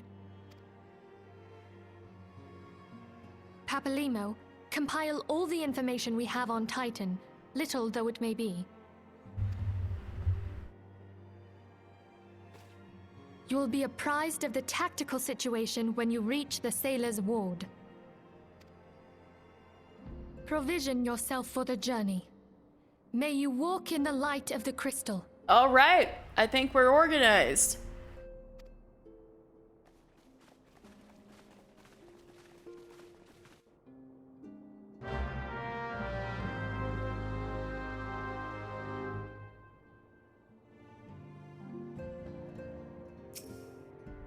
Thank you for agreeing to handle Titan and the kobolds.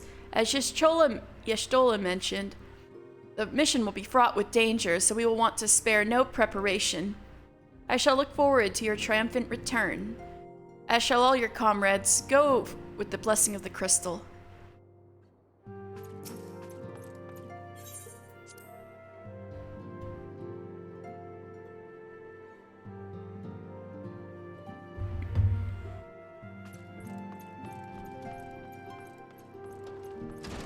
Alright, things have changed. We have the Lullafell bodyguard still here.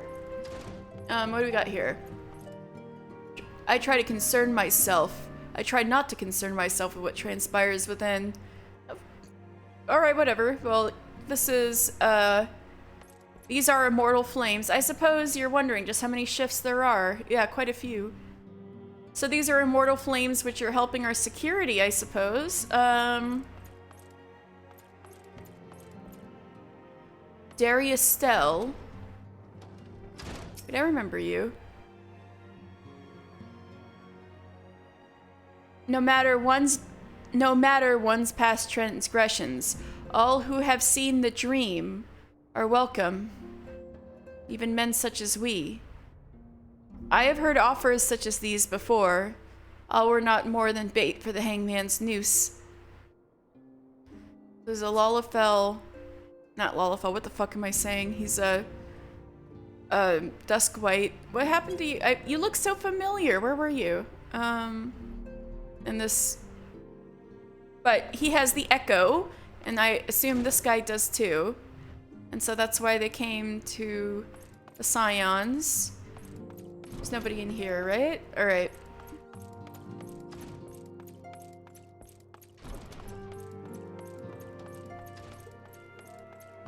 Who we got here? We got... Oh, these are Una Tayun's friends. Neuraxia? Wait. Neuraxia can disguise herself as a person. That's right.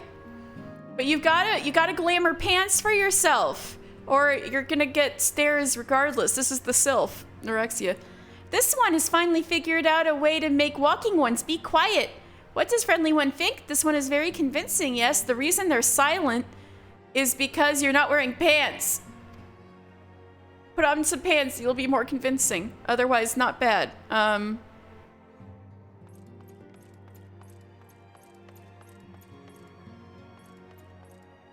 Papalymo.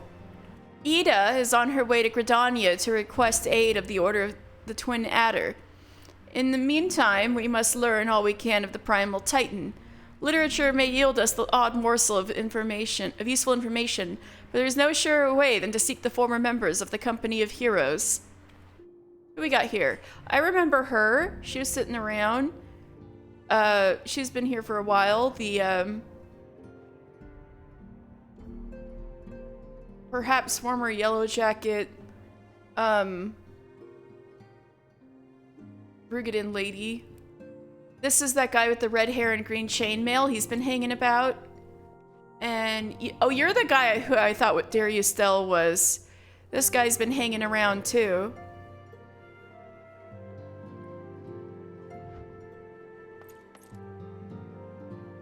There's Una Tayun. She's munching away on some bread, it looks like. No. That's Una Tayun.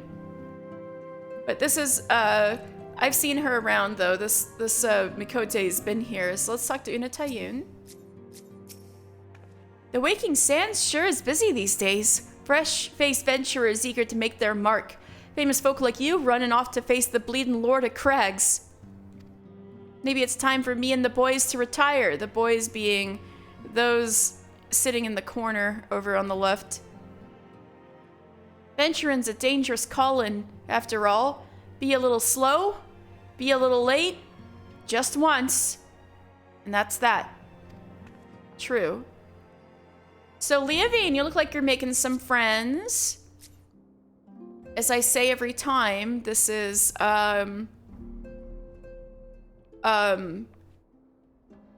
she was with the party with Edda and Avir and Pyoreo, and she was, being a bitch to, poor Edda. But she's kind of seeking some redemption over here at, with the Scions of the Seventh Dawn. So you moved from raking the floor to getting a bow back. So are you doing missions for us? You'll not believe it, but I've been summoned by Lady Minfilia. Do you suppose that she has an assignment for me? What I would not give to have something to fight for again, and yet I must not be overeager. Oh, looks like you might... Oh, Ollie's back. Ollie, you were gone last time. Guarding Noraxia is a prodigious duty indeed. Arnvald is right to be excited, but has never crossed swords with a Garlean before. I worry what will happen if he tried to confront his father's countrymen. Oh, you're worried about him? Wait, you got a job? You got a job, Arnvald? Buddy, my boy? Mister, have you heard? I have been chosen to serve as Noraxia's bodyguard. There have been increasing reports of Imperial activity in Thanalan, and so the antecedent insists that our guests be escorted whenever venturing outside. I know how hard you, of all people, work to endear us to the Sylphs. I swear to you that I will guard our honored guests with my life, so not allow your efforts to come to naught. Oh, you sweetie boy. So Owlie is worried about him facing Garleans. What do you think, Abatia? This is great, right? Congratulate the boy, mister. Chosen by the antecedent as the Sylph's bodyguard. What an honor. Of course, this means his dusty rags will no longer suffice. I say we get the boy a shiny new suit of silver armor, the kind the Sultan swore and wear. We split the cost evenly and surprise him. Not bad, eh? I totally would. You two are so sweet. You two are so sweet. You're such good friends. He wants to get him a suit of armor. He wants to, and Owlie is like, oh, will it be okay if he fights, Garleans, since he's half Garlean? They're so worried about him. What good friends. All right, so we got Biggs and Wedge hanging out. Biggs, if there's anything we can do to help, no matter how small, just ask. Broken carriage axle, cracked barrel, hells, even a leaky bucket. Say the word and we'll fix it. Wedge, I don't want to believe that Master Garland is dead, but the chief wasn't the type to cut and run off. He would have gone to Cartano. He would have been there when Dalamud fell. Which means... Oh. So these are the twins that were around last time. Looks like they're talking to Urianger. Looks like the boy of the twins is named Clive. What's the girl's name? I have no idea. Right, this is Clive. I am told you are one of our finest, mister. I suspect we will see much and more of each other in the future. So Clive said last time that he's with the students of Baldessian. So Urianger was just told by Minfilia to apprise the students of Baldessian of the situation with Titan. So I bet that's what he's talking with them about the situation with Titan and stuff, and about other business to talk about with the students of Baldessian. So Clive and his sister must be like the liaisons right now between Scions of the Seventh Dawn and the students of Baldessian. Anyway, Urianger, my baby boy, what do you have to say? As the primals fall, so do our spirits soar. Though mine aid be but modest, I nonetheless am heartened in my duties. Oh, I'm so glad they make you happy. That's all I want. I want you to be happy. Okay. Brement, still looking for your brothers. Looks like the antecedents found herself a good crop of aspiring heroes. I reckon Yorsie'll be alright as long as these fine folks are around to protect her. So it looks like that's all that's going on. Pretty lively. This might be the liveliest we've seen things. Bert, I forgot to talk to you. With this many people here, we need a culinarian of our own. I can't subsist on rations and preserve foodstuffs forever. Yeah, that would be nice. And these two are the same as ever. How lively. Got so many people here now. That's it, right? Nobody sneaking in the back corners or anything.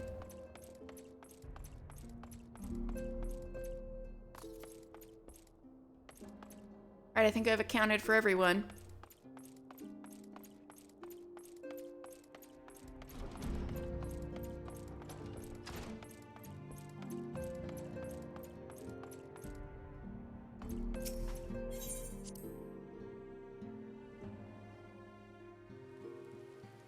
Alright, does Sataru have anything new to say?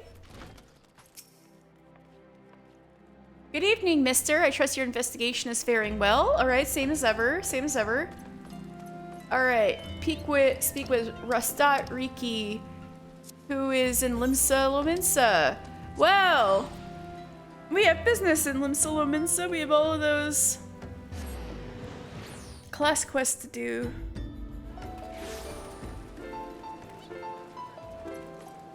So what should we do first? Let's...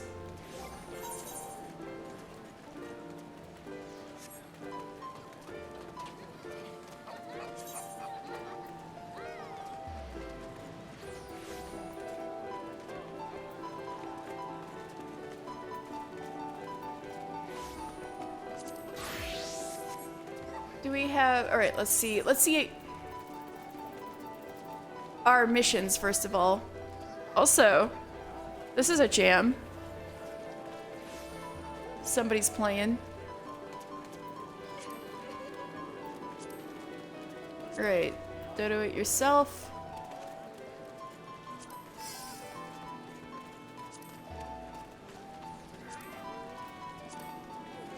Alright, I can do these.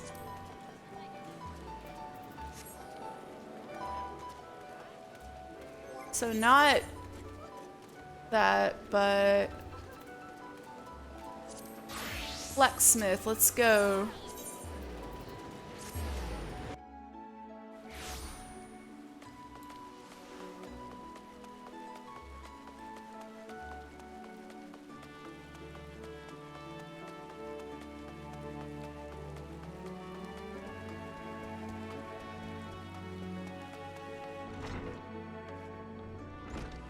Alright, I gotta give it to that guy. The Gridania merchant guy. Right, Phasar, take this. Bring me a bronze spatha and a spiked bronze labrys. Until I have them in my hands, we've nothing more to discuss. Here, made them myself. See?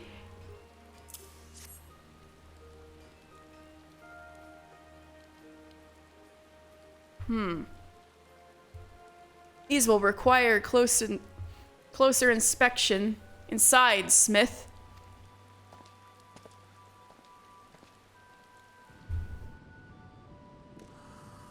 You made these weapons? I must confess the quality is quite good.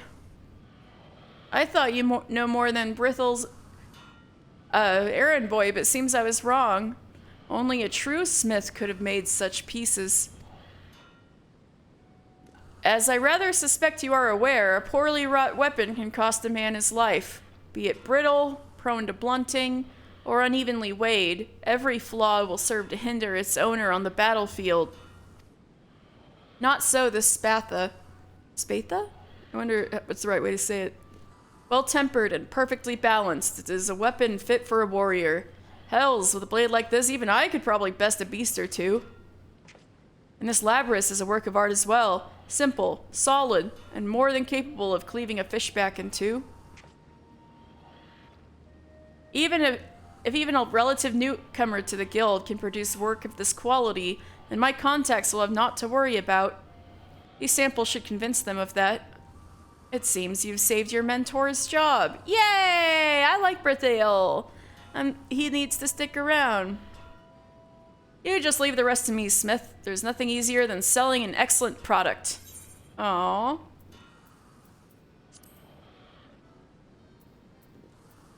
Hold on.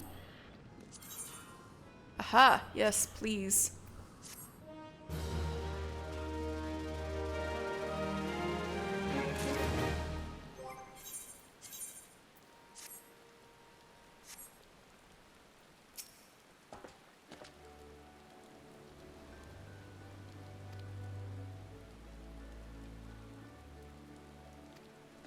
Oh wait, that is a new thing. Due to ongoing reconstruction, demand for guild steel has never been higher. Be that as it may, the Forge Masters cannot expect to maintain record profits without effort. If Naldecan Vimelis is to remain successful for decades to come, they must ever pursue new markets abroad. Alas, prosperity can dull a man's wits just as well as a stiff drink. Alright, meanwhile, I have to... Alright, Berthael, let me get new quest from you. Just the lad I was hoping to see. You're a bleeding godsend, you know that? You'll be happy to hear that the tree folk were mightily impressed with them samples you made for that son of a whore. Even the shrew had to admit that I'd done a good job. But who gives a damn about business, eh? You're here to smith, am I right? So be a good lad and whip us up an iron crosspine hammer, will ya? Crosspine hammer? Oh, before you run off, I should probably mention that Smidhammer ain't selling iron at present. Brand company contracts take priority, see, and the shipwrights need all the stock we can lay our hands on. So you'll have to get the iron on your own, be it by mining or buying. I'd sooner go to Hawker's Alley myself, but then it ain't my coin. And one more thing, I don't want just any iron crosspine hammer, lad. I want one melded with materia. You too, everybody want me with this materia stuff. You know what materia is, don't you? It's like, say, I'd got an apron I'd been using for years and years, and it got all soaked through with sweat, but instead of just sweat, it taken up a bit of me or spiritual essence or something. I love Berthael. This is the best materia explanation yet. Well, that essence can be pulled out and turned into stuff called materia, which is a sort of crystal you can attach to gear to make it stronger and so on. Needless to say, I don't know how materia works, but there's supposed to be a gobby who does. Name's Mutamix, if memory serves, and he's got a camp out in Thanalan. Track him down if you need some proper guidance. I love you so much, Berthael. You're a joy.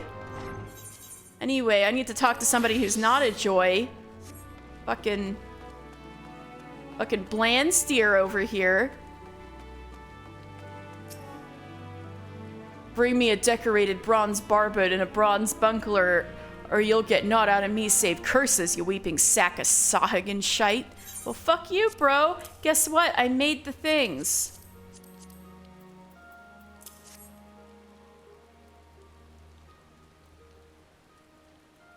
Back at last, are you? I was beginning to think you'd crawled off to Old Daw to buy the damn things from a back-alley peddler. No, I don't do that. I actually craft all the things that are required for me to turn in. I don't buy them off the market board. I take pride in being a crafter, okay?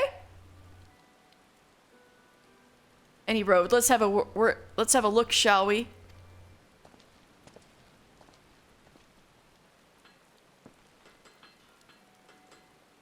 Bugger me. Are you sure you made these yourself? Huh? Seems at least one of Nonza's whelps knows the difference twixt hammer and sledge. Builder, take me. You've got some talent, lad. This barbet well shows the character of your work. Precise and uncompromising, as it should be.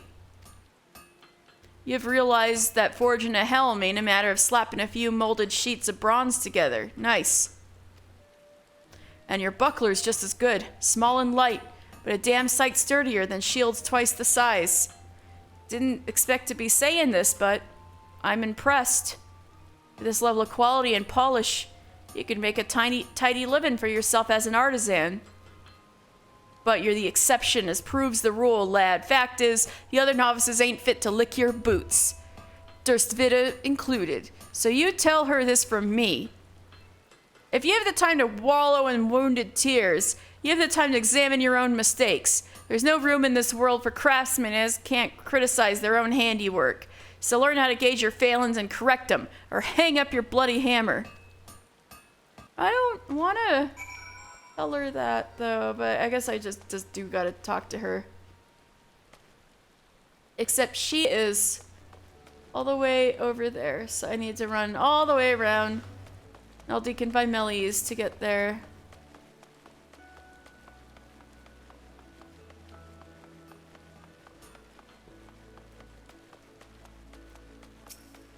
He's mean, don't listen to him.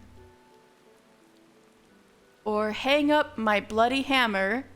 Well, thank you for passing on Blandstier's advice. I believe I understand what he means to say. But not everyone has the inner fortitude to endure such criticism, be it from oneself or from others. If such strength is required to master the armorer's art, then mayhap I have mistaken my calling.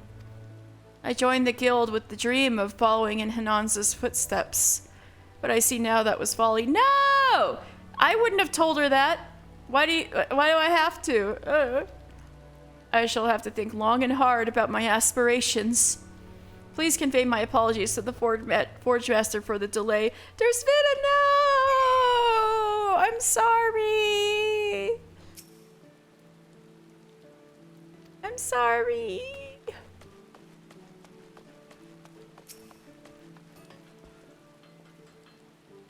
Ah, so it was Blandstier that caused this mess.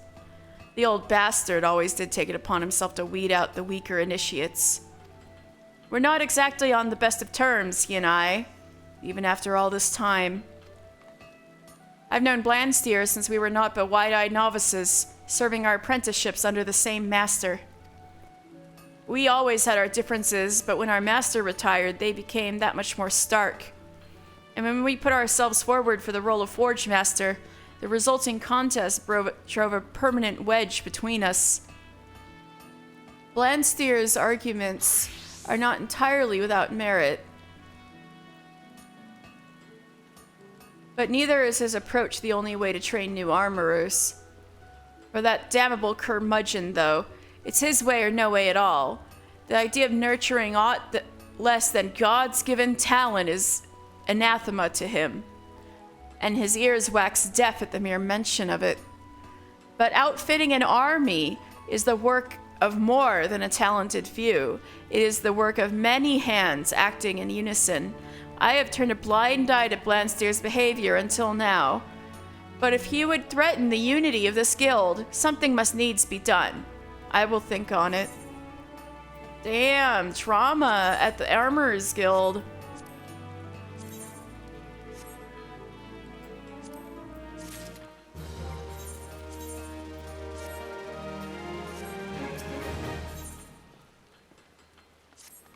How fare you, mister? Have you had any further dealings with Blandstier? If so, I do hope his bile has not begun to wear away at your better judgment. Lest you think me unjust, I do not dispute his skill with a hammer. I merely take issue with the lack of respect he shows to those he deems inferior. He is responsible for breaking the spirits of more than a few novice armorers, and our ranks suffer for it. But I cannot in good conscience remove his name from the guild register. For all his flaws, Blandstier's knowledge and experience would be too great a loss. Instead, I must find a way to soften the old buzzard's stance, and for that I require your assistance. He will not unfold his thoughts to me, but mayhap he will to you. Don't look so surprised. You're one of the few armorers in this place whom he wouldn't see cast out. He may possess all the charm of a rabid curl, but he does have a fine eye for talent and an appreciation for well-crafted goods. Take him one of your best iron hoplons, and I dare say he'll share his thoughts with you. Ah, but I should warn you, Sermviv Sumervib has informed me that we scarcely have sufficient iron plate to cover our existing commissions, so you'll have to look elsewhere. Hawker's Alley will almost certainly have what you need, and there's always the option of mining it yourself. Either way, I apologize for putting you to additional trouble. One last thing. Of course, materia. I was gonna wonder when the materia was gonna come in. I want you to meld materia to the finished shield. That should get the old sod's attention. Your vacant stare does not inspire confidence. It's okay, my stare is always vacant. I know what materia is. Brief materia is the crystallized essence of a well-worn piece of equipment. Such crystals are attached to other gear to enhance various properties. You'd know more. See Mutamix, use a goblin. The shield you craft must embody all the knowledge and skill you have gained thus far. The sight of it should serve to convince Blandsteer that you are a like-minded soul, and prompt him to speak of you as such. Good luck, mister. May the builder guide your hand.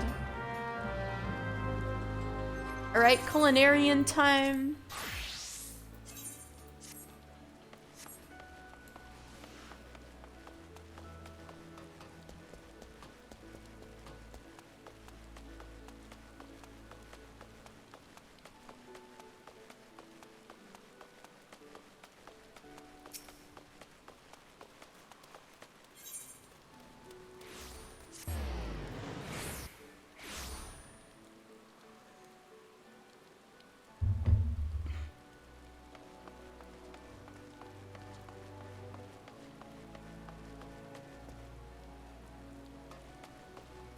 Here we go. I have something for you, Ingham. What is it now? The guild master has entrusted me with the preparation of a sizable order, so if you don't mind, I shall get back to work. Have some grilled dodo.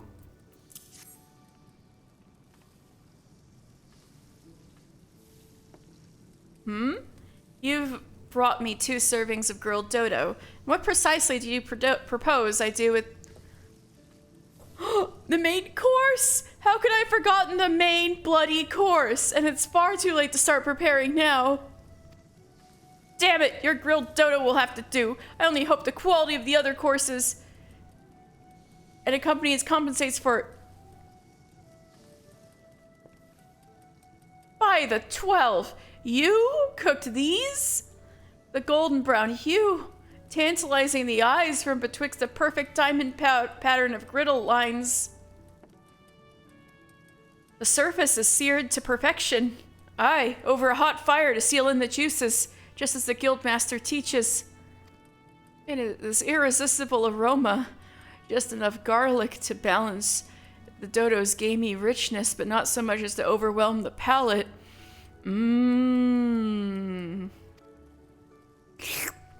Beg pardons. As I was saying, this is impressive. Grilled dodo may seem a simple dish, but therein lies the rub. If one thing goes wrong, everything goes wrong. I could not have produced anything near this standard. God damn it! I practiced day and night in order to improve my skills, only to botch my largest ever order, and then you come along and save the day. You of all bloody people. Ah! What have I done to deserve this? Suffice it to say, I am not pleased with how things have turned out, but you've done me a kindness, and I always repay my debts. Listen well, for I will share with you information that should prove to your profit. You know what guild leaves... Yes, I know what guild leaves are. Tamakri, talk to Tamakri. Away with you! Alright. I get it.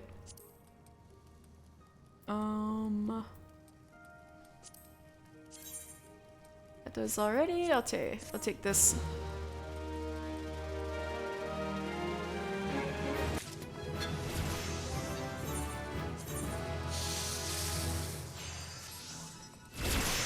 And I'll get a new quest from Lingsath. Well, if it ain't young mister, and judging by the burns on your hands, you've been working hard at your cooking. Good on you. You're an inspiration to your peers, lad, especially Ingham. Really, Ingham keeps talking shit every single time. Because he's my rival, I guess. Ah, he's been working like a man possessed. Since that business with the grilled dodo. Not that it's made much difference. Ugh. Truth be told, I'm convinced he's made a pig's ear of things again. He hasn't told me as much, mind, but it's writ plain on his face. I've tried to prise the story out of him, see if there's aught I can do, but he bites his tongue when I'm around, stubborn sod. Any road I was thinking might be as he'd open up to one of his peers. And seeing as how you had such an effect on him, I reckon you might just be the lad for the job. So do us a favor and coax the story out of him, would you? Oh, and lend him a hand if he needs one.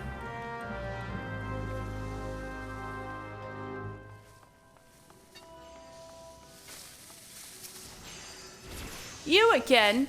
What have you come for this time? Oh, I see. The guildmaster has you spying on me now. He thinks I'm incompetent, can't be trusted to do my own work. Who am I fooling? If Master Lingsath thinks I'm incompetent, it's because I am. With me, it's one bungled order after another. It shames me to reveal this to you, of all people, but I've offended some of the Bismarck's regulars. The man, Medimaga is his name. Oh, I remember him, Mighty Stomach. Has a soft spot for meat kebabs, and so I thought I'd impress him with a complimentary skewer, only to have his expression turn sour the instant he took a bite. I'll never forget the steel in his voice when he said that he would have words with the management. I meant to add luster to the Bismarck's proud reputation. Instead, I tarnished it. I want to set things right, but I don't know how. Minimaga's still out on the terrace, but I just can't bear facing him again. Not this soon. Gods, what am I to do? Poor guy. Can't catch a break. Alright, Mighty Stomach. You want me to get you something for your Mighty Stomach? No, I shan't be ordering anything else. I see you're still here. Ah, let me guess. You come to apologize on behalf of the sorry excuse for a chef who makes that god's awful meat kebab. Well, I am afraid the damage has been done. I have been served second-rate food at the Bismarck. At the Bismarck. It is only right that the man responsible should be dismissed, and I mean to see to it that he is. Do not mistake my intention. I do this solely to reserve the Bismarck's good name. Were it to become known that Lingsath was employing the services of inferior chefs, this once fine establishment would soon fall into disrepute. You have yet to speak a word, but I take it you are not pleased with my evaluation. Very well. If you would have me believe that this incident was an aberration, and not, in fact, indicative of a general decline in standards, I suggest you convince me with your cooking. I will not have it said that I am an unreasonable man. Make me another meat kebab, one fit for consumption this time, and I shall reconsider my stance. All right, picky. I'll make it off stream. All right. Now I need to do Fisher. That's the last thing I need to do for now. All right.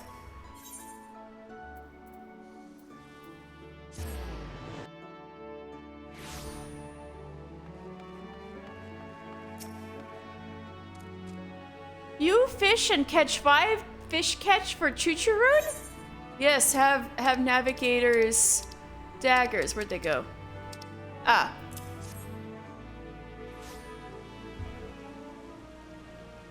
The shiny shine! The smelly smell! Cannot wait to taste tasty taste! Well, looks like we found the fish you were after. You find. You find. Oh my god. Maybe Chuchurun season with season. Or smoke with smoke. Maybe grill on grill. Many cooking options for cook. My, you're certainly putting a great deal of thought into this. Chuchurun is gifted to feast on feast gift. Best Chuchurun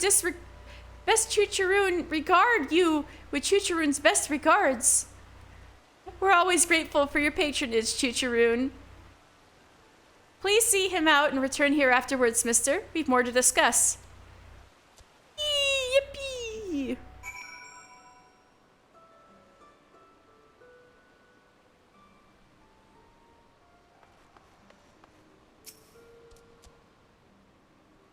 Chuchurum's mouth waters at mouth-watering fish from waters.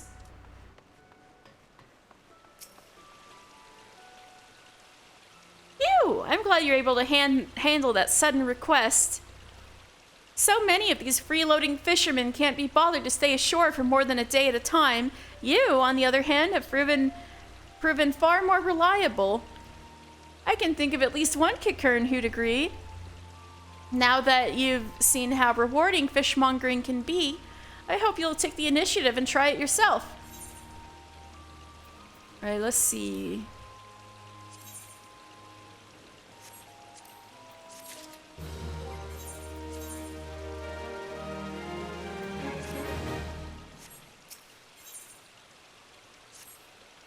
You might recall Chuchurun, the babble-spewing fish connoisseur?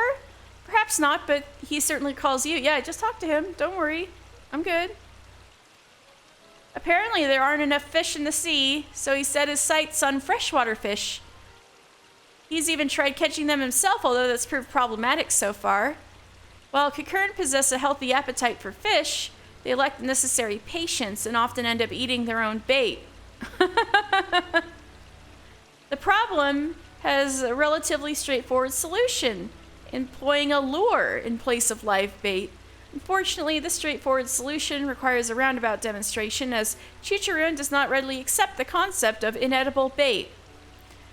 If only you might snag 5 warm water trout with crow flies, he might come to see the light. The fish are said to populate the shores of Oakwood in Upper Lenosha, though I can't say I've been there recently. I consider it inauspicious to cast one's line under the watchful gaze of a giant sea serpent. Right, the giant skeleton of Thalos there.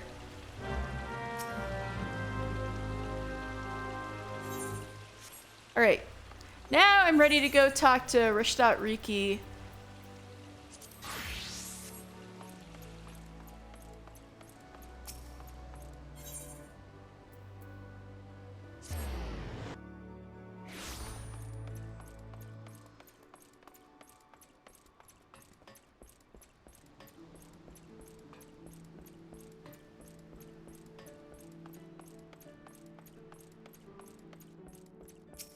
This is Storm Commander Rishtat Riki. She is kind of the Vorsi or Swift of the Maelstrom.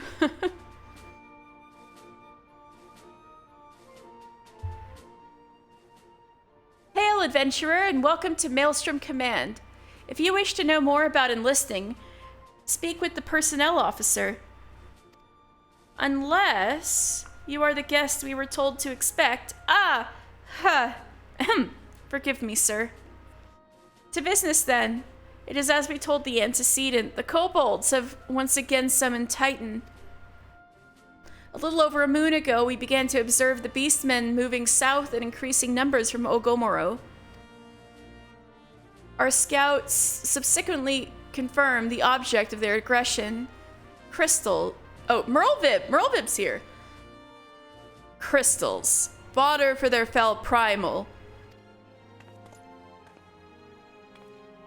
Everyone's saluting for the Admiral. Thank you, High Commander. You may leave the rest to me. Word has spread of your accomplishments, mister. On behalf of Limsa Lominsa, I thank you for heeding our call. Forgive the lack of forewarning, High Commander. The Admiral wished to address Mister personally. Personal? Me? Ooh, Merlvib, ooh. We are no strangers to conflict. Long have the Sahagin and the kobolds plagued our people, nor is this the first time we have had to address a primal threat. In the past, when Titan rose to threaten the peace, it was to the company of heroes we turned. But they are long disbanded, and we must look to other brave souls blessed with the strength to face this foe. So it is that we now turn to the Scions of the Seventh Dawn, confident in the belief that you are Limsa's best hope. I hope you are right, yet the situation is far from simple. The kobolds are not prone to unprovoked aggression.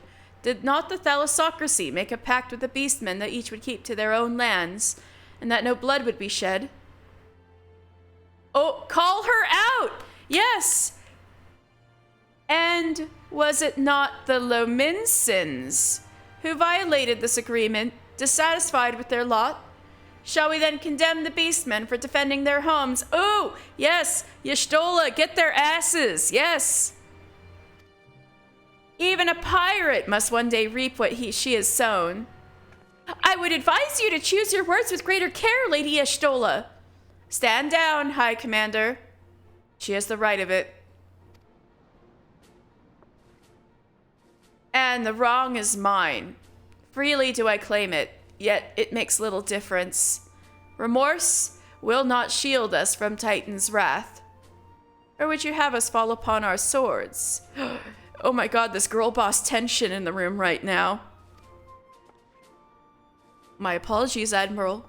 The safety and security of Linso Lominsa's citizenry are, of course, of paramount concern.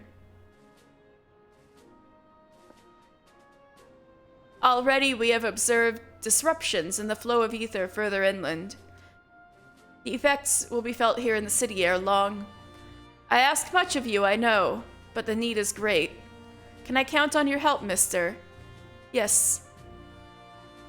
You have my thanks, along with the full support of the Maelstrom. I await good tidings. That the kobolds should summon Titan demonstrates they are no longer amenable to negotiation. This being the case, we must needs prepare for conflict. Before we meet Titan in the field, however, it would be wise to learn all we can of our foe, and I can think of no better source of information than the mercenaries who defeated him once before. The company of heroes may be no more, but several of its former members still live. It is said that one of them is employed at the Grey Fleet Mills in Lower Lenosha. Quite why a mercenary should choose to become a miller, I do not know. When you find him, mayhap you could ask him for me. I, meanwhile, shall seek his fellows. I literally want to know who told you that information, Rushdot, because that's bad information, but I won't say too much. I don't want to spoil, right? So we should be going to... Alright, I'll be right back, okay? I'll be right back. Taking a little break.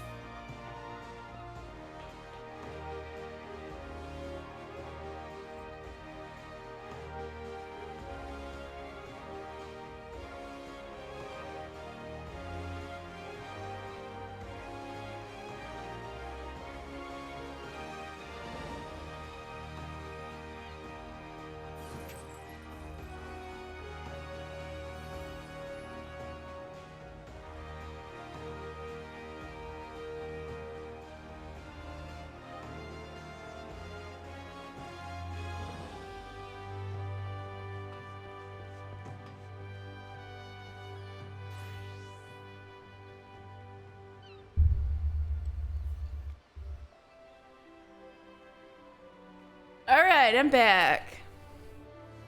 So I believe the Grey Fleet is something I have not had the chance to talk about yet. It seems like a nice, beautiful day. Beautiful day to talk about the Grey Fleet in Lower Lenosha. Or is there a faster way to get there? Nope.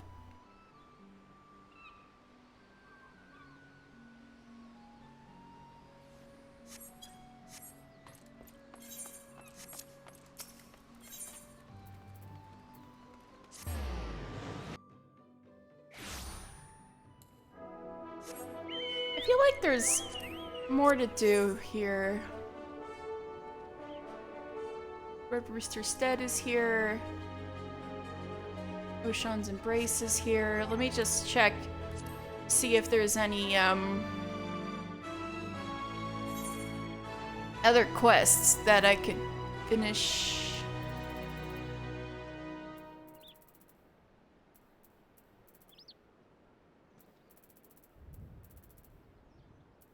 I guess no, I guess they're done. But wait, where is...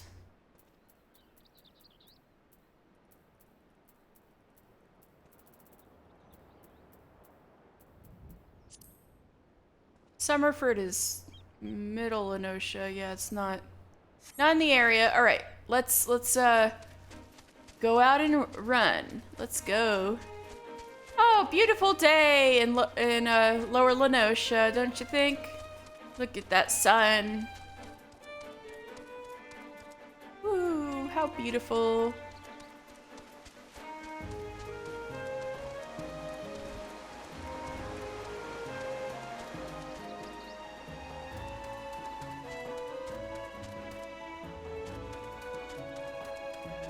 So those windmills are where we're going.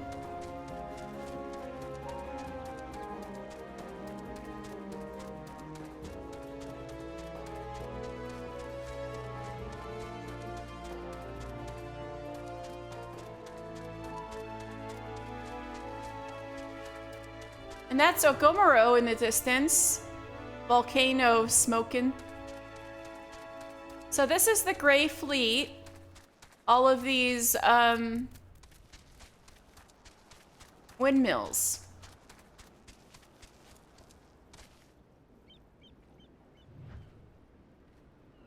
So let me open up the page on the Grey Fleet, because I have not talked about it yet. All right.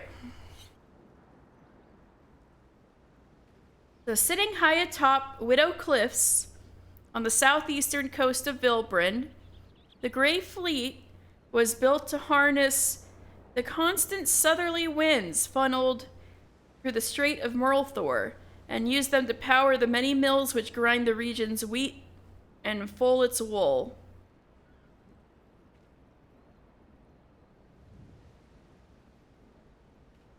Oh, it looks like I never read about the Red Rooster Stead. The farmers on the Red Rooster Stead will rarely shy from testing their agricultural acumen on exotic crops or untested growing methods, and take pride in their willingness to sacrifice a harvest if it means a better yield in an autumn hence. Plantation's name is said to be taken from the bloody cockfights held after nightfall by the gamekeeps. Oh, great. So that's why it's called Red Rooster Stead. How lovely. Oh! Wait, I kept forgetting that I can look up the marks. I should have looked up that bear in the North Shroud, too. Let's see what's going on with Barbastel.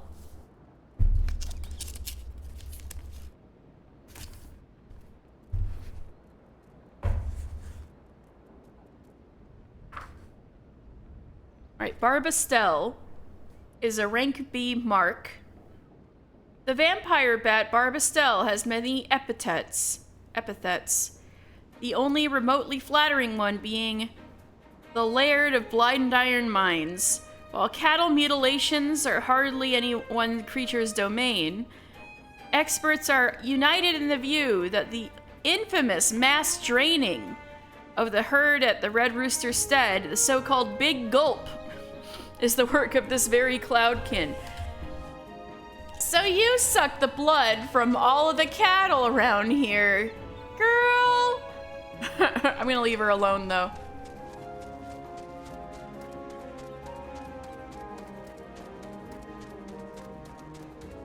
This is the Grey Fleet. And looks like the guy we're looking for is in here.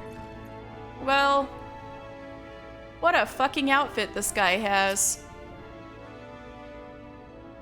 Lay down your burden, son. Come drain a pint with me. We'll have a grand old time. Find you a lass or three. Gonna say something, venturer, or just keep staring? Eh? You wanna know about the Company of Heroes? Oh, hells. Price of bleeding fame. Can't a miller mill in peace no more? Still, seeing as you've come all this way, I suppose it wouldn't hurt to oblige you. Consider yourself lucky, mate. Old Tractome was the company's best axeman. Now, what was it you wanted to know? Let's see what Tractome means.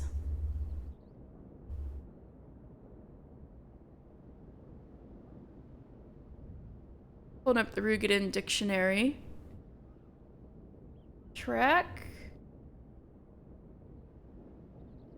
means dragon. Ooh, well that seems promising. Tome means dream. Dragon dream. Well, you sure, or, oh, I get it. He dreams of besting dragons. Dreams of being a hero. Oh, that's clever. Okay. Anyway. You'll see what I mean.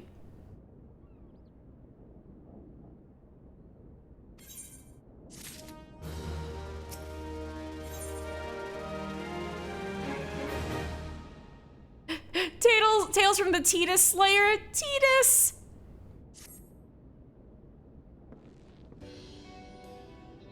Ah, so you want to know about the tale of how the Company of Heroes bested a primal, do you? Let me guess. That means that bastard Titus, Hey, I know Titus from Final Fantasy X. We streamed that. Ah, if only you'd be there to see it. 'Twas a mighty struggle like the legends of old. I gotta take this off. Me and the boys fought him for 3 days and nights, we did. The ground trembled with every step Titus took. And then when we hit you, boy, it felt like a cannonball to the gut. Ugh, just like that. Uh-huh. Oi, what's that look for? I'm a goddamn hero, I'll have you know. The people around here sing me praises. Don't tell me you only care about learning the secret tactics we used to beat old Titus.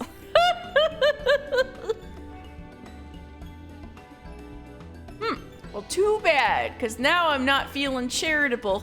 If you're so damn desperate, then why don't you do me a favor and kill those rats that have made a nest by the windmill just south of here? Alright, do that and then we'll talk. Alright, Tractome.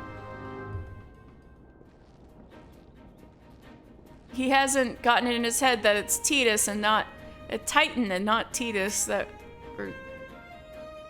they call me a working man, I reckon that's what I am. Drinking under the chef's nose, sneaking out the back door, and nobody'll ever know. That doesn't rhyme.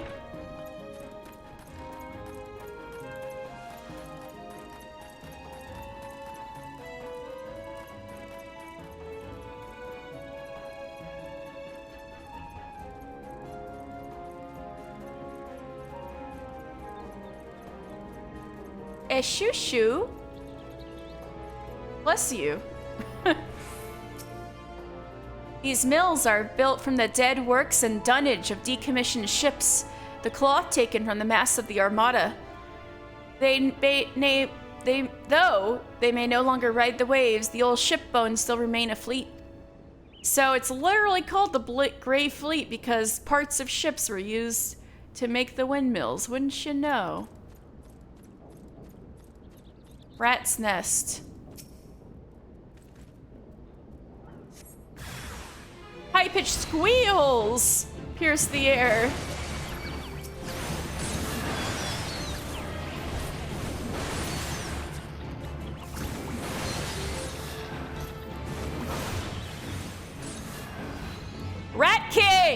We're fighting the Rat King! Where's that sprite? You! Leave me alone. Alright. Alright, we're fighting the King of the Rats! And the Rat King is dead. Ding dong, the Rat King's dead. Alright, I killed the rats.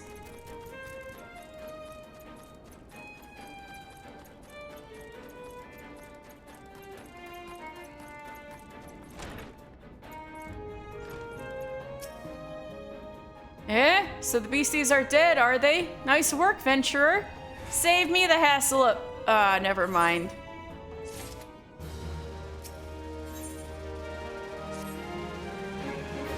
What? You're still asking about how we beat Titus? I don't know, Venturer. It was a pretty risky strategy. The kind only a veteran of 10 score battles could rely upon. I want to teach you. I truly do. But unless you prove you have what it takes to face that fat bastard, I can't in good conscience tell you a damn thing. Titus wasn't fat. At the very least, you'd need to be capable of slaying, say, a gooboo. I've slain gooboos. Come to think of it, that ain't a bad idea. Them creatures have a taste for the flour milled here, so you'd have no trouble finding one in the vicinity. Of course, I ain't asking you to cut one down quick as a skilled axeman like myself. Any road, why don't you try heading due west and stand lookout in case a gooboo comes calling. Slay it, and I might consider telling you more about old Titus. Whatever, I guess this is what I have to do. Oh. Doesn't look good. I guess these are sacks of flour, but somebody needs to clean up out here. Oh, was a gooboo attacking the cart?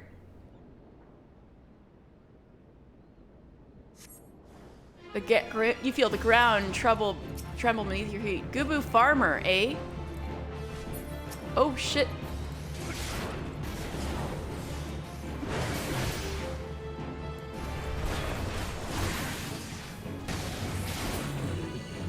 Well, that was easy.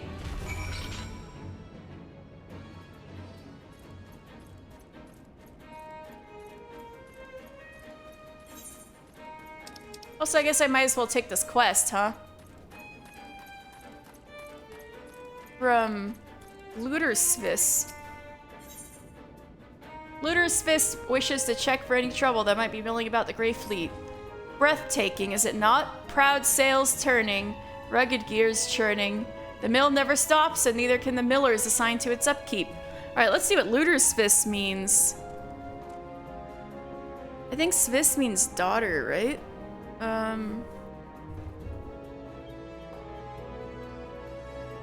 Sister. Svis means sister. Looter means pure. Pure sister. Alright, that's cute. Vigilance is the key. By addressing tomorrow's issues today, we assure that the wheels of prosperity continue to grind. Unfortunately, I have my hands full with the work of the day and cannot leave my station to tend to inspection. I would entrust this duty to you. Seek out the other 3 millers, heed their concerns, and apprise Witzerin of your findings. This is Witzerin. Eorzea spans far and wide, but nowhere will you find so many windmills as here. What does Witzerin mean?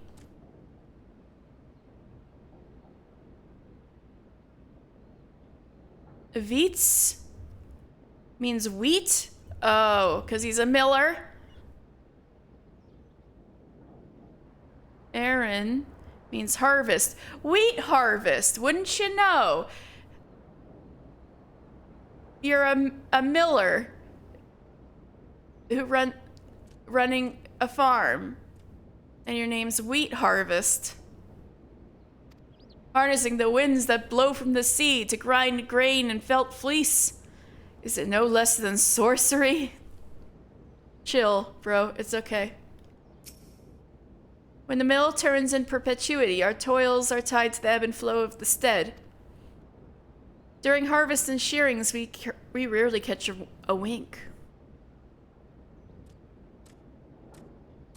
All right.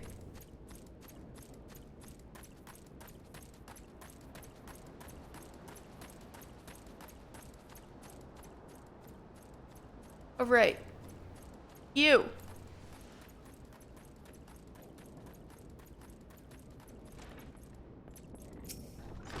Eh? You again? And that Gooboo that was harassing the millers is dead? Didn't you think you had it in you, adventurer? Still, you took forever and a day to get the job done. That's just because I like, sidetracked to get another quest. I'm still not sure if I should tell you our secrets. I'm gonna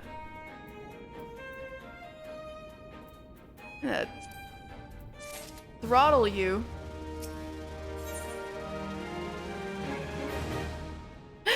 Tractum remains unconvinced of your readiness to defeat the dread primal Titus.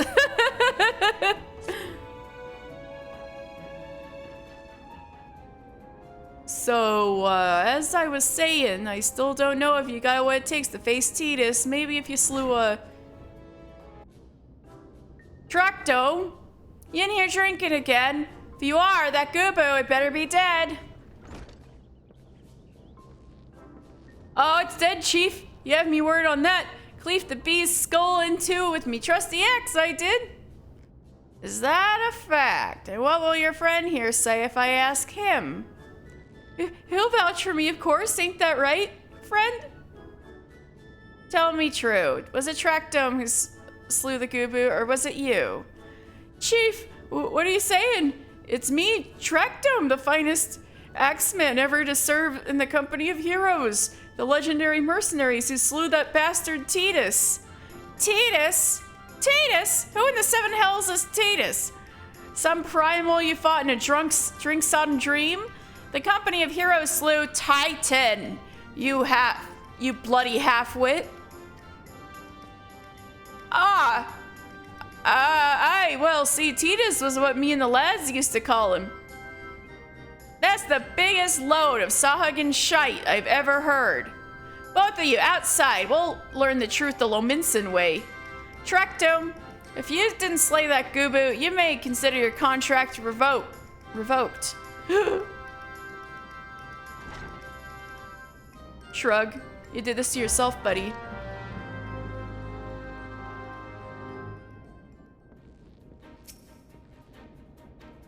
Alright, I guess we're gonna have a contest out here.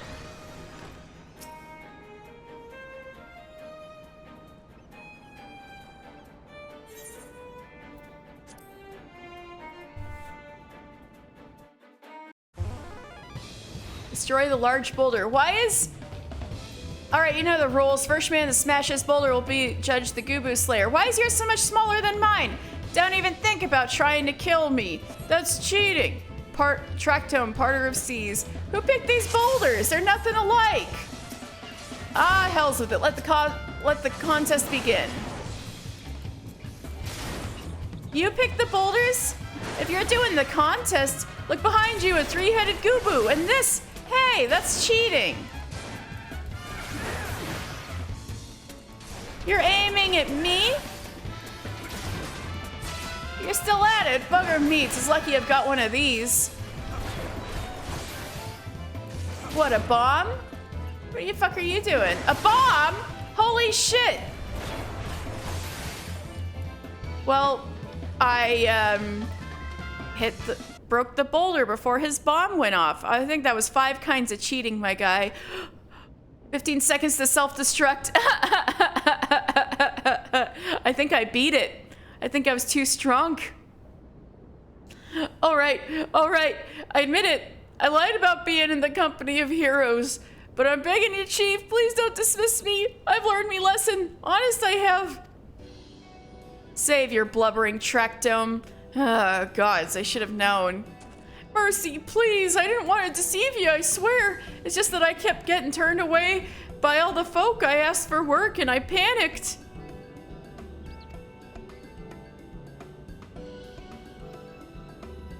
See, the last job I had was at Costa del Sol.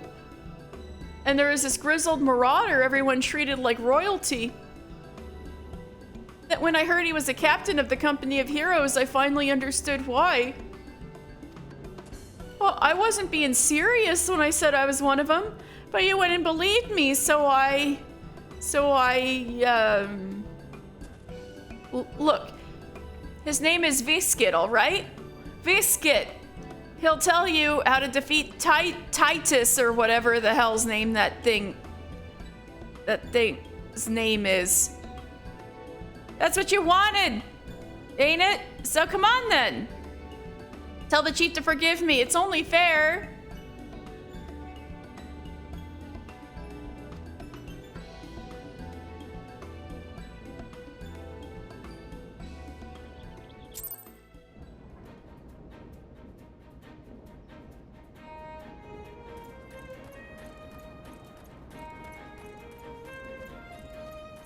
All right. I like how we don't have to talk to the chief, and all we need to do is to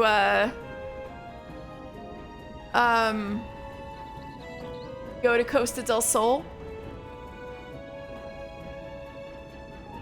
Anyway, a shoo-shoo. I haven't noticed anything off myself, but let's have a look now, shall we? Look there, the sail's been nicked a bit. Nothing urgent, mind you. The cloth we use is the same they use for sails out on the sea, made to stand up to bluster and wind.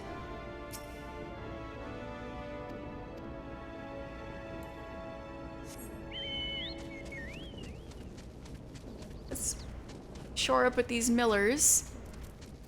Ventzern.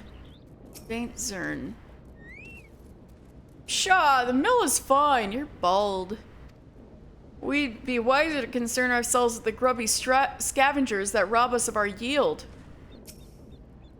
The Grey and the Grey Fleet owes to the mill's ability to withstand even the grimmest of storms.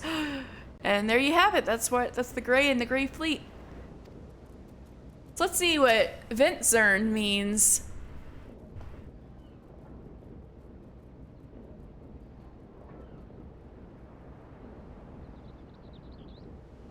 Vent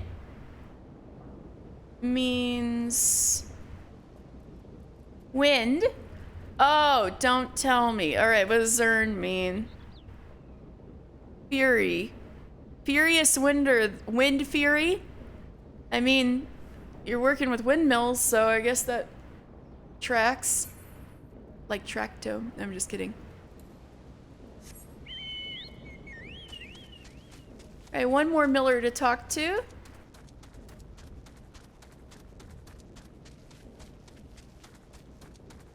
Rijumani. Well, you see the mill spinning, don't you? What more do you need to know? Only problem I have is you meddling in my chores. Away with you then. All right, all right, all right. A miller takes special pride in his mill, and I couldn't be prouder of this one.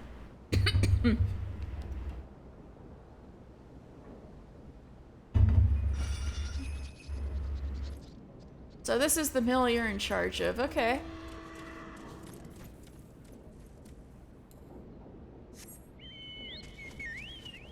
Now, I have not made it to Costa del Sol yet, so we'll have to get there on foot. Can you imagine? On foot. Man, we've been spoiled, haven't we?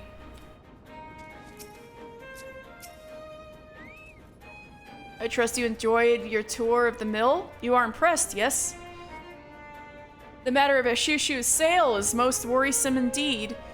The matter shall be remedied at once. To delay acting until trouble occurs is to ask for trouble. The Grey Fleet stops for nothing. Full sail ahead.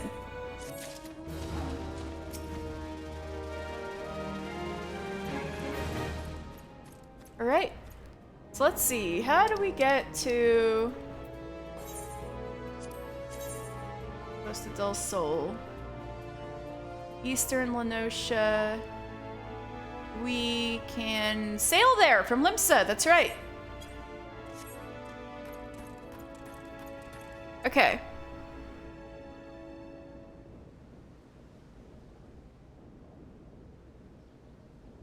Let's go to Limsa Lominsa.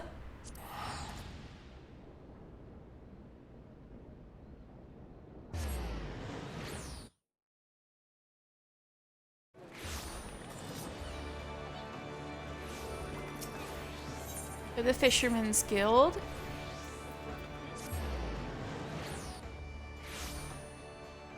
And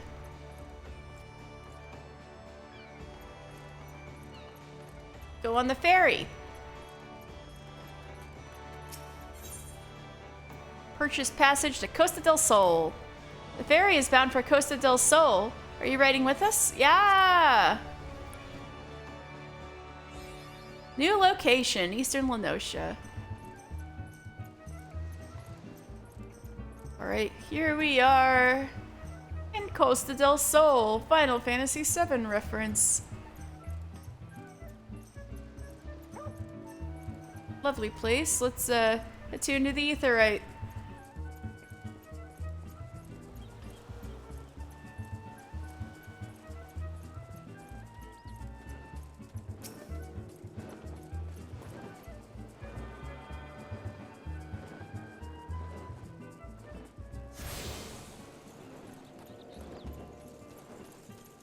Sulkvib!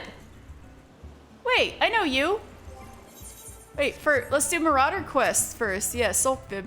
Mister, ever the sight for sore eyes. A nasty bale of turtles has been preying on this area of late, snapping and gnashing at everything in sight. While even the best men that Master Gigaruju could buy, find themselves with no match for the creatures. So Gigaruju is the Lalafell who owns Costa del Sol. He's from Ul'dah originally. Word has it that the beasts have been sighted swimming in from the lightly guarded northern shore. I would send you there to investigate the cause behind their burgeoning numbers. Alright. But first, I have some business here.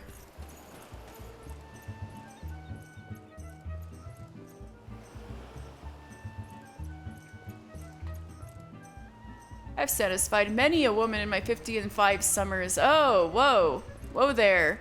Okay. Eldgith. Oh, gods, my aching feet. You wish to see me dance, do you? Then I would be the first to see the color of your coin. I have 3 little ones at home whose bellies need filling. Alright, anyway. Good old Costa.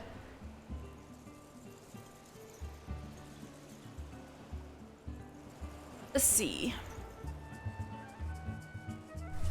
I still have enough daylight to look this up in the book.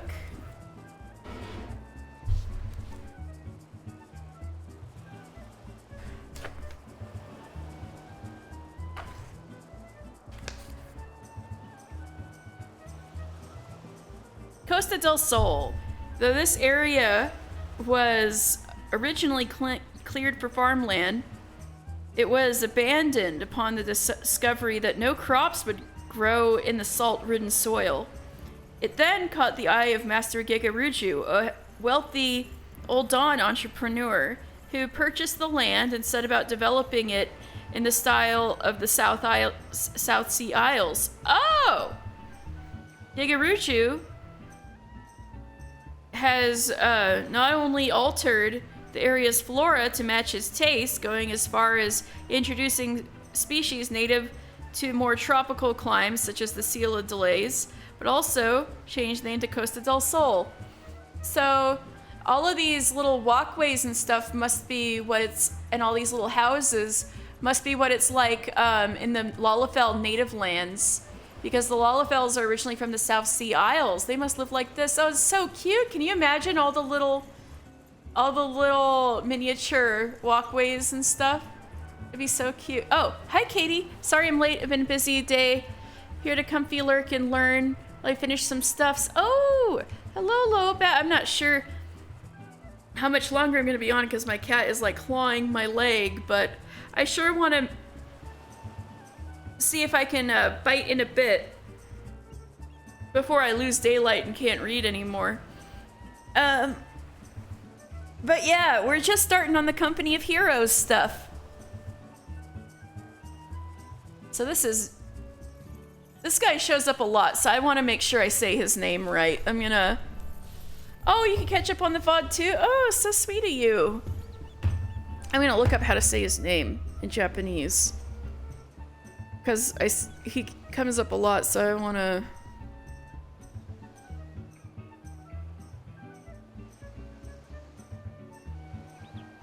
W-H-E-I-S-K-A-E-T.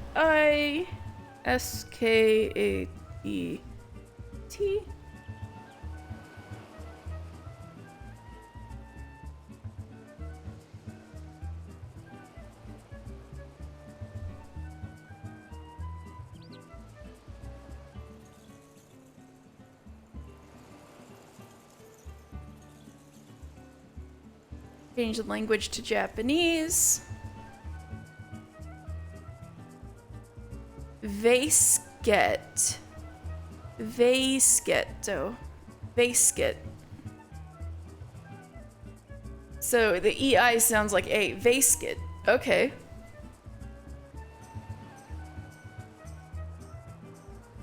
Right, Vasket. I've been saying your name wrong the whole time.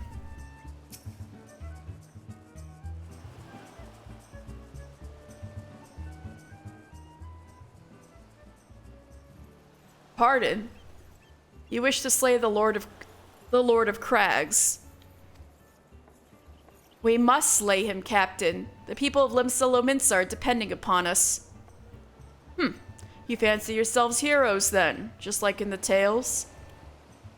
Be not so quick to judge. Long have I labored for the well-being of you and yours, and my associate here has bathed in Ifrit's hellfire and lived. He is blessed with a power that protects him from primal influence. Thus was he able to lay low the Lord of the Inferno. We know full well the risks, and have taken every possible precaution. We lack only the knowledge of how to enter Titan's lair. Pray, be so good as to grant us the boon of your wisdom, and we shall be on our way. A man who can't be tempered. Useful, but it will not be enough. It is true that the company of heroes fought and felled primals, but each victory was bought with the lifeblood of brave men and women. And Titan was the worst we faced. Aye, we defeated him in the end, but he took from us some of our very best. Even if you possess the power you claim, I have no reason to believe you will succeed. Believe what you will, we mean to try. Though our lives be forfeit, we will not abandon Limsa to the wrath of Titan. You are passionate, I'll grant you that. And you deserved better than the greeting I gave you. But I will not send you into Ogomoro on a whim. To be plain, I do not wish to see you give your lives in vain. At the very least, I must have assurances that you are more than common adventurers. I oversee security for Master Gekaruju's estates. Perhaps you can demonstrate your abilities by attending to one of our... Ye gods, man! Have you heard nothing I have said? We have not the time to perform trivial tasks. The enemy is at the gates. Finally, Y'shtola's like, no fucking fetch quests. We gotta go now. Do you imagine words can sway me, girl? If you dislike my conditions, then you are welcome to find your own way into Ogomoro.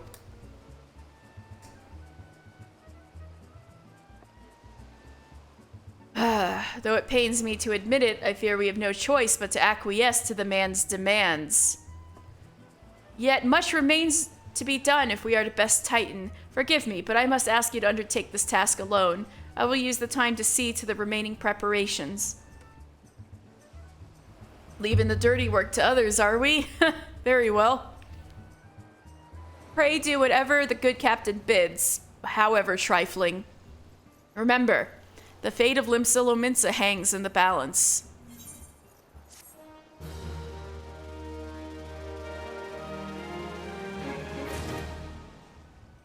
Alright, let's see what Vasket means.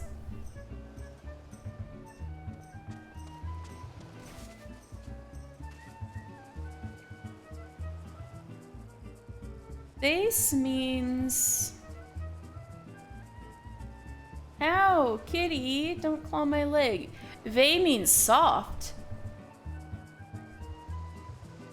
Skit means shadow. Soft shadow. I didn't expect that to be what his name means. That's interesting.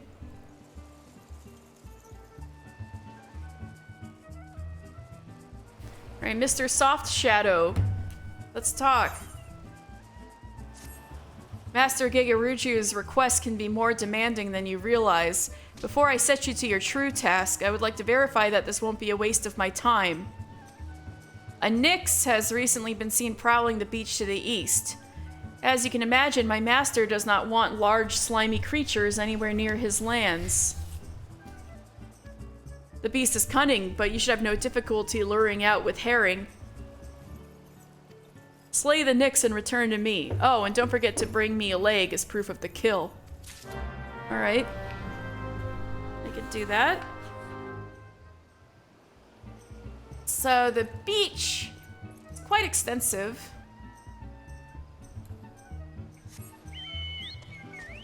But this entire area, this entire shore is called Blood Shore. Let's go down to Blood Shore.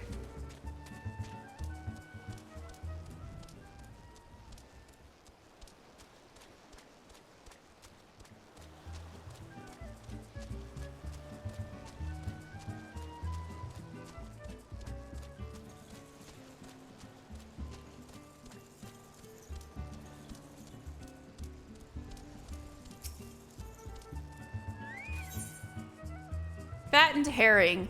When used as bait, a fish this size is sure to attract even the largest of beasts.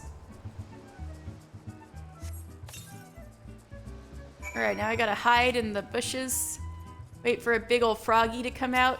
Hope it doesn't notice my footprints. Inflated Nyx. Inflated?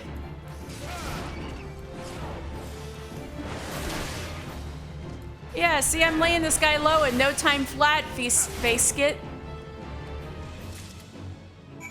No problemo.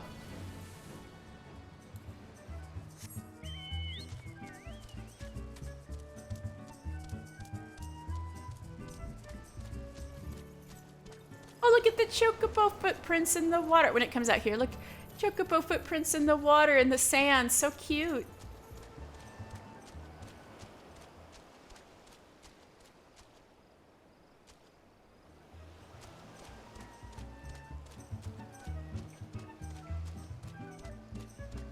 Kitty, stop scratching me.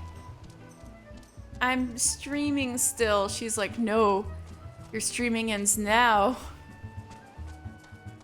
Ow.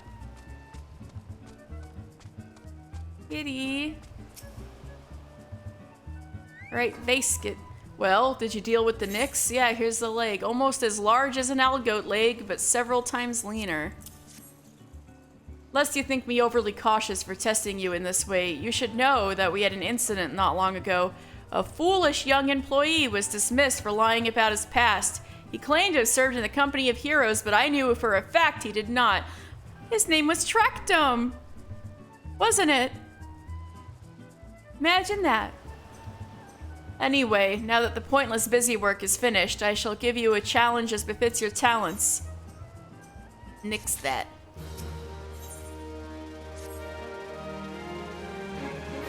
Two highly distinguished individuals are scheduled to visit Costa del Sol in the near future, and Master Gigaruju wishes to welcome them with an elaborate banquet. But while money is no object, not everything Master Gigaruju desires can be so easily purchased. It is to be an extremely exotic feast, and so, mister, your mission is to seek out and obtain the rare ingredients our chef requires. Naturally, such fine dining must be accompanied with a suitable wine, and by suitable, I mean the very best there is. That, however, can wait for the time being, as I believe you have enough on your plate as it is. But, Tish, it will be a long and arduous journey, but you need not toil alone. Many of the mercenaries who once served under my command still live, and they will guide you in your quest.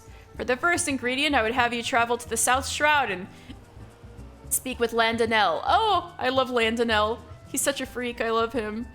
At Camp Tranquil. What? Do you mean to tell me you cannot afford to waste time as your associate did? Adventurer, if you do not have the endurance to complete this mission, how do you expect me to believe you can outlast the Lord of Crags? Either do it or don't. I have work to do. Jeez, okay.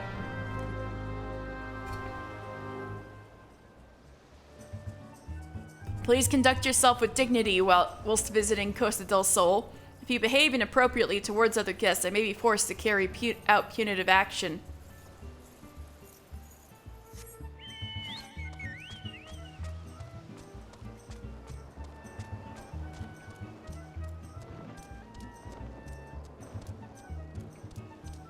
Alright, I should be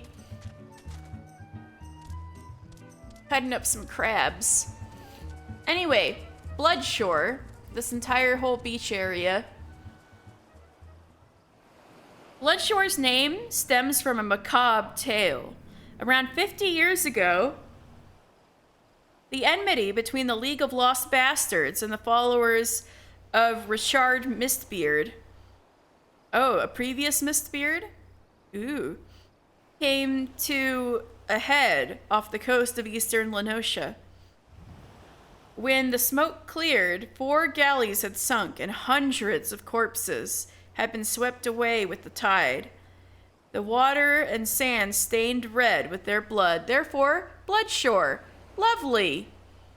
But the League of Lost Bastards was, the pirate crew that Merlvib's father was captain of.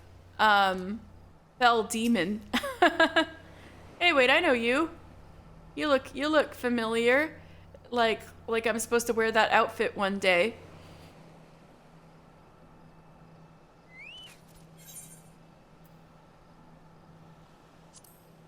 And so Merlvib became the head of the League of Lost Bastards until she became the Admiral and outlawed piracy.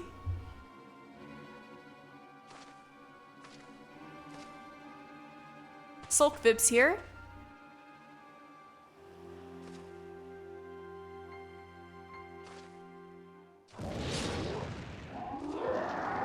Uh-oh.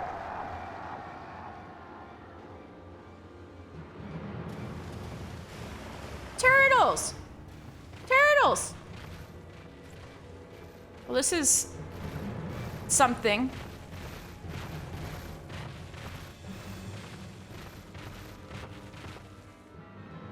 Oh, damn it all. Mister, we must see to these beasts. Alright, it's time for some turtle soup. Fend off the crazed Archelons. Tortoise Stomp.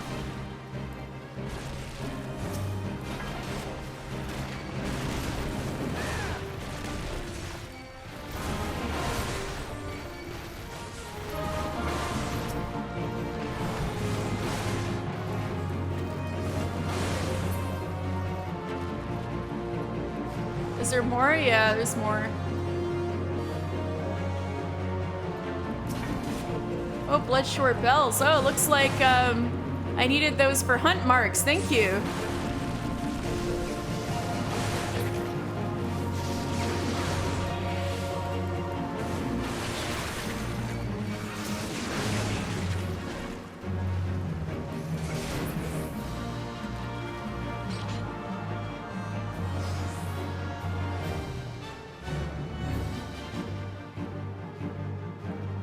Seven hells, there's no end to them. Prepare to fall back.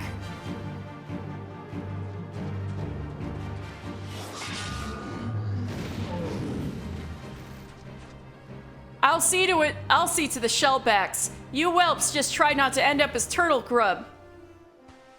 That axe, I've not seen its like in...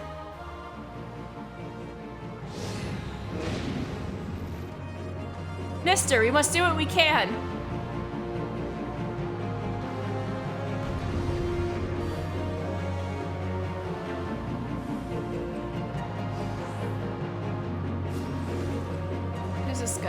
Curious Gorge! The monkey is here.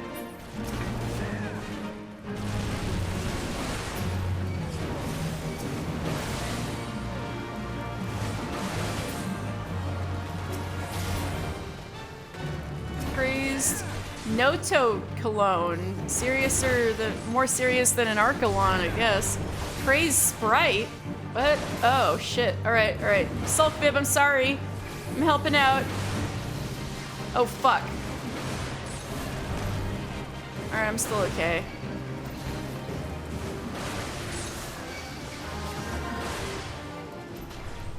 Stella!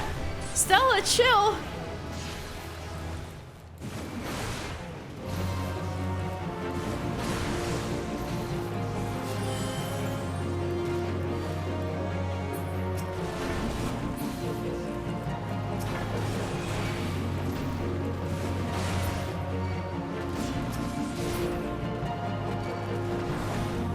Sulkfib, your HP!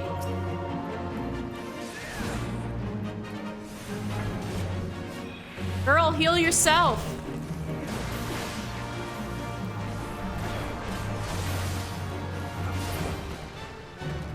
Oh! It fell on me!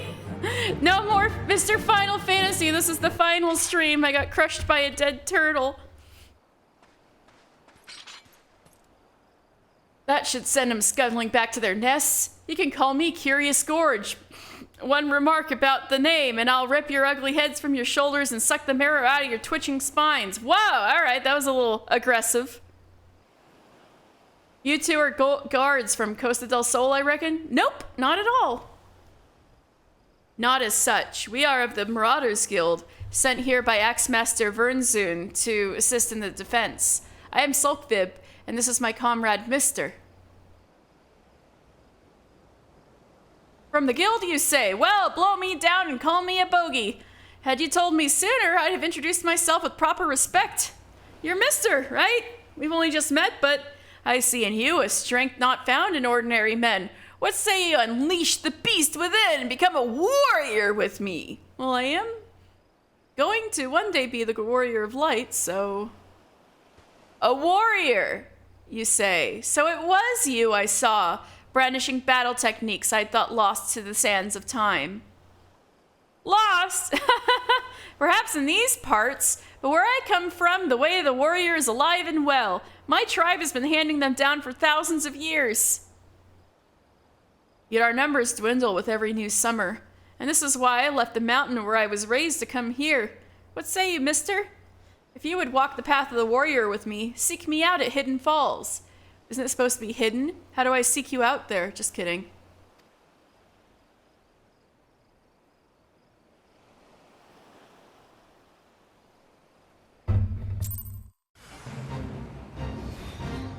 Oh great, what's this? Well, the wisp. Anyway, Sulkbib. That was interesting, huh? The warriors of old. We have all heard the tales, but never once did I dream that I would meet one in the flesh. My memory is cloudy, but many years ago it was said that there was a young marauder in the company of heroes who would unleash crushing blows, theretofore unseen by his comrades. When the company disbanded, he vanished, never to be seen again. Might that be this Curious Gorge? What? Is he one of the guys we're looking for the banquet? I don't think so. I cannot vouch for the man's identity, but there can be no denying the display of strength we saw today, nor that he is taking a liking to you, mister. This could be an opportunity for the ages. Hidden Falls, was it? Were I in your boots, I would head off there without delay. Okay. Okay then.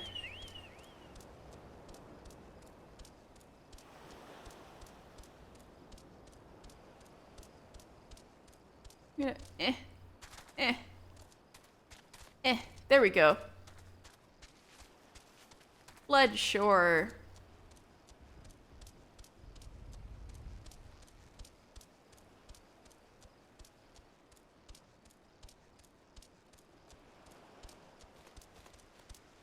Little colibri.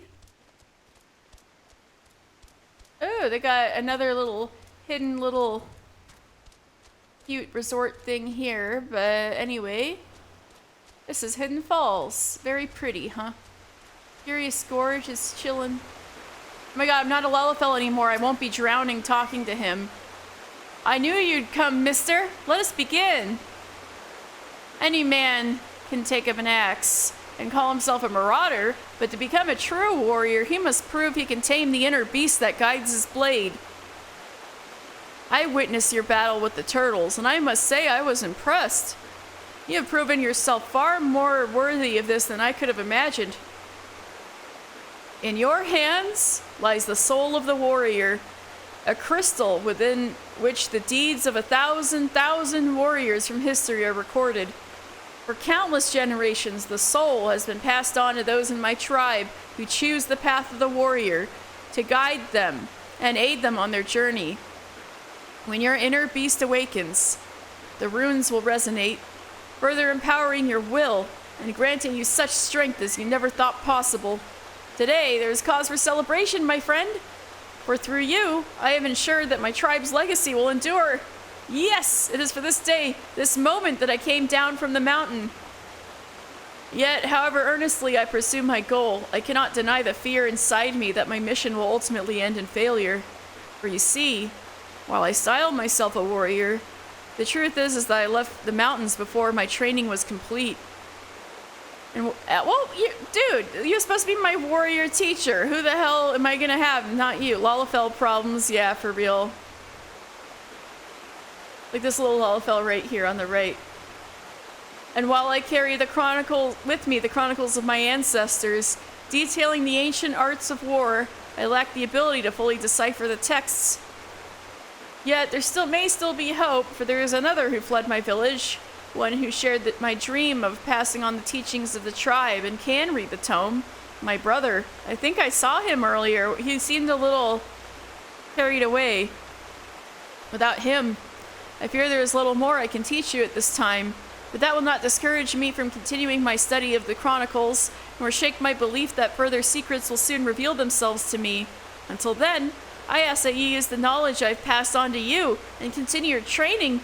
You must strive to harden your will so that it may endure the strain of future burdens. Good luck, my friend.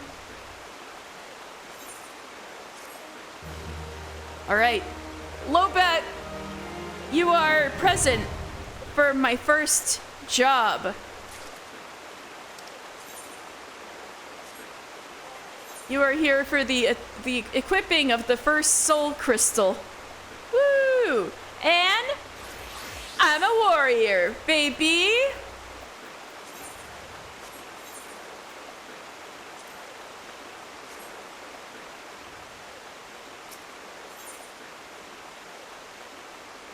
Curious Gorge is struggling to decipher the ancient texts.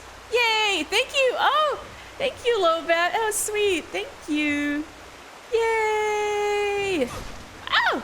What was that? Oh, it was a bunny boy jumping in from above. Welcome back, my friend. I can see that you've not neglected your training. For my part, I fear that deciphering the ancient chronicles of my people is proving to be a much more demanding task than I had imagined. Mind you, it hasn't helped that I've been somewhat preoccupied of late. A comrade of mine from my days in the company of heroes asked me to do a favor, and it's taken me back and forth across the realm like some bloody fairy. So you're not one of the company of heroes guys I gotta ask to put this banquet together, right? Right? Just checking. I'm on a hunt for some mysterious feral beast that's been terrorizing small folk. People don't know where this monstrosity came from. Yes, I am officially Mr. Final Fantasy. I just gotta get the level 50 artifact gear. Woo! I am the warrior of light. People don't know where this monstrosity came from, but witnesses say its thirst for blood is unlike anything they've ever seen. Unfortunately, the time I've spent in pursuit of the beast is time I have not spent studying the chronicles, and I'm sorry to say that I've made little progress. However, while on the road, I was able to decipher one passage that may be of interest to us both. From what I can gather, the chronicles tell of an ancient set of armor forged by my ancestors in the flames of the seven hells, and inscribed with the same arcane incantations that adorn the soul of the warrior. It would seem that this mighty armor was passed down from hero to apprentice for centuries, until one man, driven by rage and vainglory, cast all 5 pieces from Abalathia's highest peak.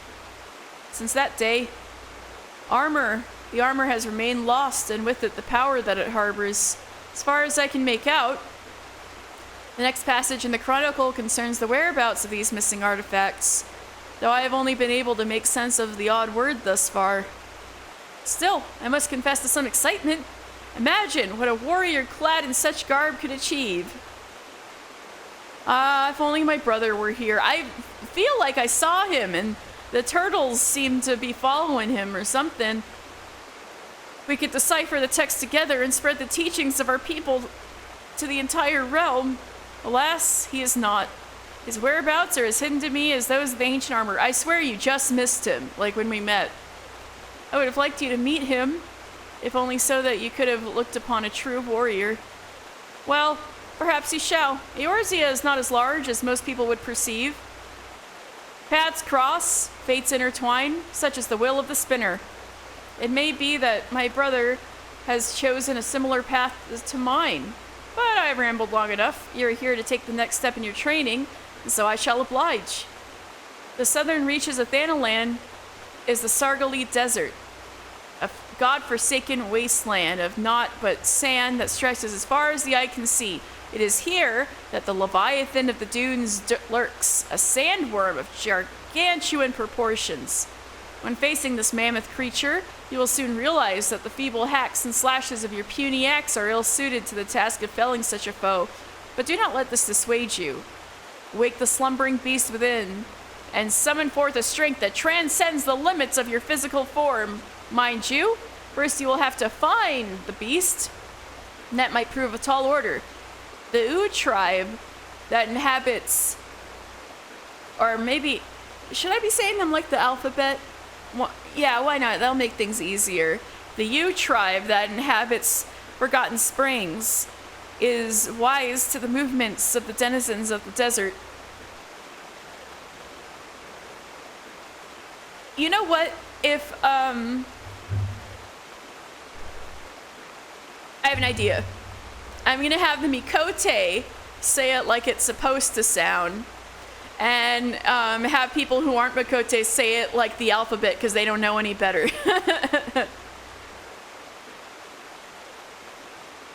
So, Curious Gorge would call it the U tribe, but when I meet Uod Nun, he'll say, Uod Nun, he'll say the Ooh tribe.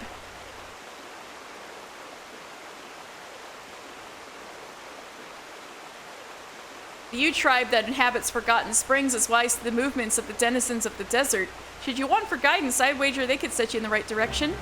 Well, I'll do this once I get pushed in that direction for this banquet, because Uod Nun is there. Anyway, oh, what a cute little shack. Oyster hunter. Let's see what's inside. Oh, no entry. Bummer. Okay. Landonell. So we haven't been to the south side of the South Shroud yet. So we'll start out from Quarry Mill. Make our way down to the camp. Now there are 2 ways there. But I guess Snake Molt is the way we should go because it's directly south of Quarry Mill, so...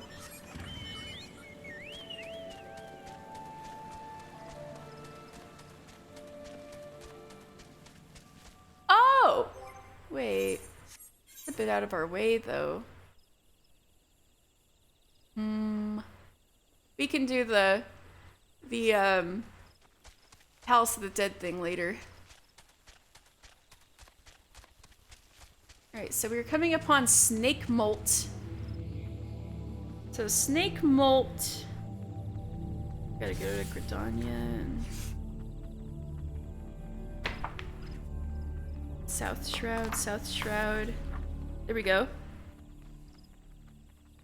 Local legend has it that in ages past, it was this very spot, Snake Molt, that a giant serpent shed its skin, a skin that remained undecaying for thousands of years, until one day it simply vanished, but for a single scale.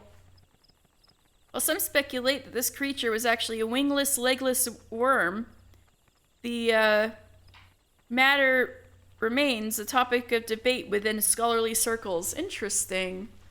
Now, all of this very, like, closely, all this dense kind of brick architecture is actually Amdapor ruins that were hidden until the Calamity.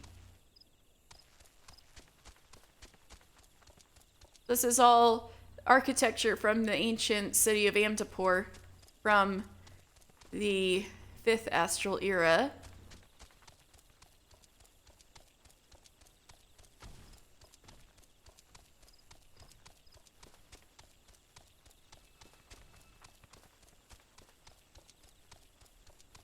Back in the 5th Astral Era, even though there's this gigantic freaking tree right here, oh my god, look at the moon, so pretty. Back in the 5th Astral Era, the Black Shroud did not reach this far south.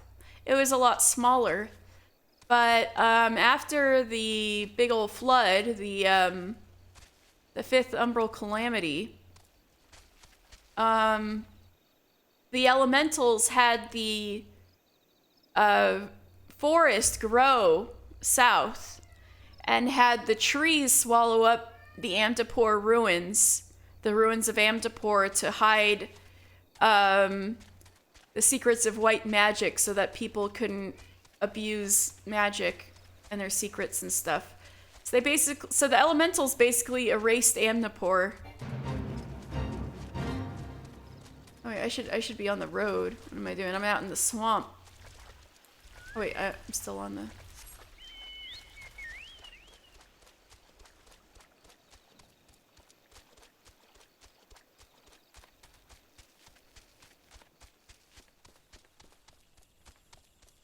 How do I get over there?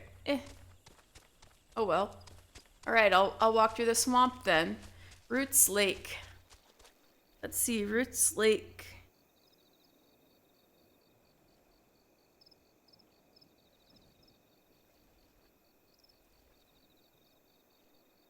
Wise travelers take to the bridges that hang between the great rocks protruding from this muddy marshland. Well, I'm not wise, so I'm just walking through the swamp. Here we go. Here's the path you're supposed to take.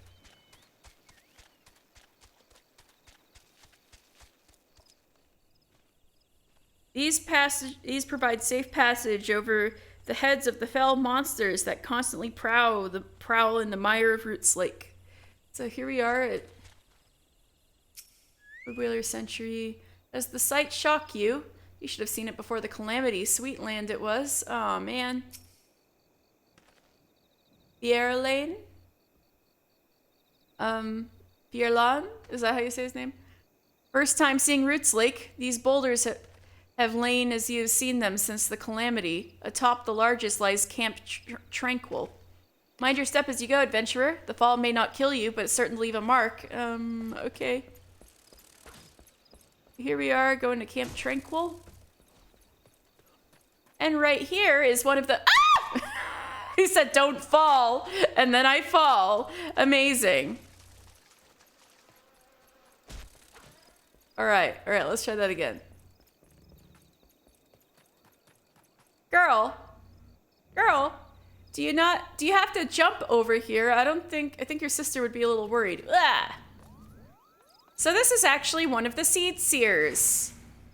This is Kane Senna's little sister, Raya O Senna. She's one of the 3 Seed Seers, so she's one of the most important people of Gridania. So let's talk to her, Raya O Senna. I am Raya O Senna, a Pajal of Gridania, as you might discern from the horns on my head. My name may be unfamiliar to you, but doubtless you know of my sister. That would be Kane Senna, Elder Seedseer of Gridania and Supreme Commander of the Order of the Twin Adder. Together, we are known as the Three Seedseers, my sister, myself, and our younger brother, Arun Senna. Among my myriad titles, I am proud to call myself a practitioner of white magic, which is the heart of healing. This is an art for which we have no small need. The Twelves Wood has been made to suffer unspeakable pains, from the calamity to unending conflicts with the beast tribes, to exploitation at the hands of our own people. It is my duty, my calling, to provide succor, and I do it gladly. Oh, what a good girl. And she's got 2 Moogle friends. How cute, right? This is Puknipak. When she was a child, Raya had quite a temper. She's a sweet little girl now, but a Moogle does not easily forget. Even now, the sound of her voice makes my first stand on Enkupo. This is Kupcha Koopa. Why, I've served Raya since she was a little girl, no bigger than me, Kupo. She has matured much since the calamity. Her brother Arun, on the other hand... Get him. Yeah. Okay. Didn't fall that time.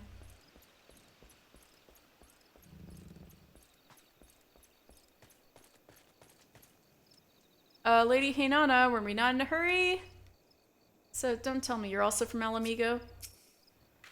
The hell's with the goddamn elementals? This goddamn swamp and this goddamn wood whaler. How long must I wait to make one goddamn delivery? Gods, I should have never left old Da.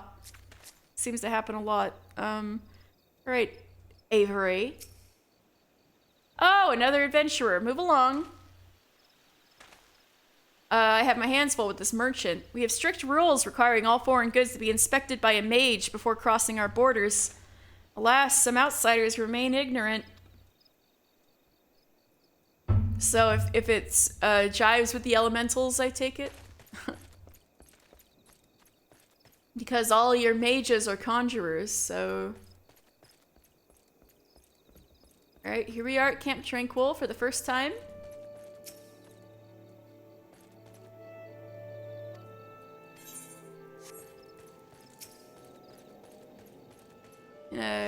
Tune with the Aetheryte. And here we have Landonell, the, Oh, wait. I want to get this quest. Dosette. My feisty little chocobo. Chocobo! Chocobo, can I have my chocobo follow me? My feisty little chocobo, Dosette, appears to have caught scent of something. Sniff, sniff. The unmistakable smell of chocobo clings to you, adventurer. Would I be correct in assuming you have your own trusty steed? Yes, his name is Karage-kun. Aye, I thought so. Now tell me, is your bird battle-trained? No, but I want him to be. If not, you might consider seeking the advice of Lucalo over at the Bent Branch Meadows. The Ishgardian native is something of a prodigy in all matters concerning our fine feathered birds. He should be able to help you attain greater affinity with your bird. Okay, thank you. Ever since the calamity, the flow of ether around Camp Tranquil has been unstable. The land has struggled to heal its wounds. Lend us your strength and help slay the beasts ravaging the Twelveswood. Only then can the forest return to its former glory. This is a hearer of the area, so this must be the guy who examines all the goods. Addistan? Oops, shit. Nature tends towards stability and order, and for ages this balance of forces was maintained. Yet, as you can see, the calamity destroyed that delicate balance and severely weakened the land. The taint of corruption is visible, even visible in some places. Snake Molt is one such location. Ever since the ruins were exposed 5 years ago, yeah, like I said, the Amdapor ruins were hidden by the forest until the calamity. Countless beasts have seen fit to make it their home. With such scars still fresh, I fear the forest will not completely recover for a long, long time.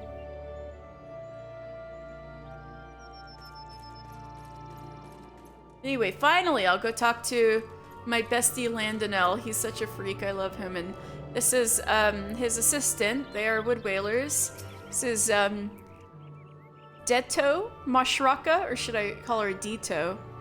Dito sounds better. Never doubt that Camp Tranquil has a powerful protector in the Sixth Spear. You have heard of the prowess of Captain Landonell. Of that I am certain. Right, Landonell? Landonell? It's probably better, right? Do you require assistance, adventurer? So, this is the one who would challenge Titan. I've been expecting you, mister. The ingredient you seek is the egg of a giant adamantoise. The method of acquisition should be obvious. You steal it from the beast's nest, of course. Simple in theory, but difficult in execution. Most who try die in the attempt. Will I help you get it? Ha! You amuse me. I will not jeopardize my position by openly assisting you. From me, you will receive only information. What you do with it is your choice.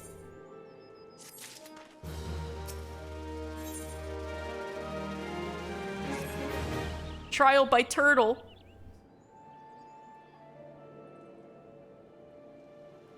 Let me be clear.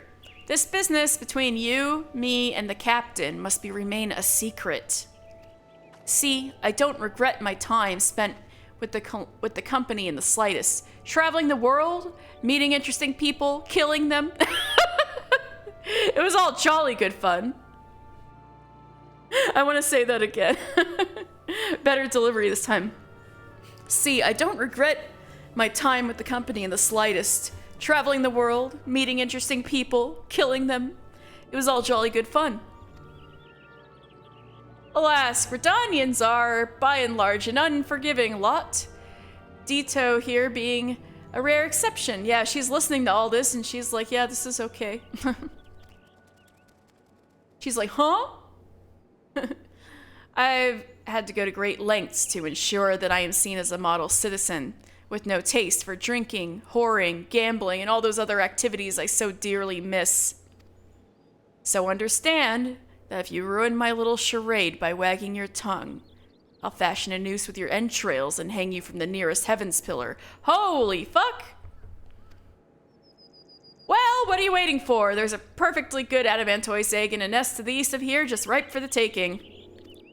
Not that I expect you to live long enough to claim it. Thanks, the mother never strays far from the child, and you will surely be attacked the moment you lay hands upon the egg. There will be other heroes, mister. You do not need to challenge Titan. Abandon your quest, or your corpse will rot in the swamp. Oh, you're so lovely, Landonell.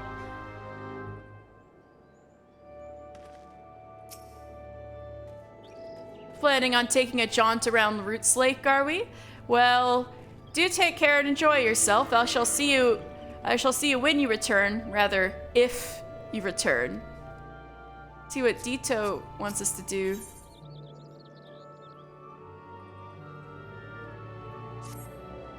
I heard Captain Landonell regaling you with the many tales of his youth. Much he has seen and known, having journeyed throughout Eorzea with naught but his wits. I am a child of the Twelveswood, a whaler through and through. Never have I cast a shadow that was not forged by a sun that perches atop the great elm at dawn. Yet travel I would, if only in mind. They say an Uldan trader is nearby to the south. Will you find for me a thing from that city strange and great? I have duties or else I would go. You'll not find me ungrateful. Yeah! Girl, I'll do that for you.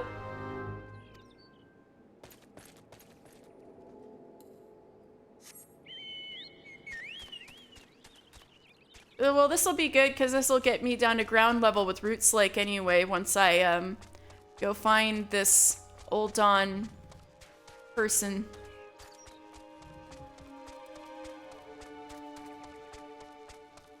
So this is the south end of the Shroud. Lower paths. Why do I keep shutting this book? I need to stop shutting this book. So I don't have to keep finding my page. Alright. Lower paths. From Thanaland, the lower paths act as the proverbial doorstep of the Twelves Wood, and travelers passing through are greeted at the sight of Roots Lake and ancient Antipori ruins. So that means right past here is Welwick Wood in eastern Thanaland. So that must be why the Old Dawn merchants are passing through here. And there are a bunch of Curl Claw poachers here. Keeper of the Moon Mikote poachers. Alright, Old Dawn. Oh no, you're in some trouble? Oh no. You sense a hostile presence. Alright, condors. Come over here.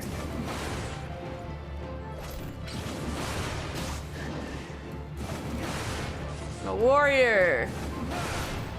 Roar.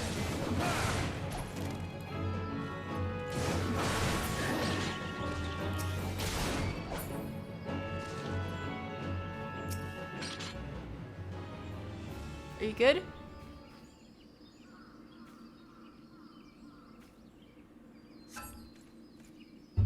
Now that, sire, is what I call a close call. Good for nothing, that guard of mine. Oh no, he's dead. Good for nothing, that guard of mine. I swear, these new cell swords are more cell scabbards. Here, pray take this for your trouble. The more of my precious wares. The more precious of my wares, Old Dawn incense. I feel bad. This guy died for you and you're like, ah, useless. Ah, close call this was. Another moment I would have been carrion for their feast.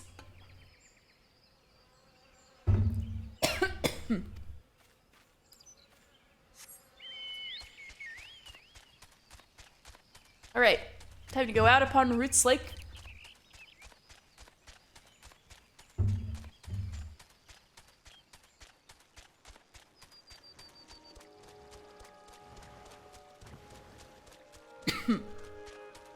And find that adamantoise egg. I already see adamantoises.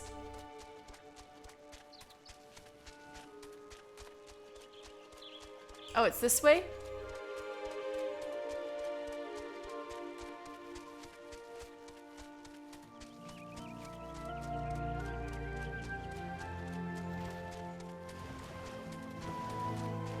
Adamantoise egg. All right. Ooh, that's a big egg. I have to carry that back to Costa? It's a hostile presence. Adamantoise.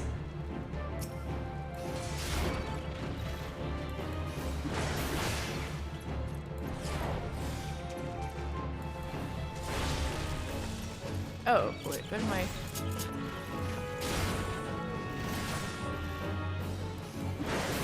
Oh, there's set? What?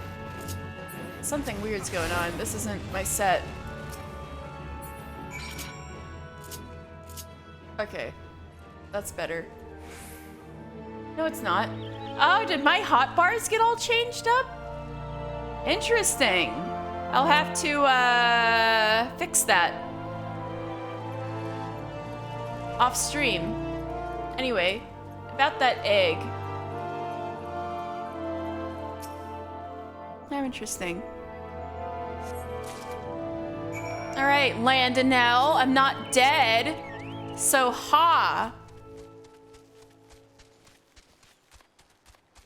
Landonell, I'm not dead.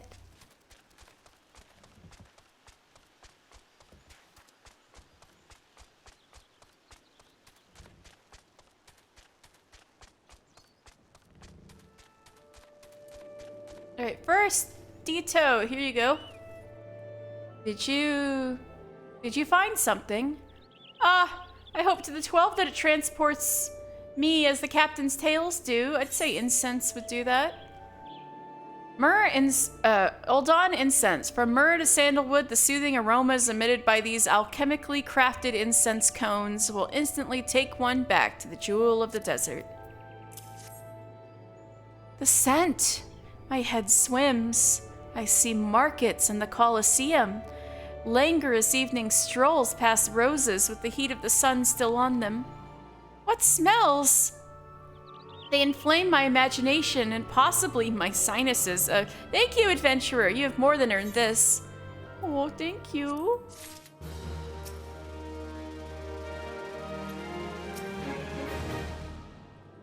I thought you might have the good sense to leave this place. By your continued presence, I take it that you intend to persevere to the bitter end. Giant adamantoise egg. An exceptionally large egg with a seemingly unbreakable shell. When it hatches, the baby adamantoise that emerges will likely be as large as a hound. Such bravery, such recklessness. That will serve you well against Titan. Leave the egg with me. I'll see that gets to the captain. Oh, thank God. You should make haste to southern Thanalan. In Forgotten Springs, you'll find a man named Uod Noon. He will be your next guide. Safe travels, mister. Alright, that's our... we're done with Landonell for now. But we will see him again. Do not doubt it. He is quite a guy. Let's go to... Now it's time to make the journey through southern Thanalan to the desert. We haven't gotten to the... We haven't gotten through there either. Gotta pass through Zanrak to get there.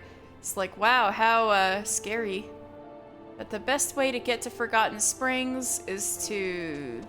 Oh, I could get through the Red Labyrinth and turn out here. But basically run as south as I can. Okay.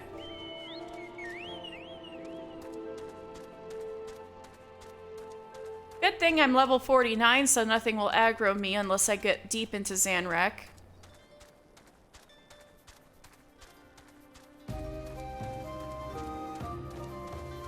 Whee!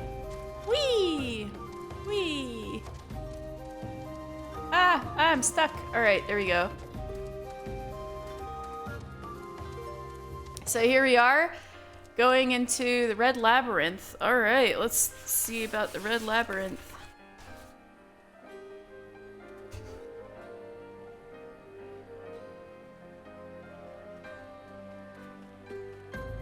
As its name implies, the Red Labyrinth is a complex maze of naturally eroded passages through a valley of scarlet rock.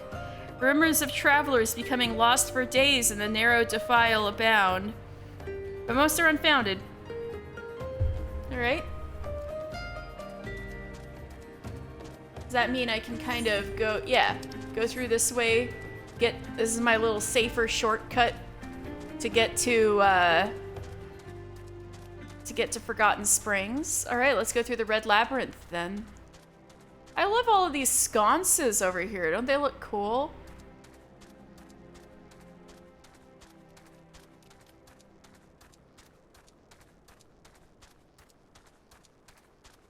Actually kind of pretty. Well, I carved out sconces too in the rock.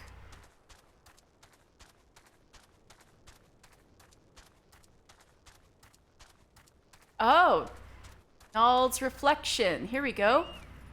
So this is Nald's Reflection. We've been to Thal's Respite in eastern Thanalan. And now here is the companion, the other twin temple. So there was Thal's Respite, and here's Nald's Reflection. So this is a statue of Nald. You can identify statues of Nald by the big old jar he's holding. Thal was holding a sword, like a sword curved like an S. So Nald holds a long jar. Anyway, Nald's Reflection. Overseer of wealth and commerce upon the corporeal plane, it is believed that through fervent worship of the traitor Nald, one will reap immeasurable fortune in one's living years. Prince and pauper alike once made pilgrimages to this remote place of prayer and search of prosperity until, that is, the Milvaneth Sacrarium opened a new toll-based temple within Ul'dah. However, Milvaneth Sacrarium is closed for repairs. So I guess there would be reason for people to come back here, but maybe nobody's visiting Nald these days. Poor Nald. You got that cool Graha Tia voice in the new Alliance raid, so like, I think you're cool. All right, anyway. Let me through Gatekeep. This path leads to the Minotaur Malm. If you're headed there, I'll show you the way. Yeah, take me there.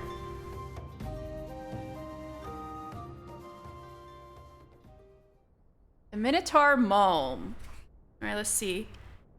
Local legend has it that long ago, a young goat herd leading his pack to water at Forgotten Springs was set upon and chased a full malm through these caves by a minotaur. There is yet to be a second sighting of the creature. Oh, fuck, what? Zombies? Fallen corpses writhe in style. A band of zombies has been... Oh, it's behind me. Never mind. But that's a kind of Hildebrand themed,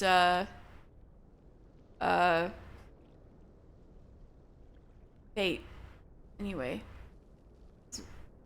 I was reading about Minotaur Malm.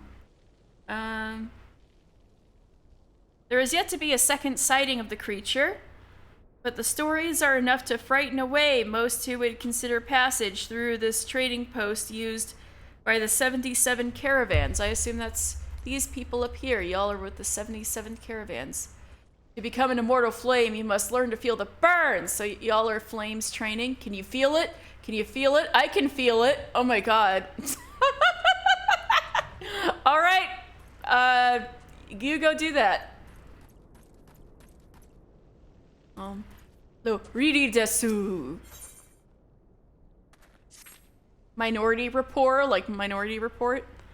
Ah, I was all set to open a shop in Forgotten Springs.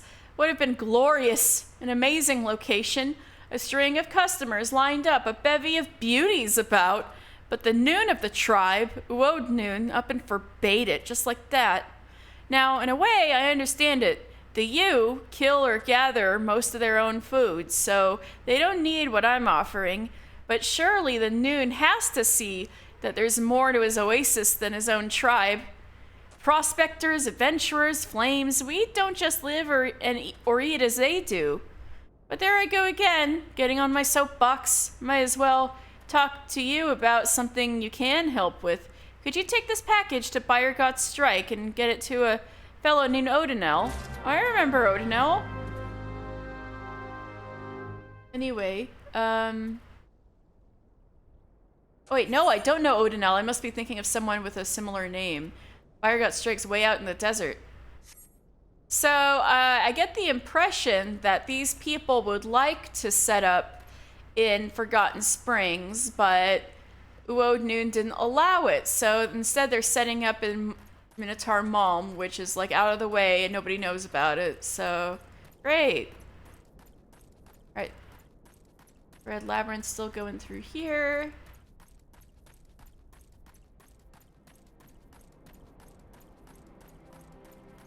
Here we are in Forgotten Springs. An oasis before the desert. The stalls you seek are down the Minotaur Malm. So he's probably like, where the fuck am I supposed to go? And he's like, yeah, they're down here because they're not allowed in Forgotten Springs. So anyway, this is Forgotten Springs. Where's that on here? All right. In this village dwells the U tribe of Mikote, who live on water from the oasis and game from the Sagoli Desert. In times past, it was a stop for traders on the road to Cape Deadwind, the southernmost point in Aldenard. Ooh, so Cape Deadwind is the southernmost point in Aldenard. We can't even go there.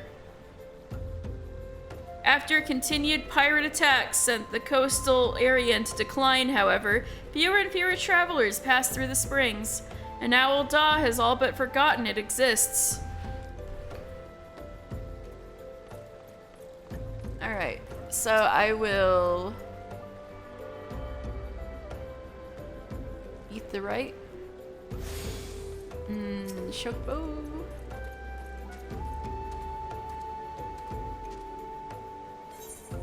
Alright.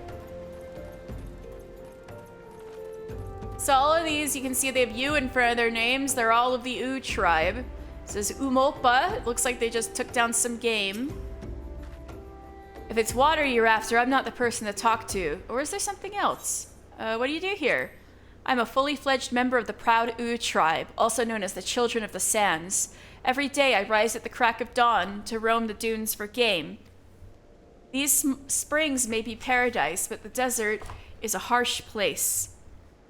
If you can't hunt, you're about as useful as a babe at the breast. Just another mouth to feed. What kind of place is this? This is the only settlement of the Sagali Desert, and my home. In the past, it thrived as a hub for trade. Folk eventually lost interest in us, though, and that trade died away. That's how our place became known to outsiders as Forgotten Springs.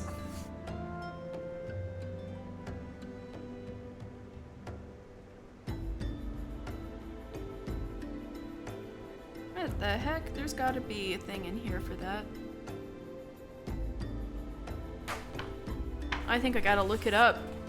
The Keepers of the Sun.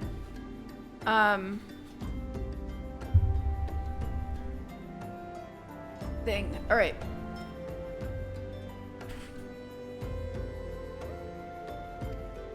But just when we started to enjoy our isolation, some ruins decided to appear just south of here. Now the old Dons are back in droves and we have to put up with their grasping ways all over again. Alright, so, each of the Seeker of the Sun Mikote tribes, the letter in front of their name is actually, the languages, like the Mikote language's word for an animal. And, so there's an animal for each tribe. So let me look up the tribes.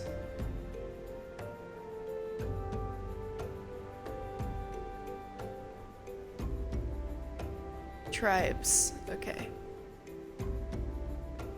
Maybe this is in the second encyclopedia. Here we go, I found it. Alright.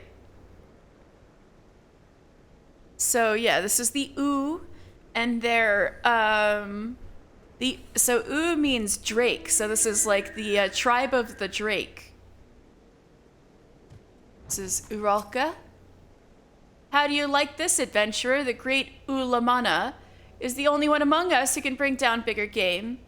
Well, I'll have to look for Ulamana. Apparently she's a badass. It says Undomi. Our people live as hunters, but as we prey upon the creatures of the desert, so do they prey upon us out here. The weak feed the strong. Such is the law of nature.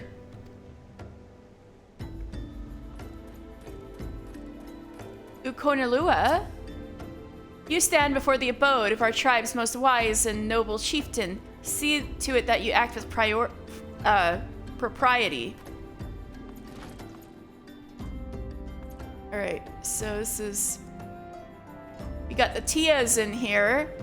Ukuba Tia and Utika Tia. They surely want to topple Uo Noon off his high throne, but that ain't gonna happen because Uo Noon was literally with the company of heroes. Let's talk to this guy. State your business, adventurer. So this is the one Facekit sends me. I haven't the foggiest what he sees in you. Until I do, you will receive no aid from me.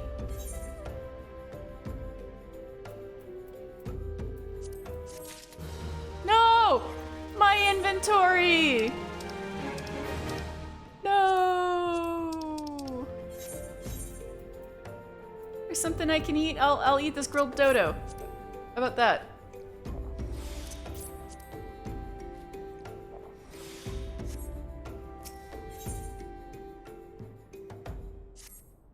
Persistent bugger.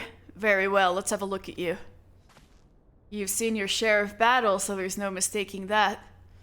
And you did manage to obtain that Adamantoise egg. However, that was not more than a display of brute force and blind courage. The Noon I once fought also believed that his strength would save him. He was wrong, and now I am Noon. Many years ago, I joined the company of heroes to hone my skills. Stella! Oh my god! Stella literally just jumped in front of the screen. She's still trying to get my attention. Hold on a moment.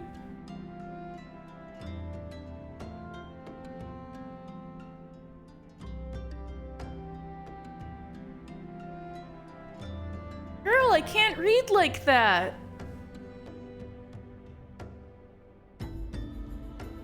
Many years ago, I joined the company of heroes to hone my skills instead of challenging my predecessor before I was ready. Even when I was young, I understood that victory goes to the patient, the cunning, the pragmatic. That is why I claimed my position, and it is why I still hold it. That is why I will not help an unproven whelp. The children of the sands do not offer aid to strangers. To do so is a sign of weakness. However, if you were to be recognized as a skilled hunter in your own right, it would be permissible to assist you. Across the desert to the east lies an Amalja encampment. There dwells a warrior renowned for his strength and his guile. To even face this Amalja in battle, you must find a way to lure him away from the encampment. This will be your test. To draw out and defeat the veteran. For this I will offer you no advice, only this worn spear. Why, you ask? You will have to solve that riddle yourself. Now go. Slay this old warrior and bring me his necklace. Oh shit, I feel bad for what I'm about to do to this guy, but okay. Pray do not cause a disturbance while staying in Forgotten Springs. We have enough pressing concerns as it is. Ukubutia need. Sandworms are particularly sensitive to vibrations in the earth, such as those made by running. If you're looking to summon one of the beasts, then I suggest you search for their tracks. Right. I'm doing that for the warrior thing. Then run about making as much of a clamor as possible. I would also suggest you seek a cure for your madness. Nope, I'm a warrior. I'm just like that. Oh, he's got glasses. Oh. Yeah, you don't look like you're gonna win a fight with Uod Noon anytime soon. People are talking, and Akubutia would like to know what it is that they say.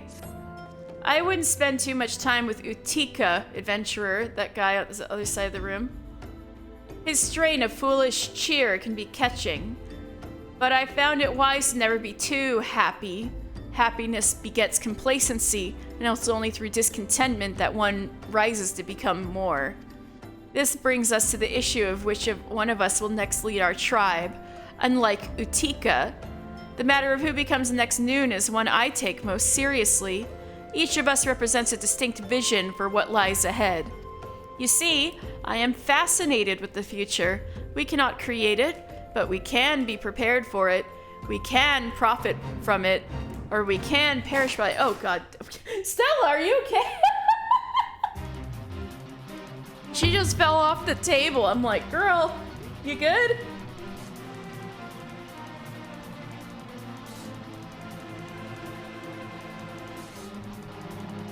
I hate this fate that takes place in the middle of town and there's the worms everywhere. Oh god, okay. Or we can perish by it. I need you to speak with immigrants, for they see Forgotten Springs through the eyes of opportunity, not loyalty. We must think beyond our ken. If you have ideas, bring them to me. The next Noon of Forgotten Springs, no matter how peculiar they seem. Y'all just want the pussy. That's why you're doing all this. I'm just kidding. All right, Utika Tia, hello. You there, you have the smell of a resourceful drink of water. Help me with one of the young ones, will you? I speak of the novice ranger by the name of Ukazuna, one of our most promising. I sent her southwest to hunt anglers, but she is rather long in returning. She should be back by now, even if she'd killed one, dressed it, and made a saddle out of it. As young a huntress as she is, I suspect she tripped over her own tail and has made a right mess of things. But as this is something she ought to do on her own, I fear sending one among the tribe to help her is out of the question. You, on the other hand, are a different story. Okay. Adventurer, when you're tired of killing birds and moles, come hunt the sandworm with us.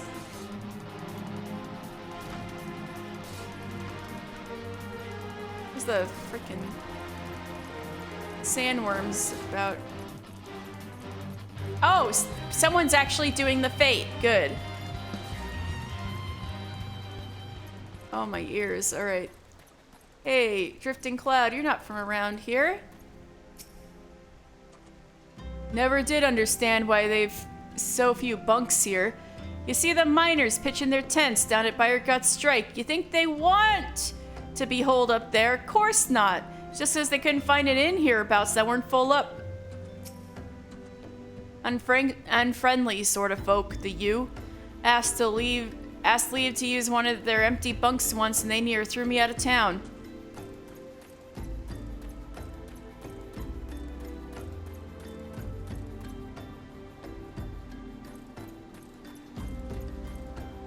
Our territory is sacred. Sully this land and you will have offended us all. Alright, alright. Ugoramuli, do you know about hunting sandworms? The Leviathan of the Dunes. Saw the fearsome bugger not a week ago, preying on a group of merchants south of Brigade Strike. The smart ones dropped their wares, turned tail, and ran. The dumb ones, well, at least they could say they died rich. Never gone fishing in the desert. There's no difference between sand and sea once your quarry is on the hook. Talking about dune fishing.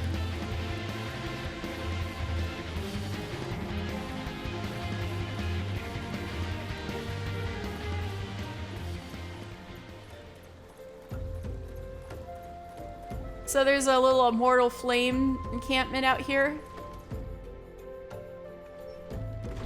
I guess so.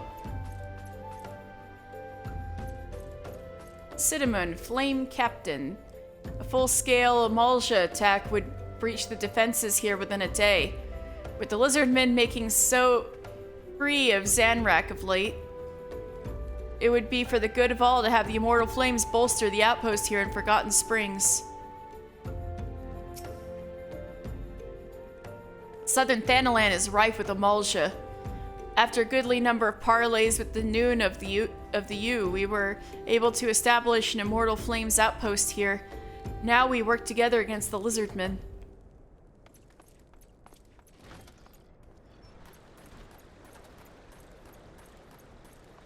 Alright, looks like I should set out for the desert.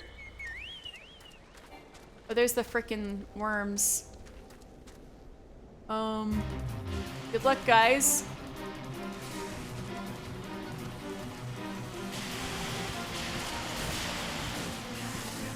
Alright, this is the Sagali Desert. This is rolling dunes as far as the eye can see. Alright, Sagali Desert.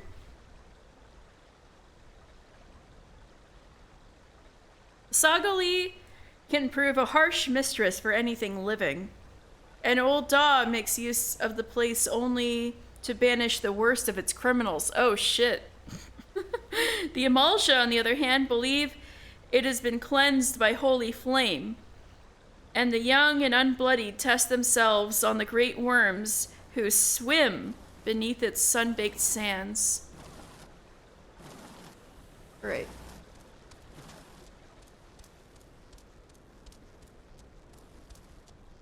There was something to do out here. Right. Ukazuna's in trouble. Right. Need to help her out. Anglers. Alright. Come at me.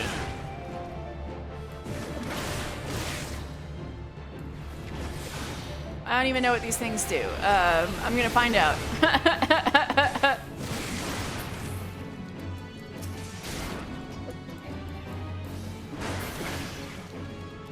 Ukazuna.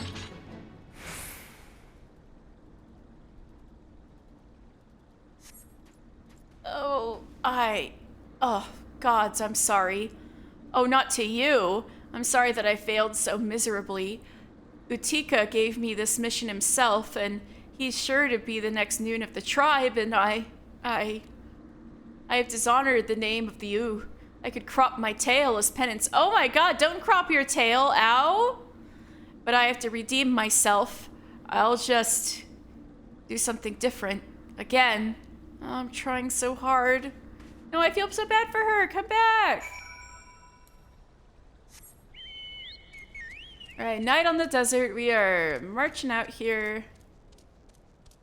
We're looking for a worm and an Amalja war chief. Old soldier.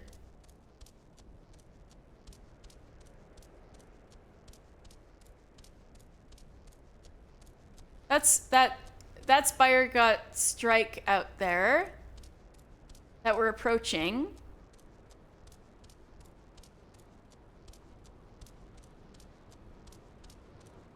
This big old drill going in there.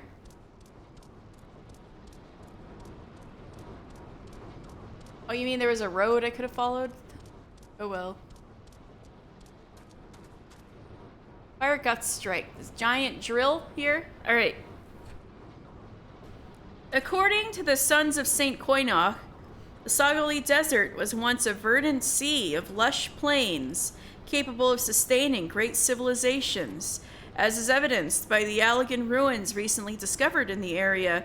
A massive drilling device designed to crack the rock beneath the sands and reveal the secrets beneath has since been constructed on the site, the awe-inspiring structure being given the name Brigat Strike. So they're drilling for Allegan ruins. Cool.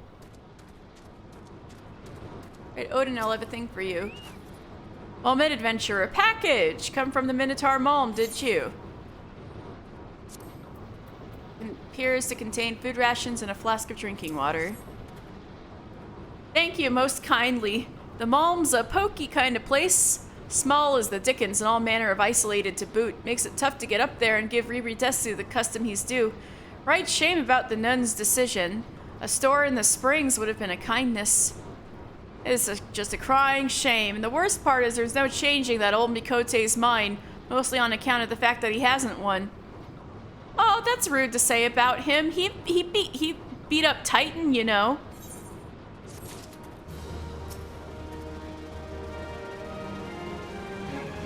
The Allegans were powerful people, all right. But I'd venture to guess it was all this heat that did him in. One more year here and I'll be needing a sarcophagus. Alright. Alright, time to go see that Amalja camp. So the stars under the Sagali at night is a view that Millith told us was gorgeous. But still, the sun's still setting. It looks like this is going to be one of those nights. Best place to see stars in Eorzea? I guess maybe because the sky is so big.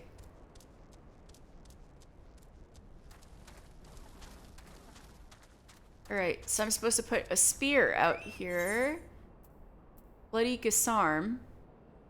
Where's the camp? Oh, there's the camp, over on that hill over there. A trophy claimed by Uod Nun from the dying hands of an Amalja warrior. Oh. Goodness.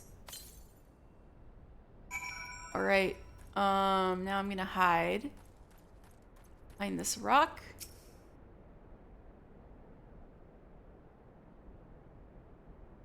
Or, no, I'm just gonna look for this guy. There he is.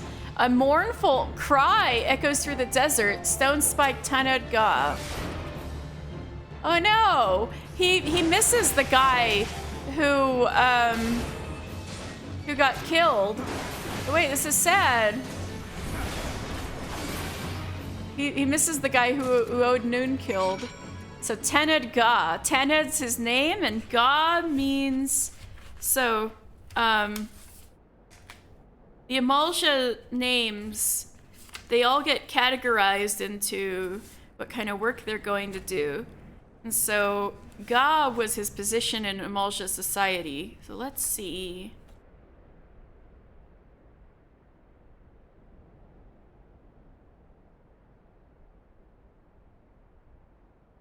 Ga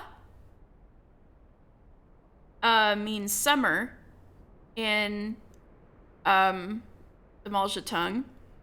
So Ga are warriors tasked with overseeing military operations found on the front lines of intertribal context and war with other races. So that that lines up with Uodnun saying he's an old soldier. Now we're after that sandworm, right? I gotta...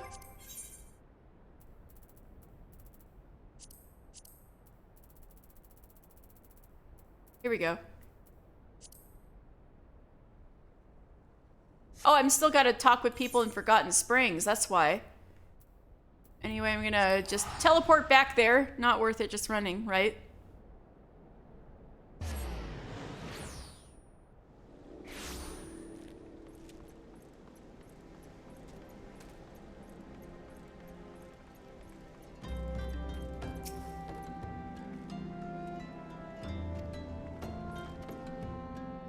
Alright, oh yeah.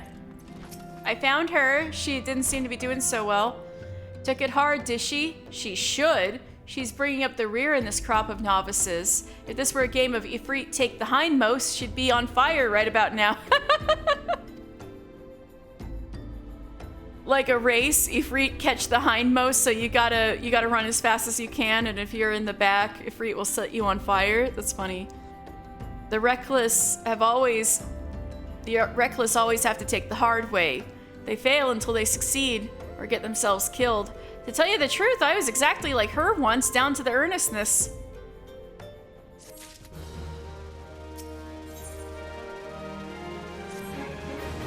Ah, familiar scent. I like the way you handled yourself the last time. Would you be my helping hand in the desert once more? You remember Ukazuna, don't you? I have her where she needs to be, out hunting Amalja in the eastern Sagali Desert. Humbled, petulant, and with no idea how to gather her wits or her skills. The kindling is laid, all it needs is a spark! Go east and dispatch 3 Amalja before Ukazuna's eyes. Harden that heart of hers, so weighed down already with shame and pique. Then with a deft psych, strike upon that flint. So something tells me of the 2 that are vying for the position of Noon, Utika's the more traditional guy, and Ukuba wants to open the place up to trade and stuff. So Kubatia, yeah, right. Whoa, Noon, I did the thing. Tell me, adventurer, is our old nemesis dead? Crude necklace, a confusion of teeth, bones, and claws strung onto a piece of leather.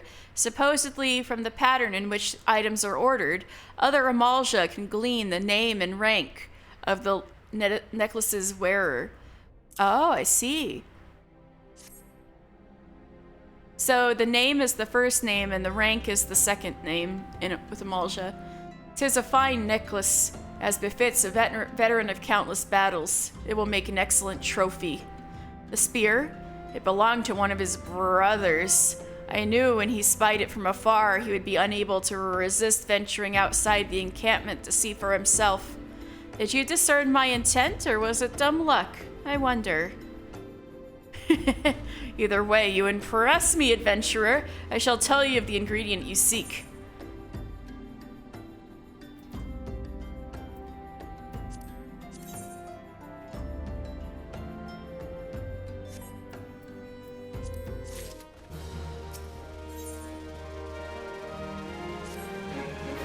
A shame that we did not meet when I was still with the company of heroes. You would have made a fine recruit.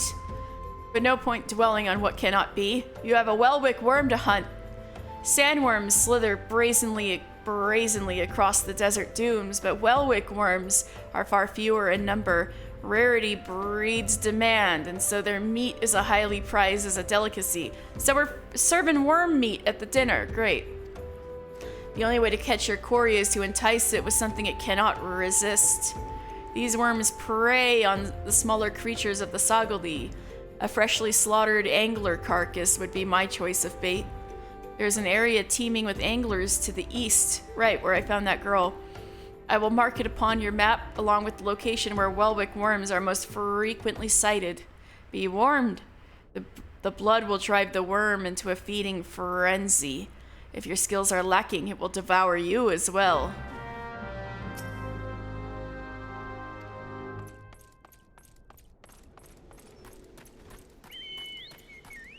Is somebody in here? Yes, indeed. Utawali. Aye, I've seen the beast. Stands 3 malms high, he does, and stirs up sandworms with each writhe and wriggle. Showed up in my hunting fields some years ago, and has been swallowing up my would-be prey in that gaping maw of his ever since.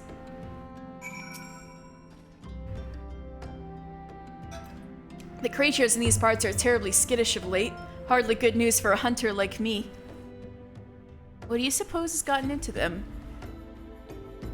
Alright, we're gonna hunt 2 different kinds of sandworms. Are you ready? We're on the Great Sandworm Hunt.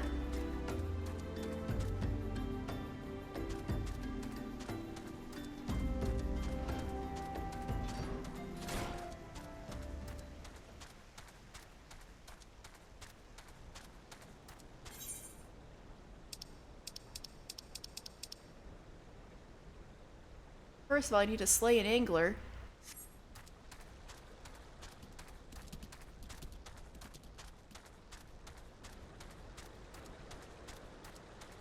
Guess I need to follow the arrows then.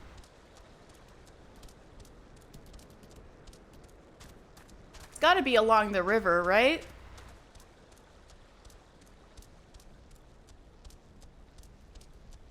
Oh, now the sky. Oh my god, she was right. This is gorgeous.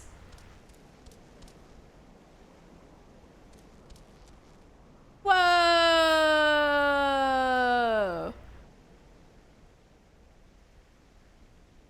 Millet was right. It's gorgeous out here.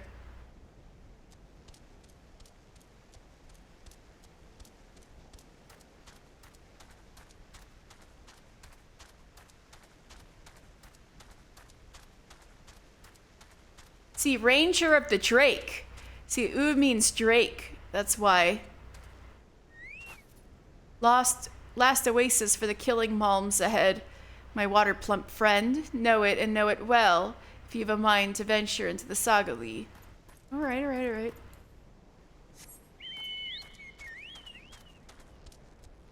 That's an angler, right? No, it's a dune angler. I need a regular angler.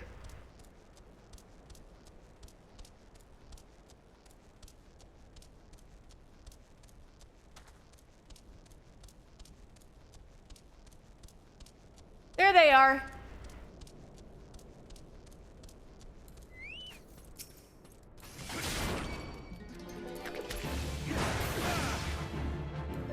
God, my hot bars are all messed up.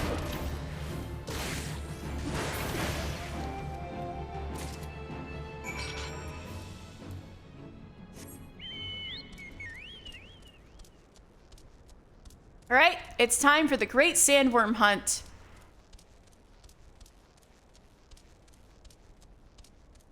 So when we become astrologian in the future, maybe we can pick out some of these constellations in the sky.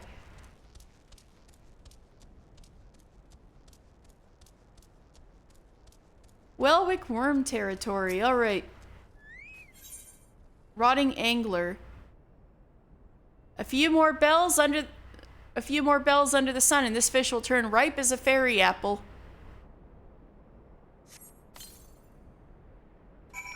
I gotta wait somewhere? Yeah. So I'll leave the fish and wait. And there it is!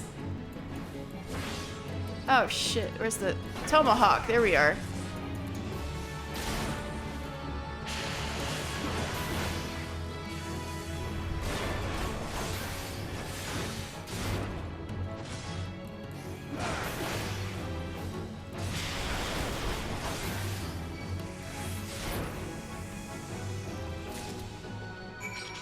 My inventory is full.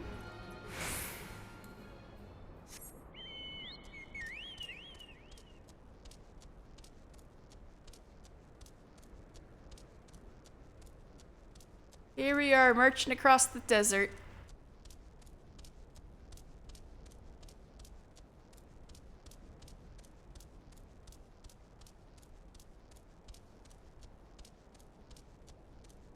Alright, they wanted us to go beat up the Amalja, right?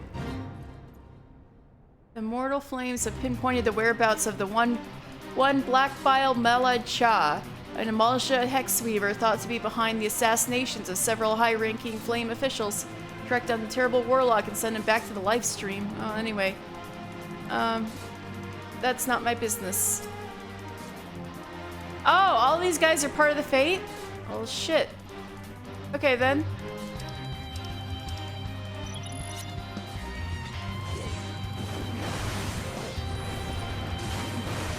Oh, now my old hotbar is back. Wait, no, it's not. It just overpowers in the same spot.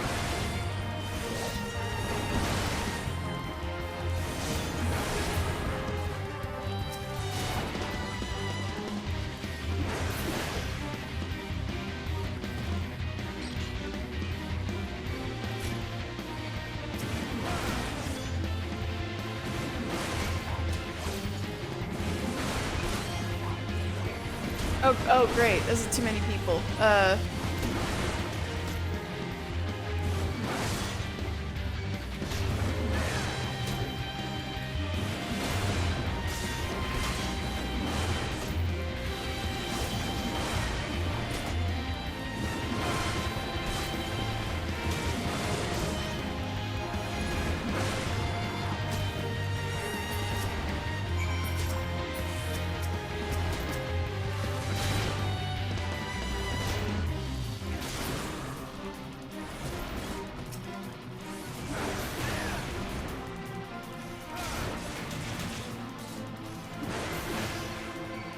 Fly, sons of man.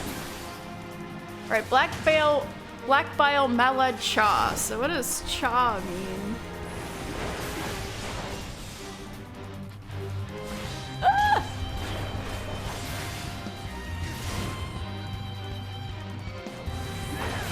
Cha mean. Ah, okay, wait. I can't fight and read at the same time. Cha are priests responsible for performing divination rites before battle and other such rituals, so...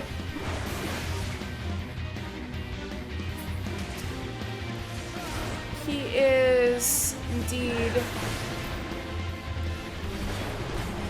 like a shaman, ignorant knobs of flesh.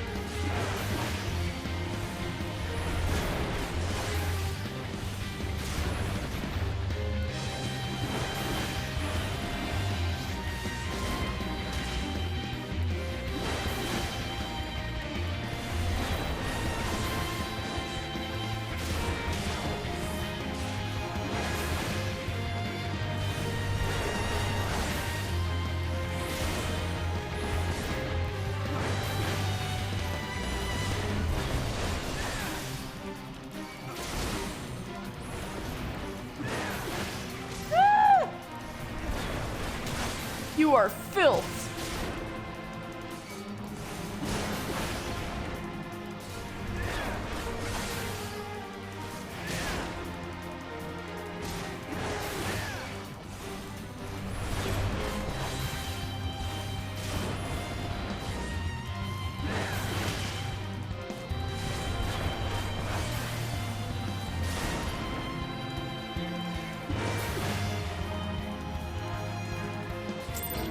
Well, I did it. Oh, I gotta get out of here. Whee! But now I'm back to my levels, so they're not scared of me anymore. Oh, right, I was supposed to kill all those people to show her what was up. She must be back here. Yeah, you hiding? Yukazuna? Oh, you're scared! I'm sorry. I hate having to repeat that over and over. I have no idea what I'm doing. I got this far into their encampment and then I froze. Oh, that's also pointless. Oh, right. I'm supposed to psych her up.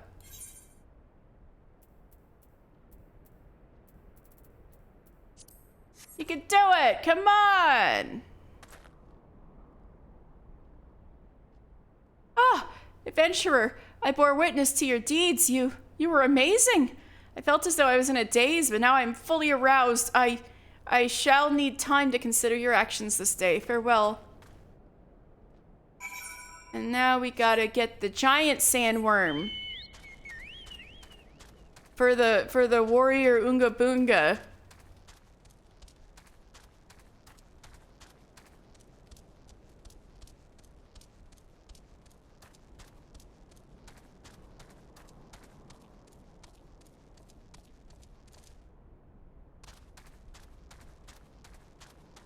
Hey, that's one of the things that they hunted.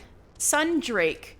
Oh, so if this is a kind of drake, you could say this is the kind of animal that the ooh represent.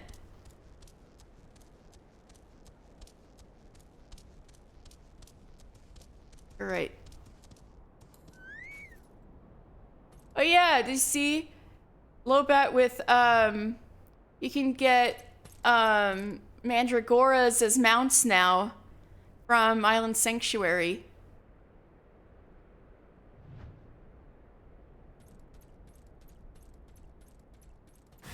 Oh, there it is. Giant sandworm.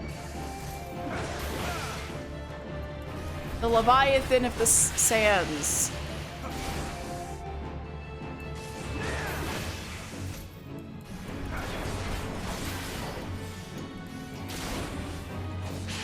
This Sundrake is like not my problem.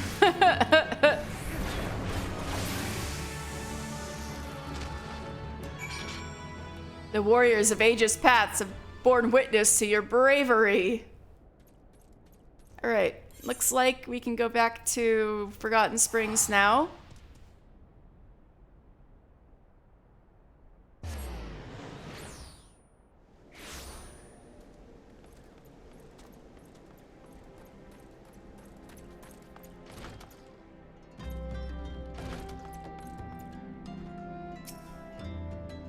You look well. Have you caught your quarry then? Welwick worm meat. A large round slice of Welwick worm white meat. Your skills as a hunter rival those of our best. I applaud your success, mister. The meat will need to be heavily smoked before I ship it to Basket. Worry not, you have my word he will receive it in time for the banquet. You must be eager to obtain the third ingredient. I regret to say that I know not of its location. For the nonce, you should return to Costa del Sol and seek Vaskit's counsel. Ah, but hold a moment. Since you will be meeting the captain again soon, here is something I would like you to deliver to him for me.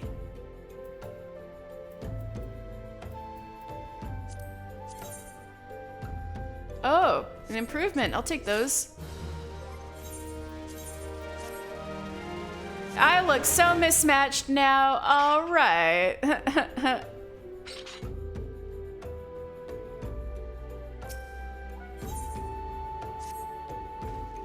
The captain was always fond of his brandy wine. I would be grateful if you could deliver it on my behalf.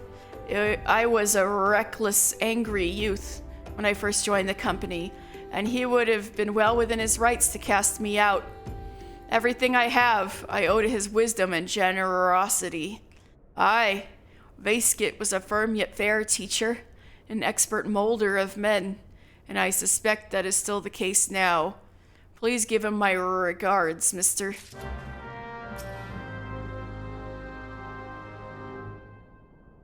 You are a skilled hunter, mister, this I know, but your quarry is a god.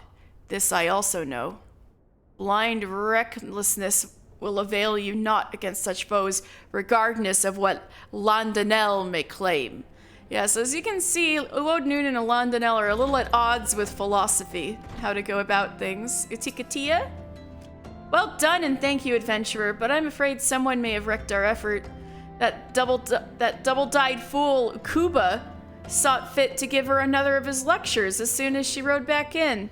The man is such a fool! His scolding ways have cost us more novices than the desert and the basement combined. Ukuba has little love for anyone but himself. They're always button heads, huh? Adventure. Oh yeah, that's the same. Alright, what do you have to say for yourself, buddy? So, it's you.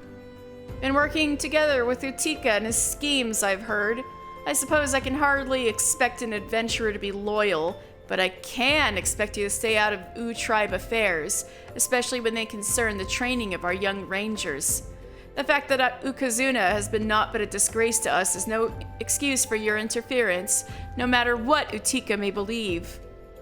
For the nonce, I've dispatched her to Minotaur Malm so that she might reflect on her many flaws and solitude. Poor girl! But that will accomplish nothing by itself. This problem must be fixed at the source. Utika's foolish methods. Since you've gotten so close to the man, mayhap you'd be so kind as to tell him, to refrain from corrupting other impressionable novices. Oh my god, the, you don't know me, the name of the thing. Yeah, the quest name. What's all this? Ukuba expects me to stay away from teaching our young ones. His foolish notions truly know no bounds. A true instructor does more than simply criticize his students when they fail. I continue to worry about how Ukazuna fares following the repeated rebukes she has received from that onion-eyed troll. Who knows what damage he's wrought? Please, adventurer, seek her out so that we might determine her mental state.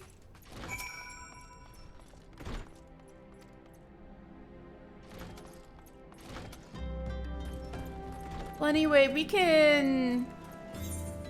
Oh, well, both things are in Minotaur Malm, which are right there, so I might as well go.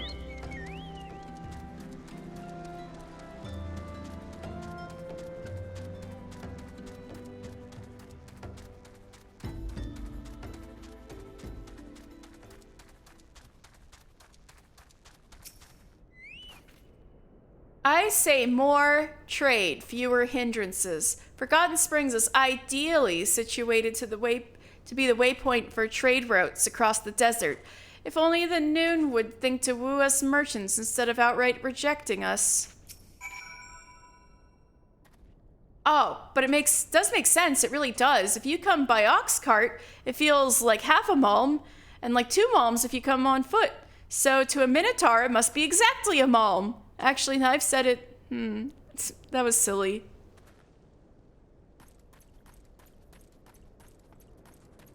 Ukazuna, you got your bow out? You good, girl? I'm worried about you. It's good to see you again. What's that? You're wondering how I'm doing? I'm fine. Don't worry yourself on my account. I have everything I need. Mostly. There is one thing you could do for me. I need 3 anglers, alive but enfeebled. I believe that when sufficiently weakened, they can be caught with simple sacks. Would you do me this favor? Maybe later, but thank you. For now, I'm just gonna go to Costa del Sol.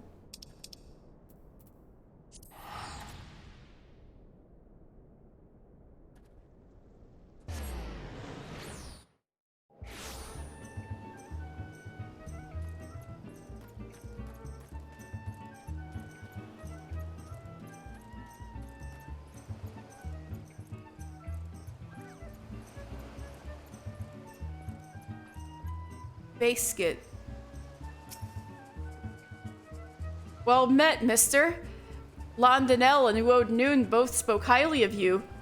What brings you here today? Got some Onyx Brandywine for you. A deep caramel-colored spirit made from twice distilling fine red wine and then aging it in rosewood barrels for at least 30 summers. Wow.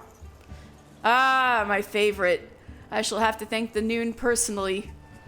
Now you have but one ingredient left. Fortunately, you will not have to travel to Aldenard this time to obtain it. Oh, because we're in Vilbrand, right. Aldenard is the main continent, but we're on an island, Vilbrin. So he's like, you don't have to go all the way to the mainland now. You can just do your thing.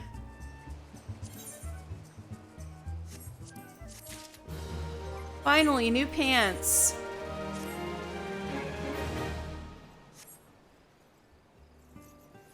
But they look the same? That's funny. They look the same.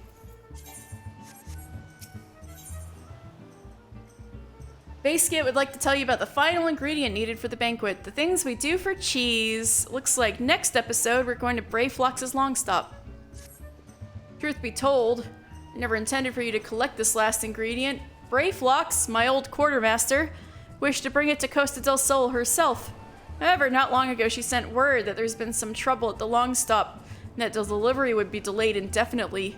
She told me nothing of the incident itself, but I fear the situation may be dire.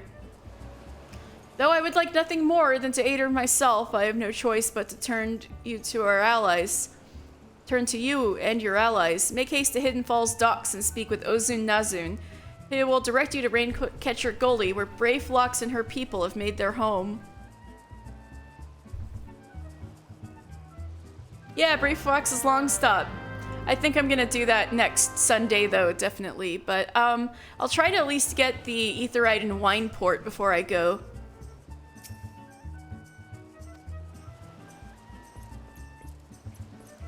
Alright, we need to go to the docks.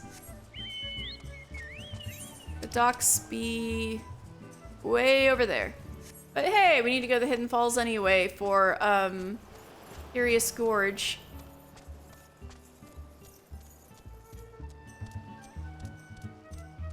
Brayflox's Longstop got changed quite a bit, but in a good way. That one area that's like, was like this big swampy area that was full of like 5 gazillion creatures is now like a straight path with a reasonable amount of creatures. And there's none of the poison puddle standing. You gotta take the dragon out of the poison puddle and things like that anymore. That's different too. It's got different mechanics. More streamlined, that's a good thing, yeah. A lot of the ARR dungeons got streamlined, but mostly that's because they wanted it to be soloable with NPC friends, like NPC party members. So they're like, oh my god, we cannot do, like, the 1,000 Maws of Totorak, they were like, we cannot fucking do this. So they completely changed Totorak. Because they were like, we can't salvage this.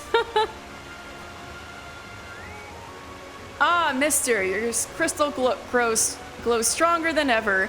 And felling the raging sandworm, the beast within you slowly but surely rouses to wakefulness. When next you do battle, methinks you will find yourself capable of movements heretofore unfamiliar to you. When you have mastered your new talents, return to me. In the meanwhile, I shall continue my study of the ancient texts.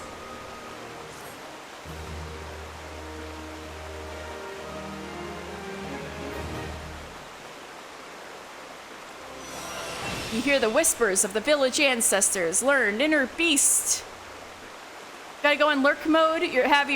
See your stream. Can't wait to which one I missed today. Oh, well, all right, Lobat. Thank you for lurking. I'm literally just gonna get the wine port Aetheryte and then call it a day. But thank you so much for sticking around and hanging out. Yay! Alright, let's see what Curious Gorge do. Oh, beast gauge expanded. Thing. Curious Gorge goes to Wineport. Wouldn't you know it? I'm heading to Wineport too.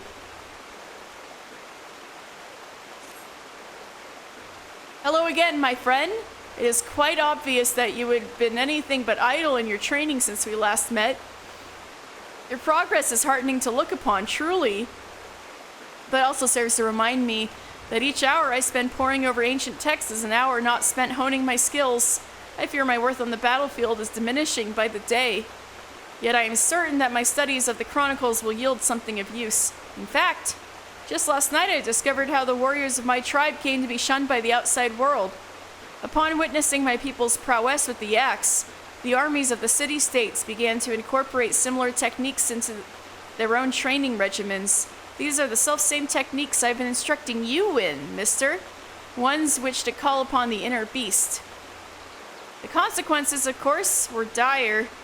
Yes, their soldiers became nigh on unstoppable, but they also became wholly uncontrollable. And both friend and foe fell prey to the ensuing carnage. Of course, the heads of the city-states laid the blame for these atrocities solely at the feet of my kind. Oh no! Promptly banning the ancient art and imprisoning anyone suspected of teaching it, or so the chronicles say. What I find hard to grasp, though, is that never once during my training did my brother hint at this dark history, nor have I myself ever seen one of my tribe succumb to the rage that the chronicles describe. Could it be that the tales are mere falsehoods? Stories concocted by some long-forgotten enemy who would poison our heritage and befoul our tribe's name? Who in their right mind would seek to sully something so pure? And why would my ancestors simply bow their heads and suffer such ignominy? That my people should be so weak, so utterly bereft of pride, is inexplicable. I refuse to believe it. It's a little less loud like this. It matters not if these claims are groundless. If they prompted my tribe's art to fade into obscurity, then the damage has already been done. While I, for one, will not turn a blind eye to this injustice, if none of my people will give the lie to the stories that have so tarnished their reputation, it shall have to be me. But once again I lose myself in history and forget the present. If you recall, I spoke to you of my former comrade from the company of heroes and the great woolly beast we have been pursuing. The beast remains on the loose, and to toss upon salt on the wound. Fell creatures that appear to be its minions have been wreaking havoc on the innocent residents of Wineport. Were you and I to succeed in quelling the threat, surely the people would see that warriors are no fearsome beasts, but valuable allies. Together, mister, we will win back our proud name. Now let us away to Wineport to meet with the captain of the militia. What is it? I've got... Alright. Alright, time to... go to Wineport.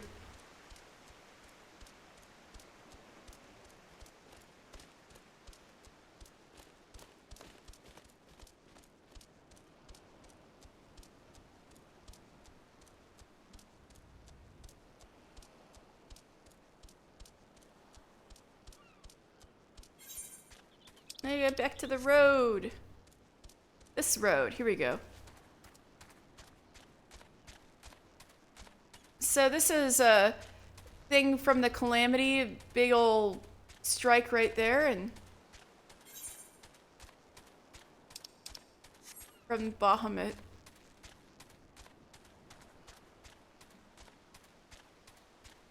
Right, here you got a ferry. Ozun Nazun, what a cute little house. Right. Hidden Falls Docks. What's the hurry, venturer? Eh? Something happened over at the Gobby settlement? I don't know why you're so eager to help a bunch of beast men, but go on and talk to the skipper over yonder. Well, excuse me. Gobbies are cute. She'll ferry you to Raincatcher Gully.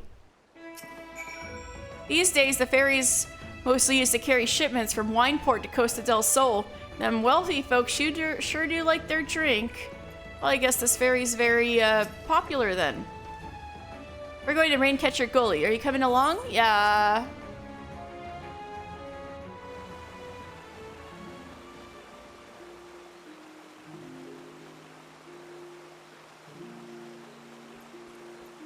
We are in Raincatcher Gully. But Wineport is just to the north of us.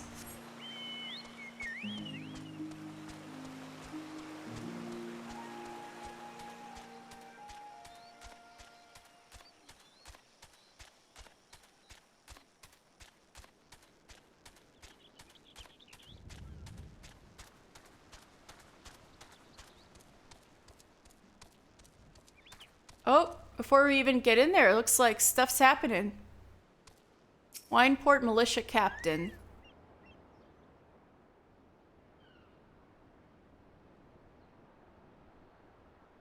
My friends, Wineport is much obliged for your aid. The fiends come relentlessly, and what few able-bodied men we have find themselves hopelessly overmatched. Indeed, the western gates have been so besieged that they are currently left without any manned defense.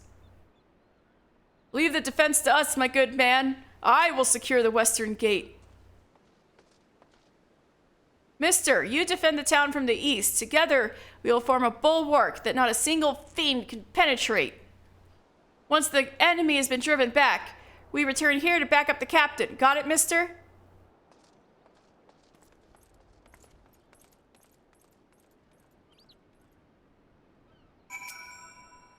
Mister, was it? I will stand guard here. You head north and cut the monsters off at the pass. All right, yes, sir.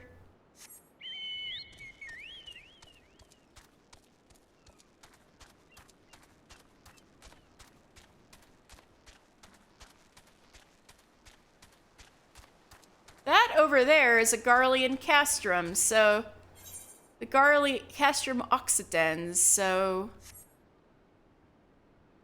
the Garleans are here. All right, destination.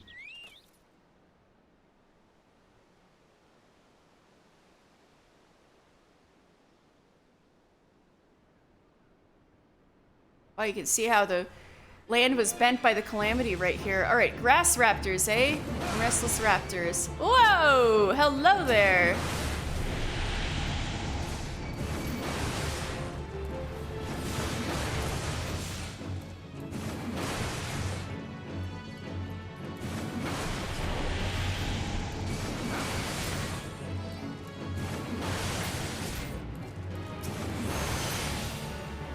There they go.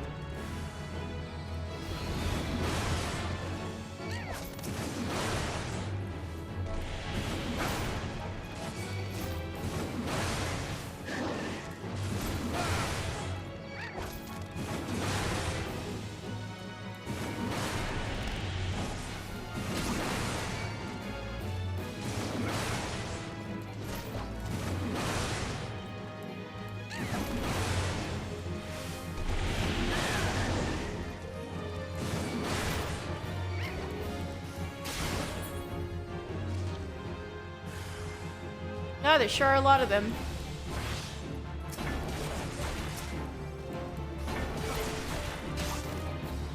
You shall not pass.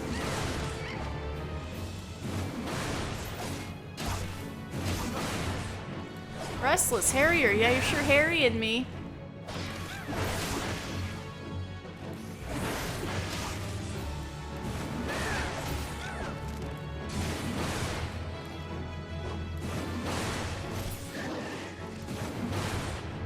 That thing just put out its wind and died.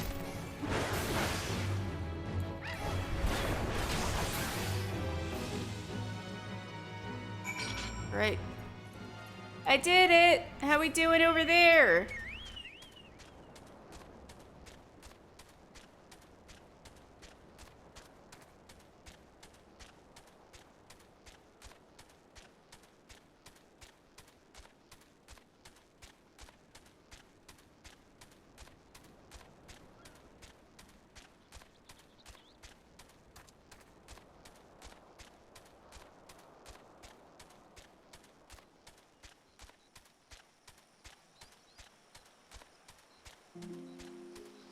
Oh shit, no. No Raincatcher Gully. I'm going to Wineport.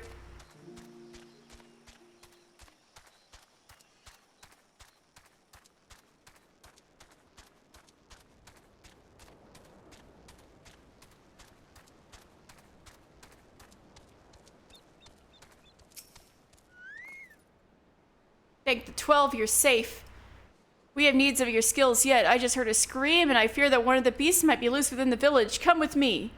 Whoa, whoa. Rut-row.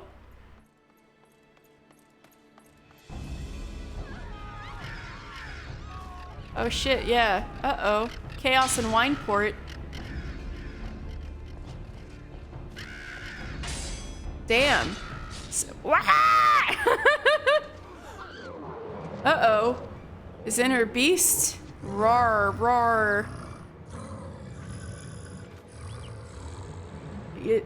You monster! Get away! Get away! Monster? But it kind of went beast mode there a little bit, but you didn't hurt anybody. Come no closer, mister! Huh? Why? I beg of you.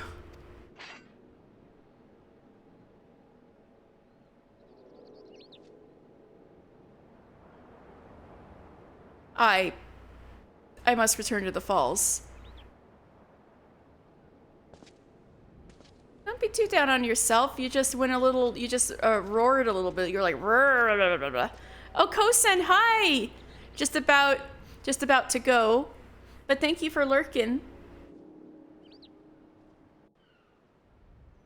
I'm gonna accept some of these quests and call it a night. But I should finish this first. Whatever has gotten into Curious Gorge? 'Tis true that he fought like a man possessed, but to mistake him for the very beast he hunts.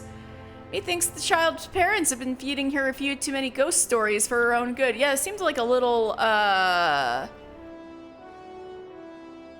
excessive. Worry not, friend. I shall speak to the villagers and clear up this most unfortunate misunderstanding.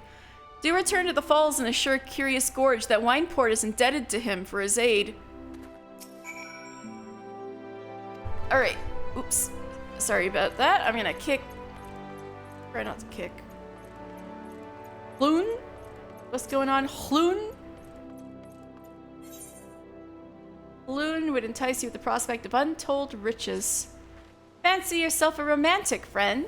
Do you oft find yourself gazing off into the horizon, yearning to travel in search of storied relics left behind by the heroes of yore? Yes, you say? Then do I ever have a proposal for you.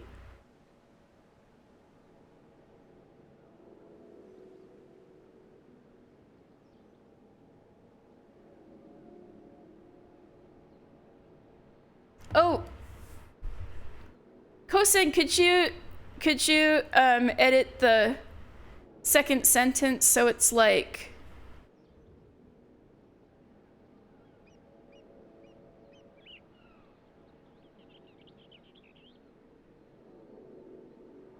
so it's like this, like, come back soon. We would love to see your brightness again. Well, thank you so much. All right.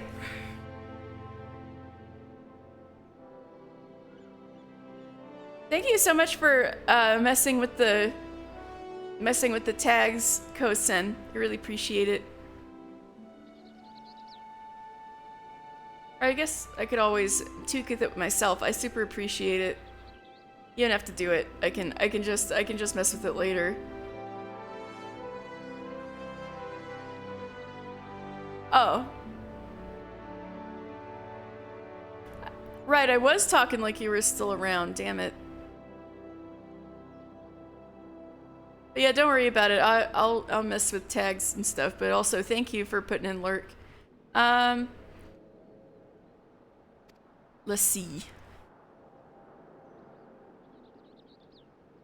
Oh, come back soon, I'm still around, lol, yeah. I was accosted the other day by a slobbering drunkard. Bear with me now, I assure you this gets better.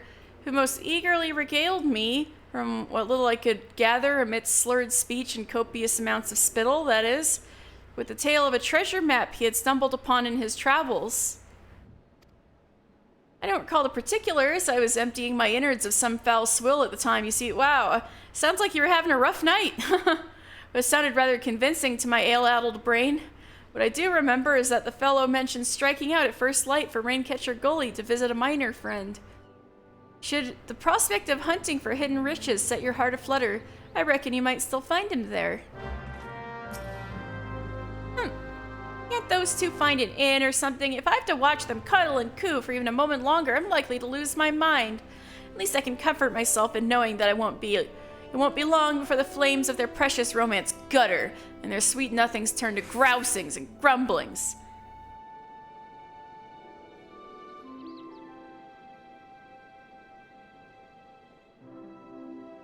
invectives and the inevitable death threats, just like a friend of mine.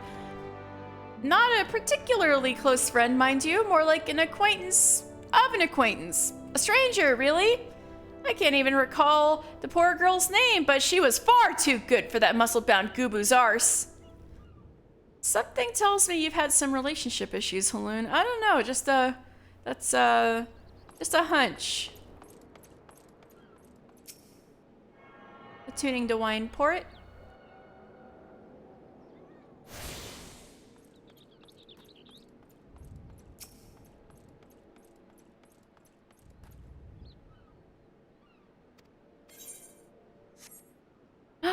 Oh! Thank you for the 4 months, Kosen. Yay! You were here so early, I could almost put that as like, the amount of time I've been streaming.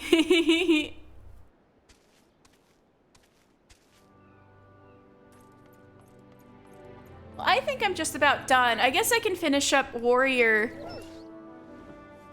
quest over in Costa, and then maybe call it a night.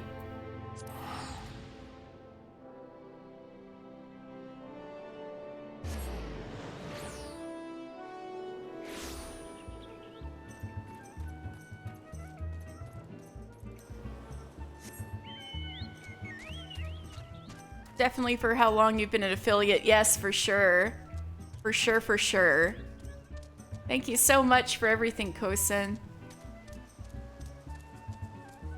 Wait, I need to get over that cliff in order to get to Hidden Falls, right? I need to get out of here.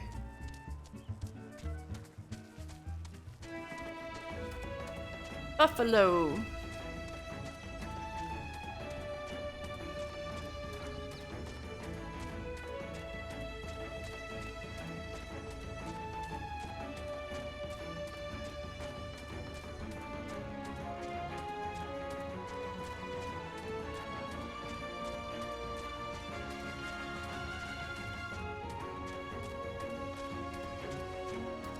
Now here's Hidden Falls over here.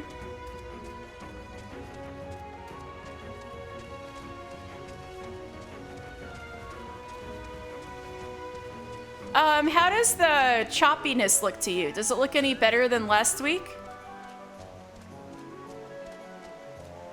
Like if I move the camera like this and stuff?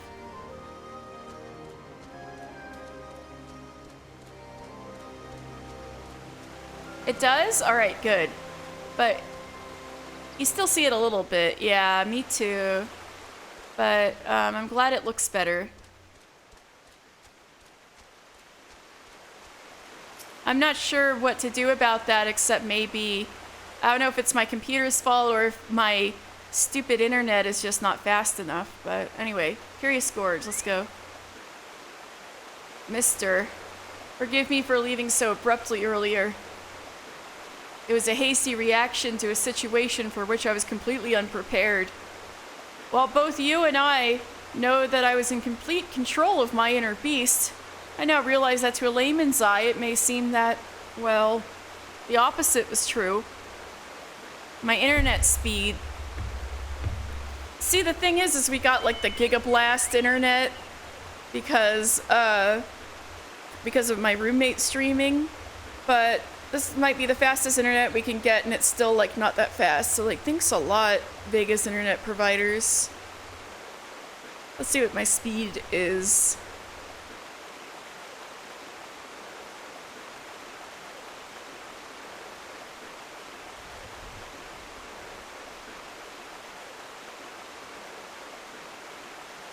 My download's fast, but what about my upload? That's the important one.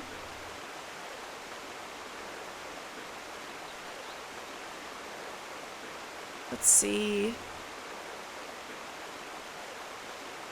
Looks like my upload is 28.9.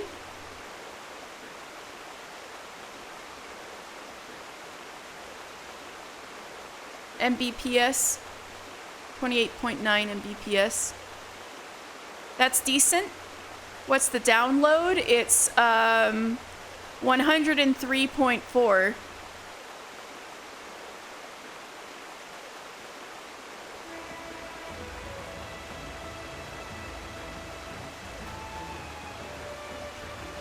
So, if it's decent, maybe it's my computer. I gotta really clean it up.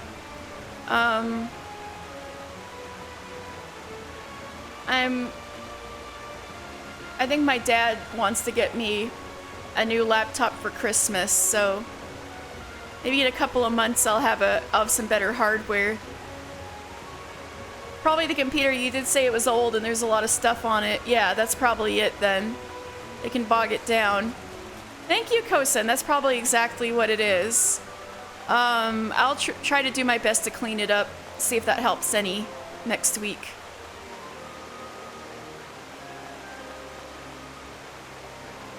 Thank you so much. Alright. Mayhap it was this very misapprehension that lent weight to the lies which led to my tribe's disgrace. Yeah. It looked fine, from what I could tell. Your upload is at 23.97. Oh, so like, mine's higher? Oh. Yeah. Holy fuck, that's really fast. Why is it so fast? The download.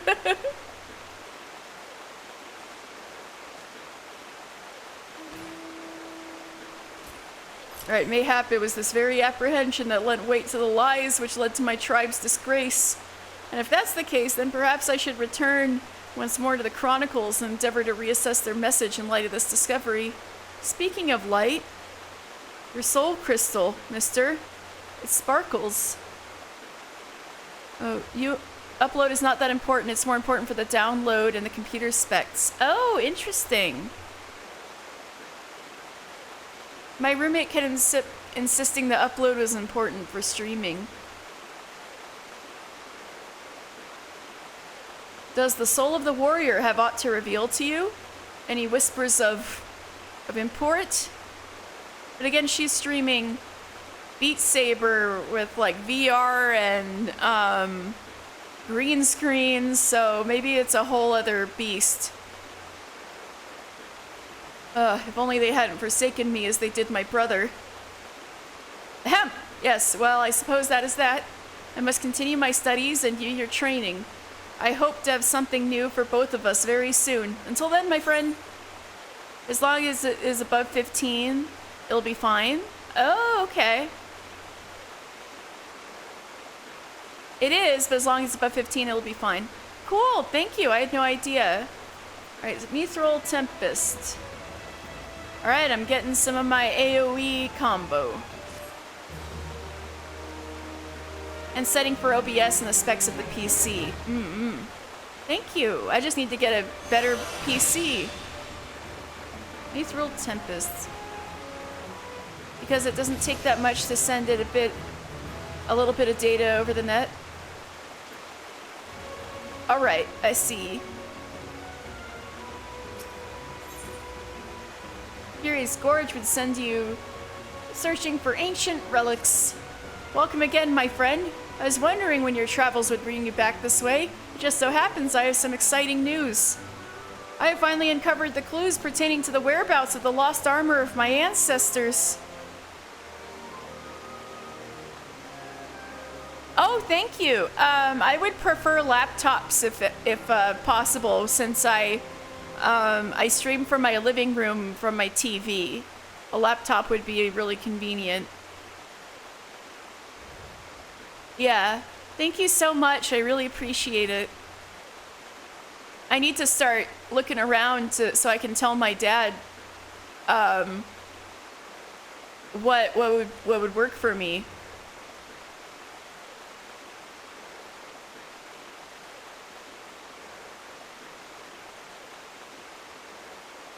I finally uncovered clues pertaining to the whereabouts of the lost armor of my ancestors. As it turns out, after the fallen hero cast the 5 pieces from the mountaintop, 5 of his people set out to recover them, intending to restore their master's name.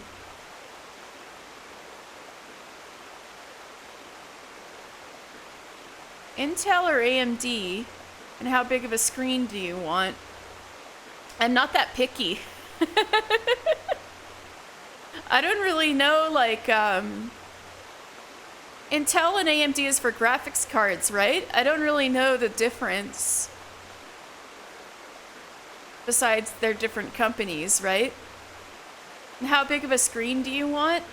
Oh, CPUs. Right, right, right. Yeah, I'm not picky. Yeah, I know what CPUs are. But yeah, screen too, I'm not that picky. Not too small, I guess. But not mega super huge either, because I'm not exactly gonna game on it. I'm just like gaming through it, you know?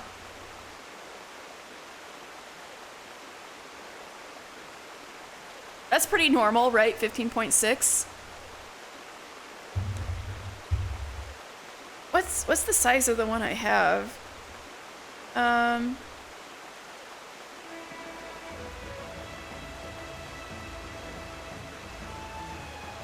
Let's see. This, oh.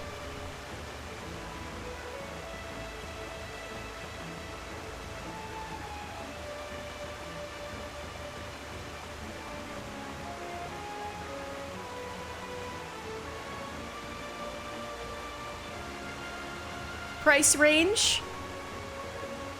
Hopeful, ideally under 4 digits?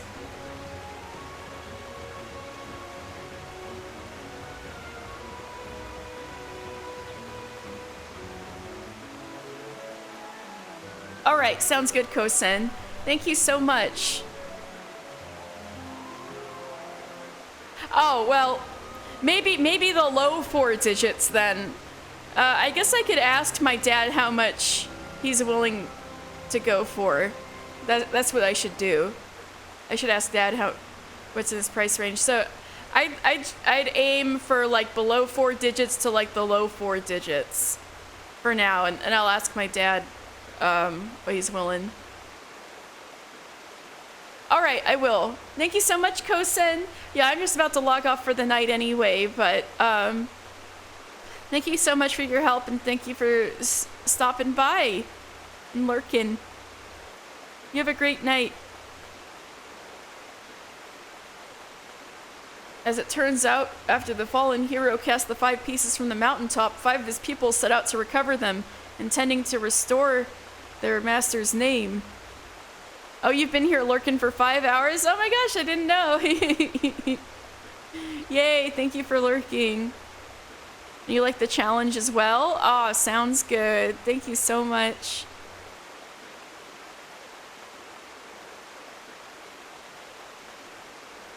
Five of his people set out to recover them, intending to restore their master's name. What is more, they were actually successful in this search. However, when it came to reuniting the set, the armor's great power had began to work upon their minds, and not one could bring himself to relinquish his piece. Realizing then that their master's fatal pride was born of the artifact's combined influence. The pupils resolved to keep the pieces separate, and to share between 5 the power that might otherwise have consumed 1. Thus did each of them carve his own place in history. The chronicles go on to say that years later, prior to death, each of the pupils returned to the scene of his own greatest victory, and buried the artifact in his possession in a final attempt to prevent any one warrior from holding the set. And there it is, that the pieces still rest.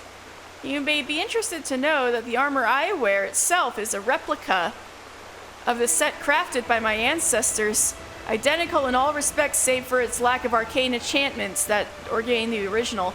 Ooh, do I get a suit with arcane enchantments? That sounds dope. I know what you might be thinking. If we were to bring the 5 pieces together once more, what would prevent us from being corrupted in the same fashion? Well, I thought of that. What we need to do is trace the runes to find the armor. We find on the armor onto every piece of warrior gear. What? That way, there would be no need to worry about a single proud fool becoming drunk on his all-surpassing power, as every warrior in the realm would be possessed of the self-same might. I guess that does kind of make sense. It's quite brilliant if I do say so myself, so how about we split up and begin the search straight away? 3 of the locations seem quite self-evident. I would entrust the search there to you, while I track down the other two with tome in hand. One piece is said to be buried under the great rocks of the Boulder Downs in Kurthis. Well, I haven't been to Kurthis yet. While another slumbers peacefully at Camp Tranquil in the South Shroud. Well, I did go there today. The last of the three rests untouched at Parada's Peace in western Thanalan. Unearth those 3 relics and bring them to me. With any measure of fortune, I'll have tracked down the remaining 2 by the time you return. Alright. So, I think... Let's look upon the beautiful Costa del Sol. I think I'm gonna call it there. Wait, no, I gotta get Costa del Sol music, right? Or some music in the background. Can I swim yet? Oh, I can just swim. Just 'cause. Yay! I'm swimming.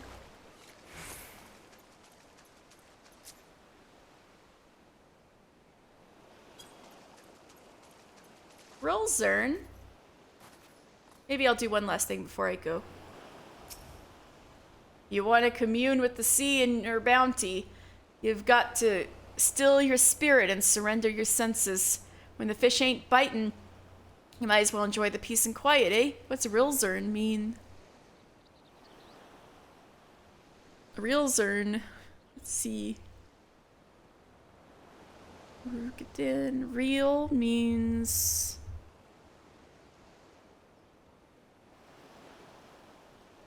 plentiful. Don't tell me. Zern means... Oh. Different than I thought. Fury. Plentiful fury. Well, don't put that fury onto me. Well, you seem to like peace and quiet, so maybe your parents named you wrong.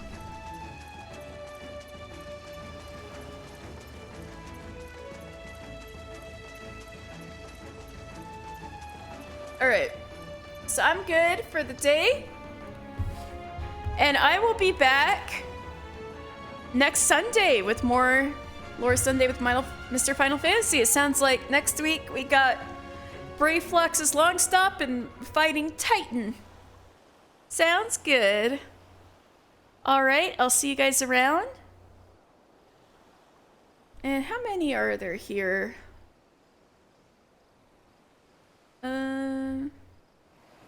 Only like...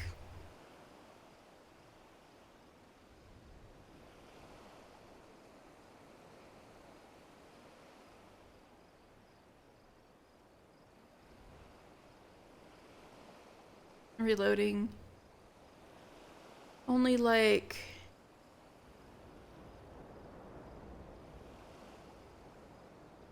Man, my computer is slow.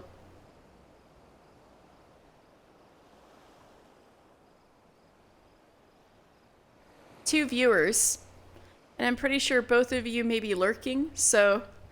Yeah, maybe I should just call it here for the night and then... I will be back next Wednesday with a brand new game. Okage Shadow King. It'll be my spooky game this month. Spooky in tone. It's not actually that scary, but I'm looking forward to it. And then, yeah. Be back next Sunday with more of this, and next Wednesday with a new game. All right. I'll see you guys later. Bye!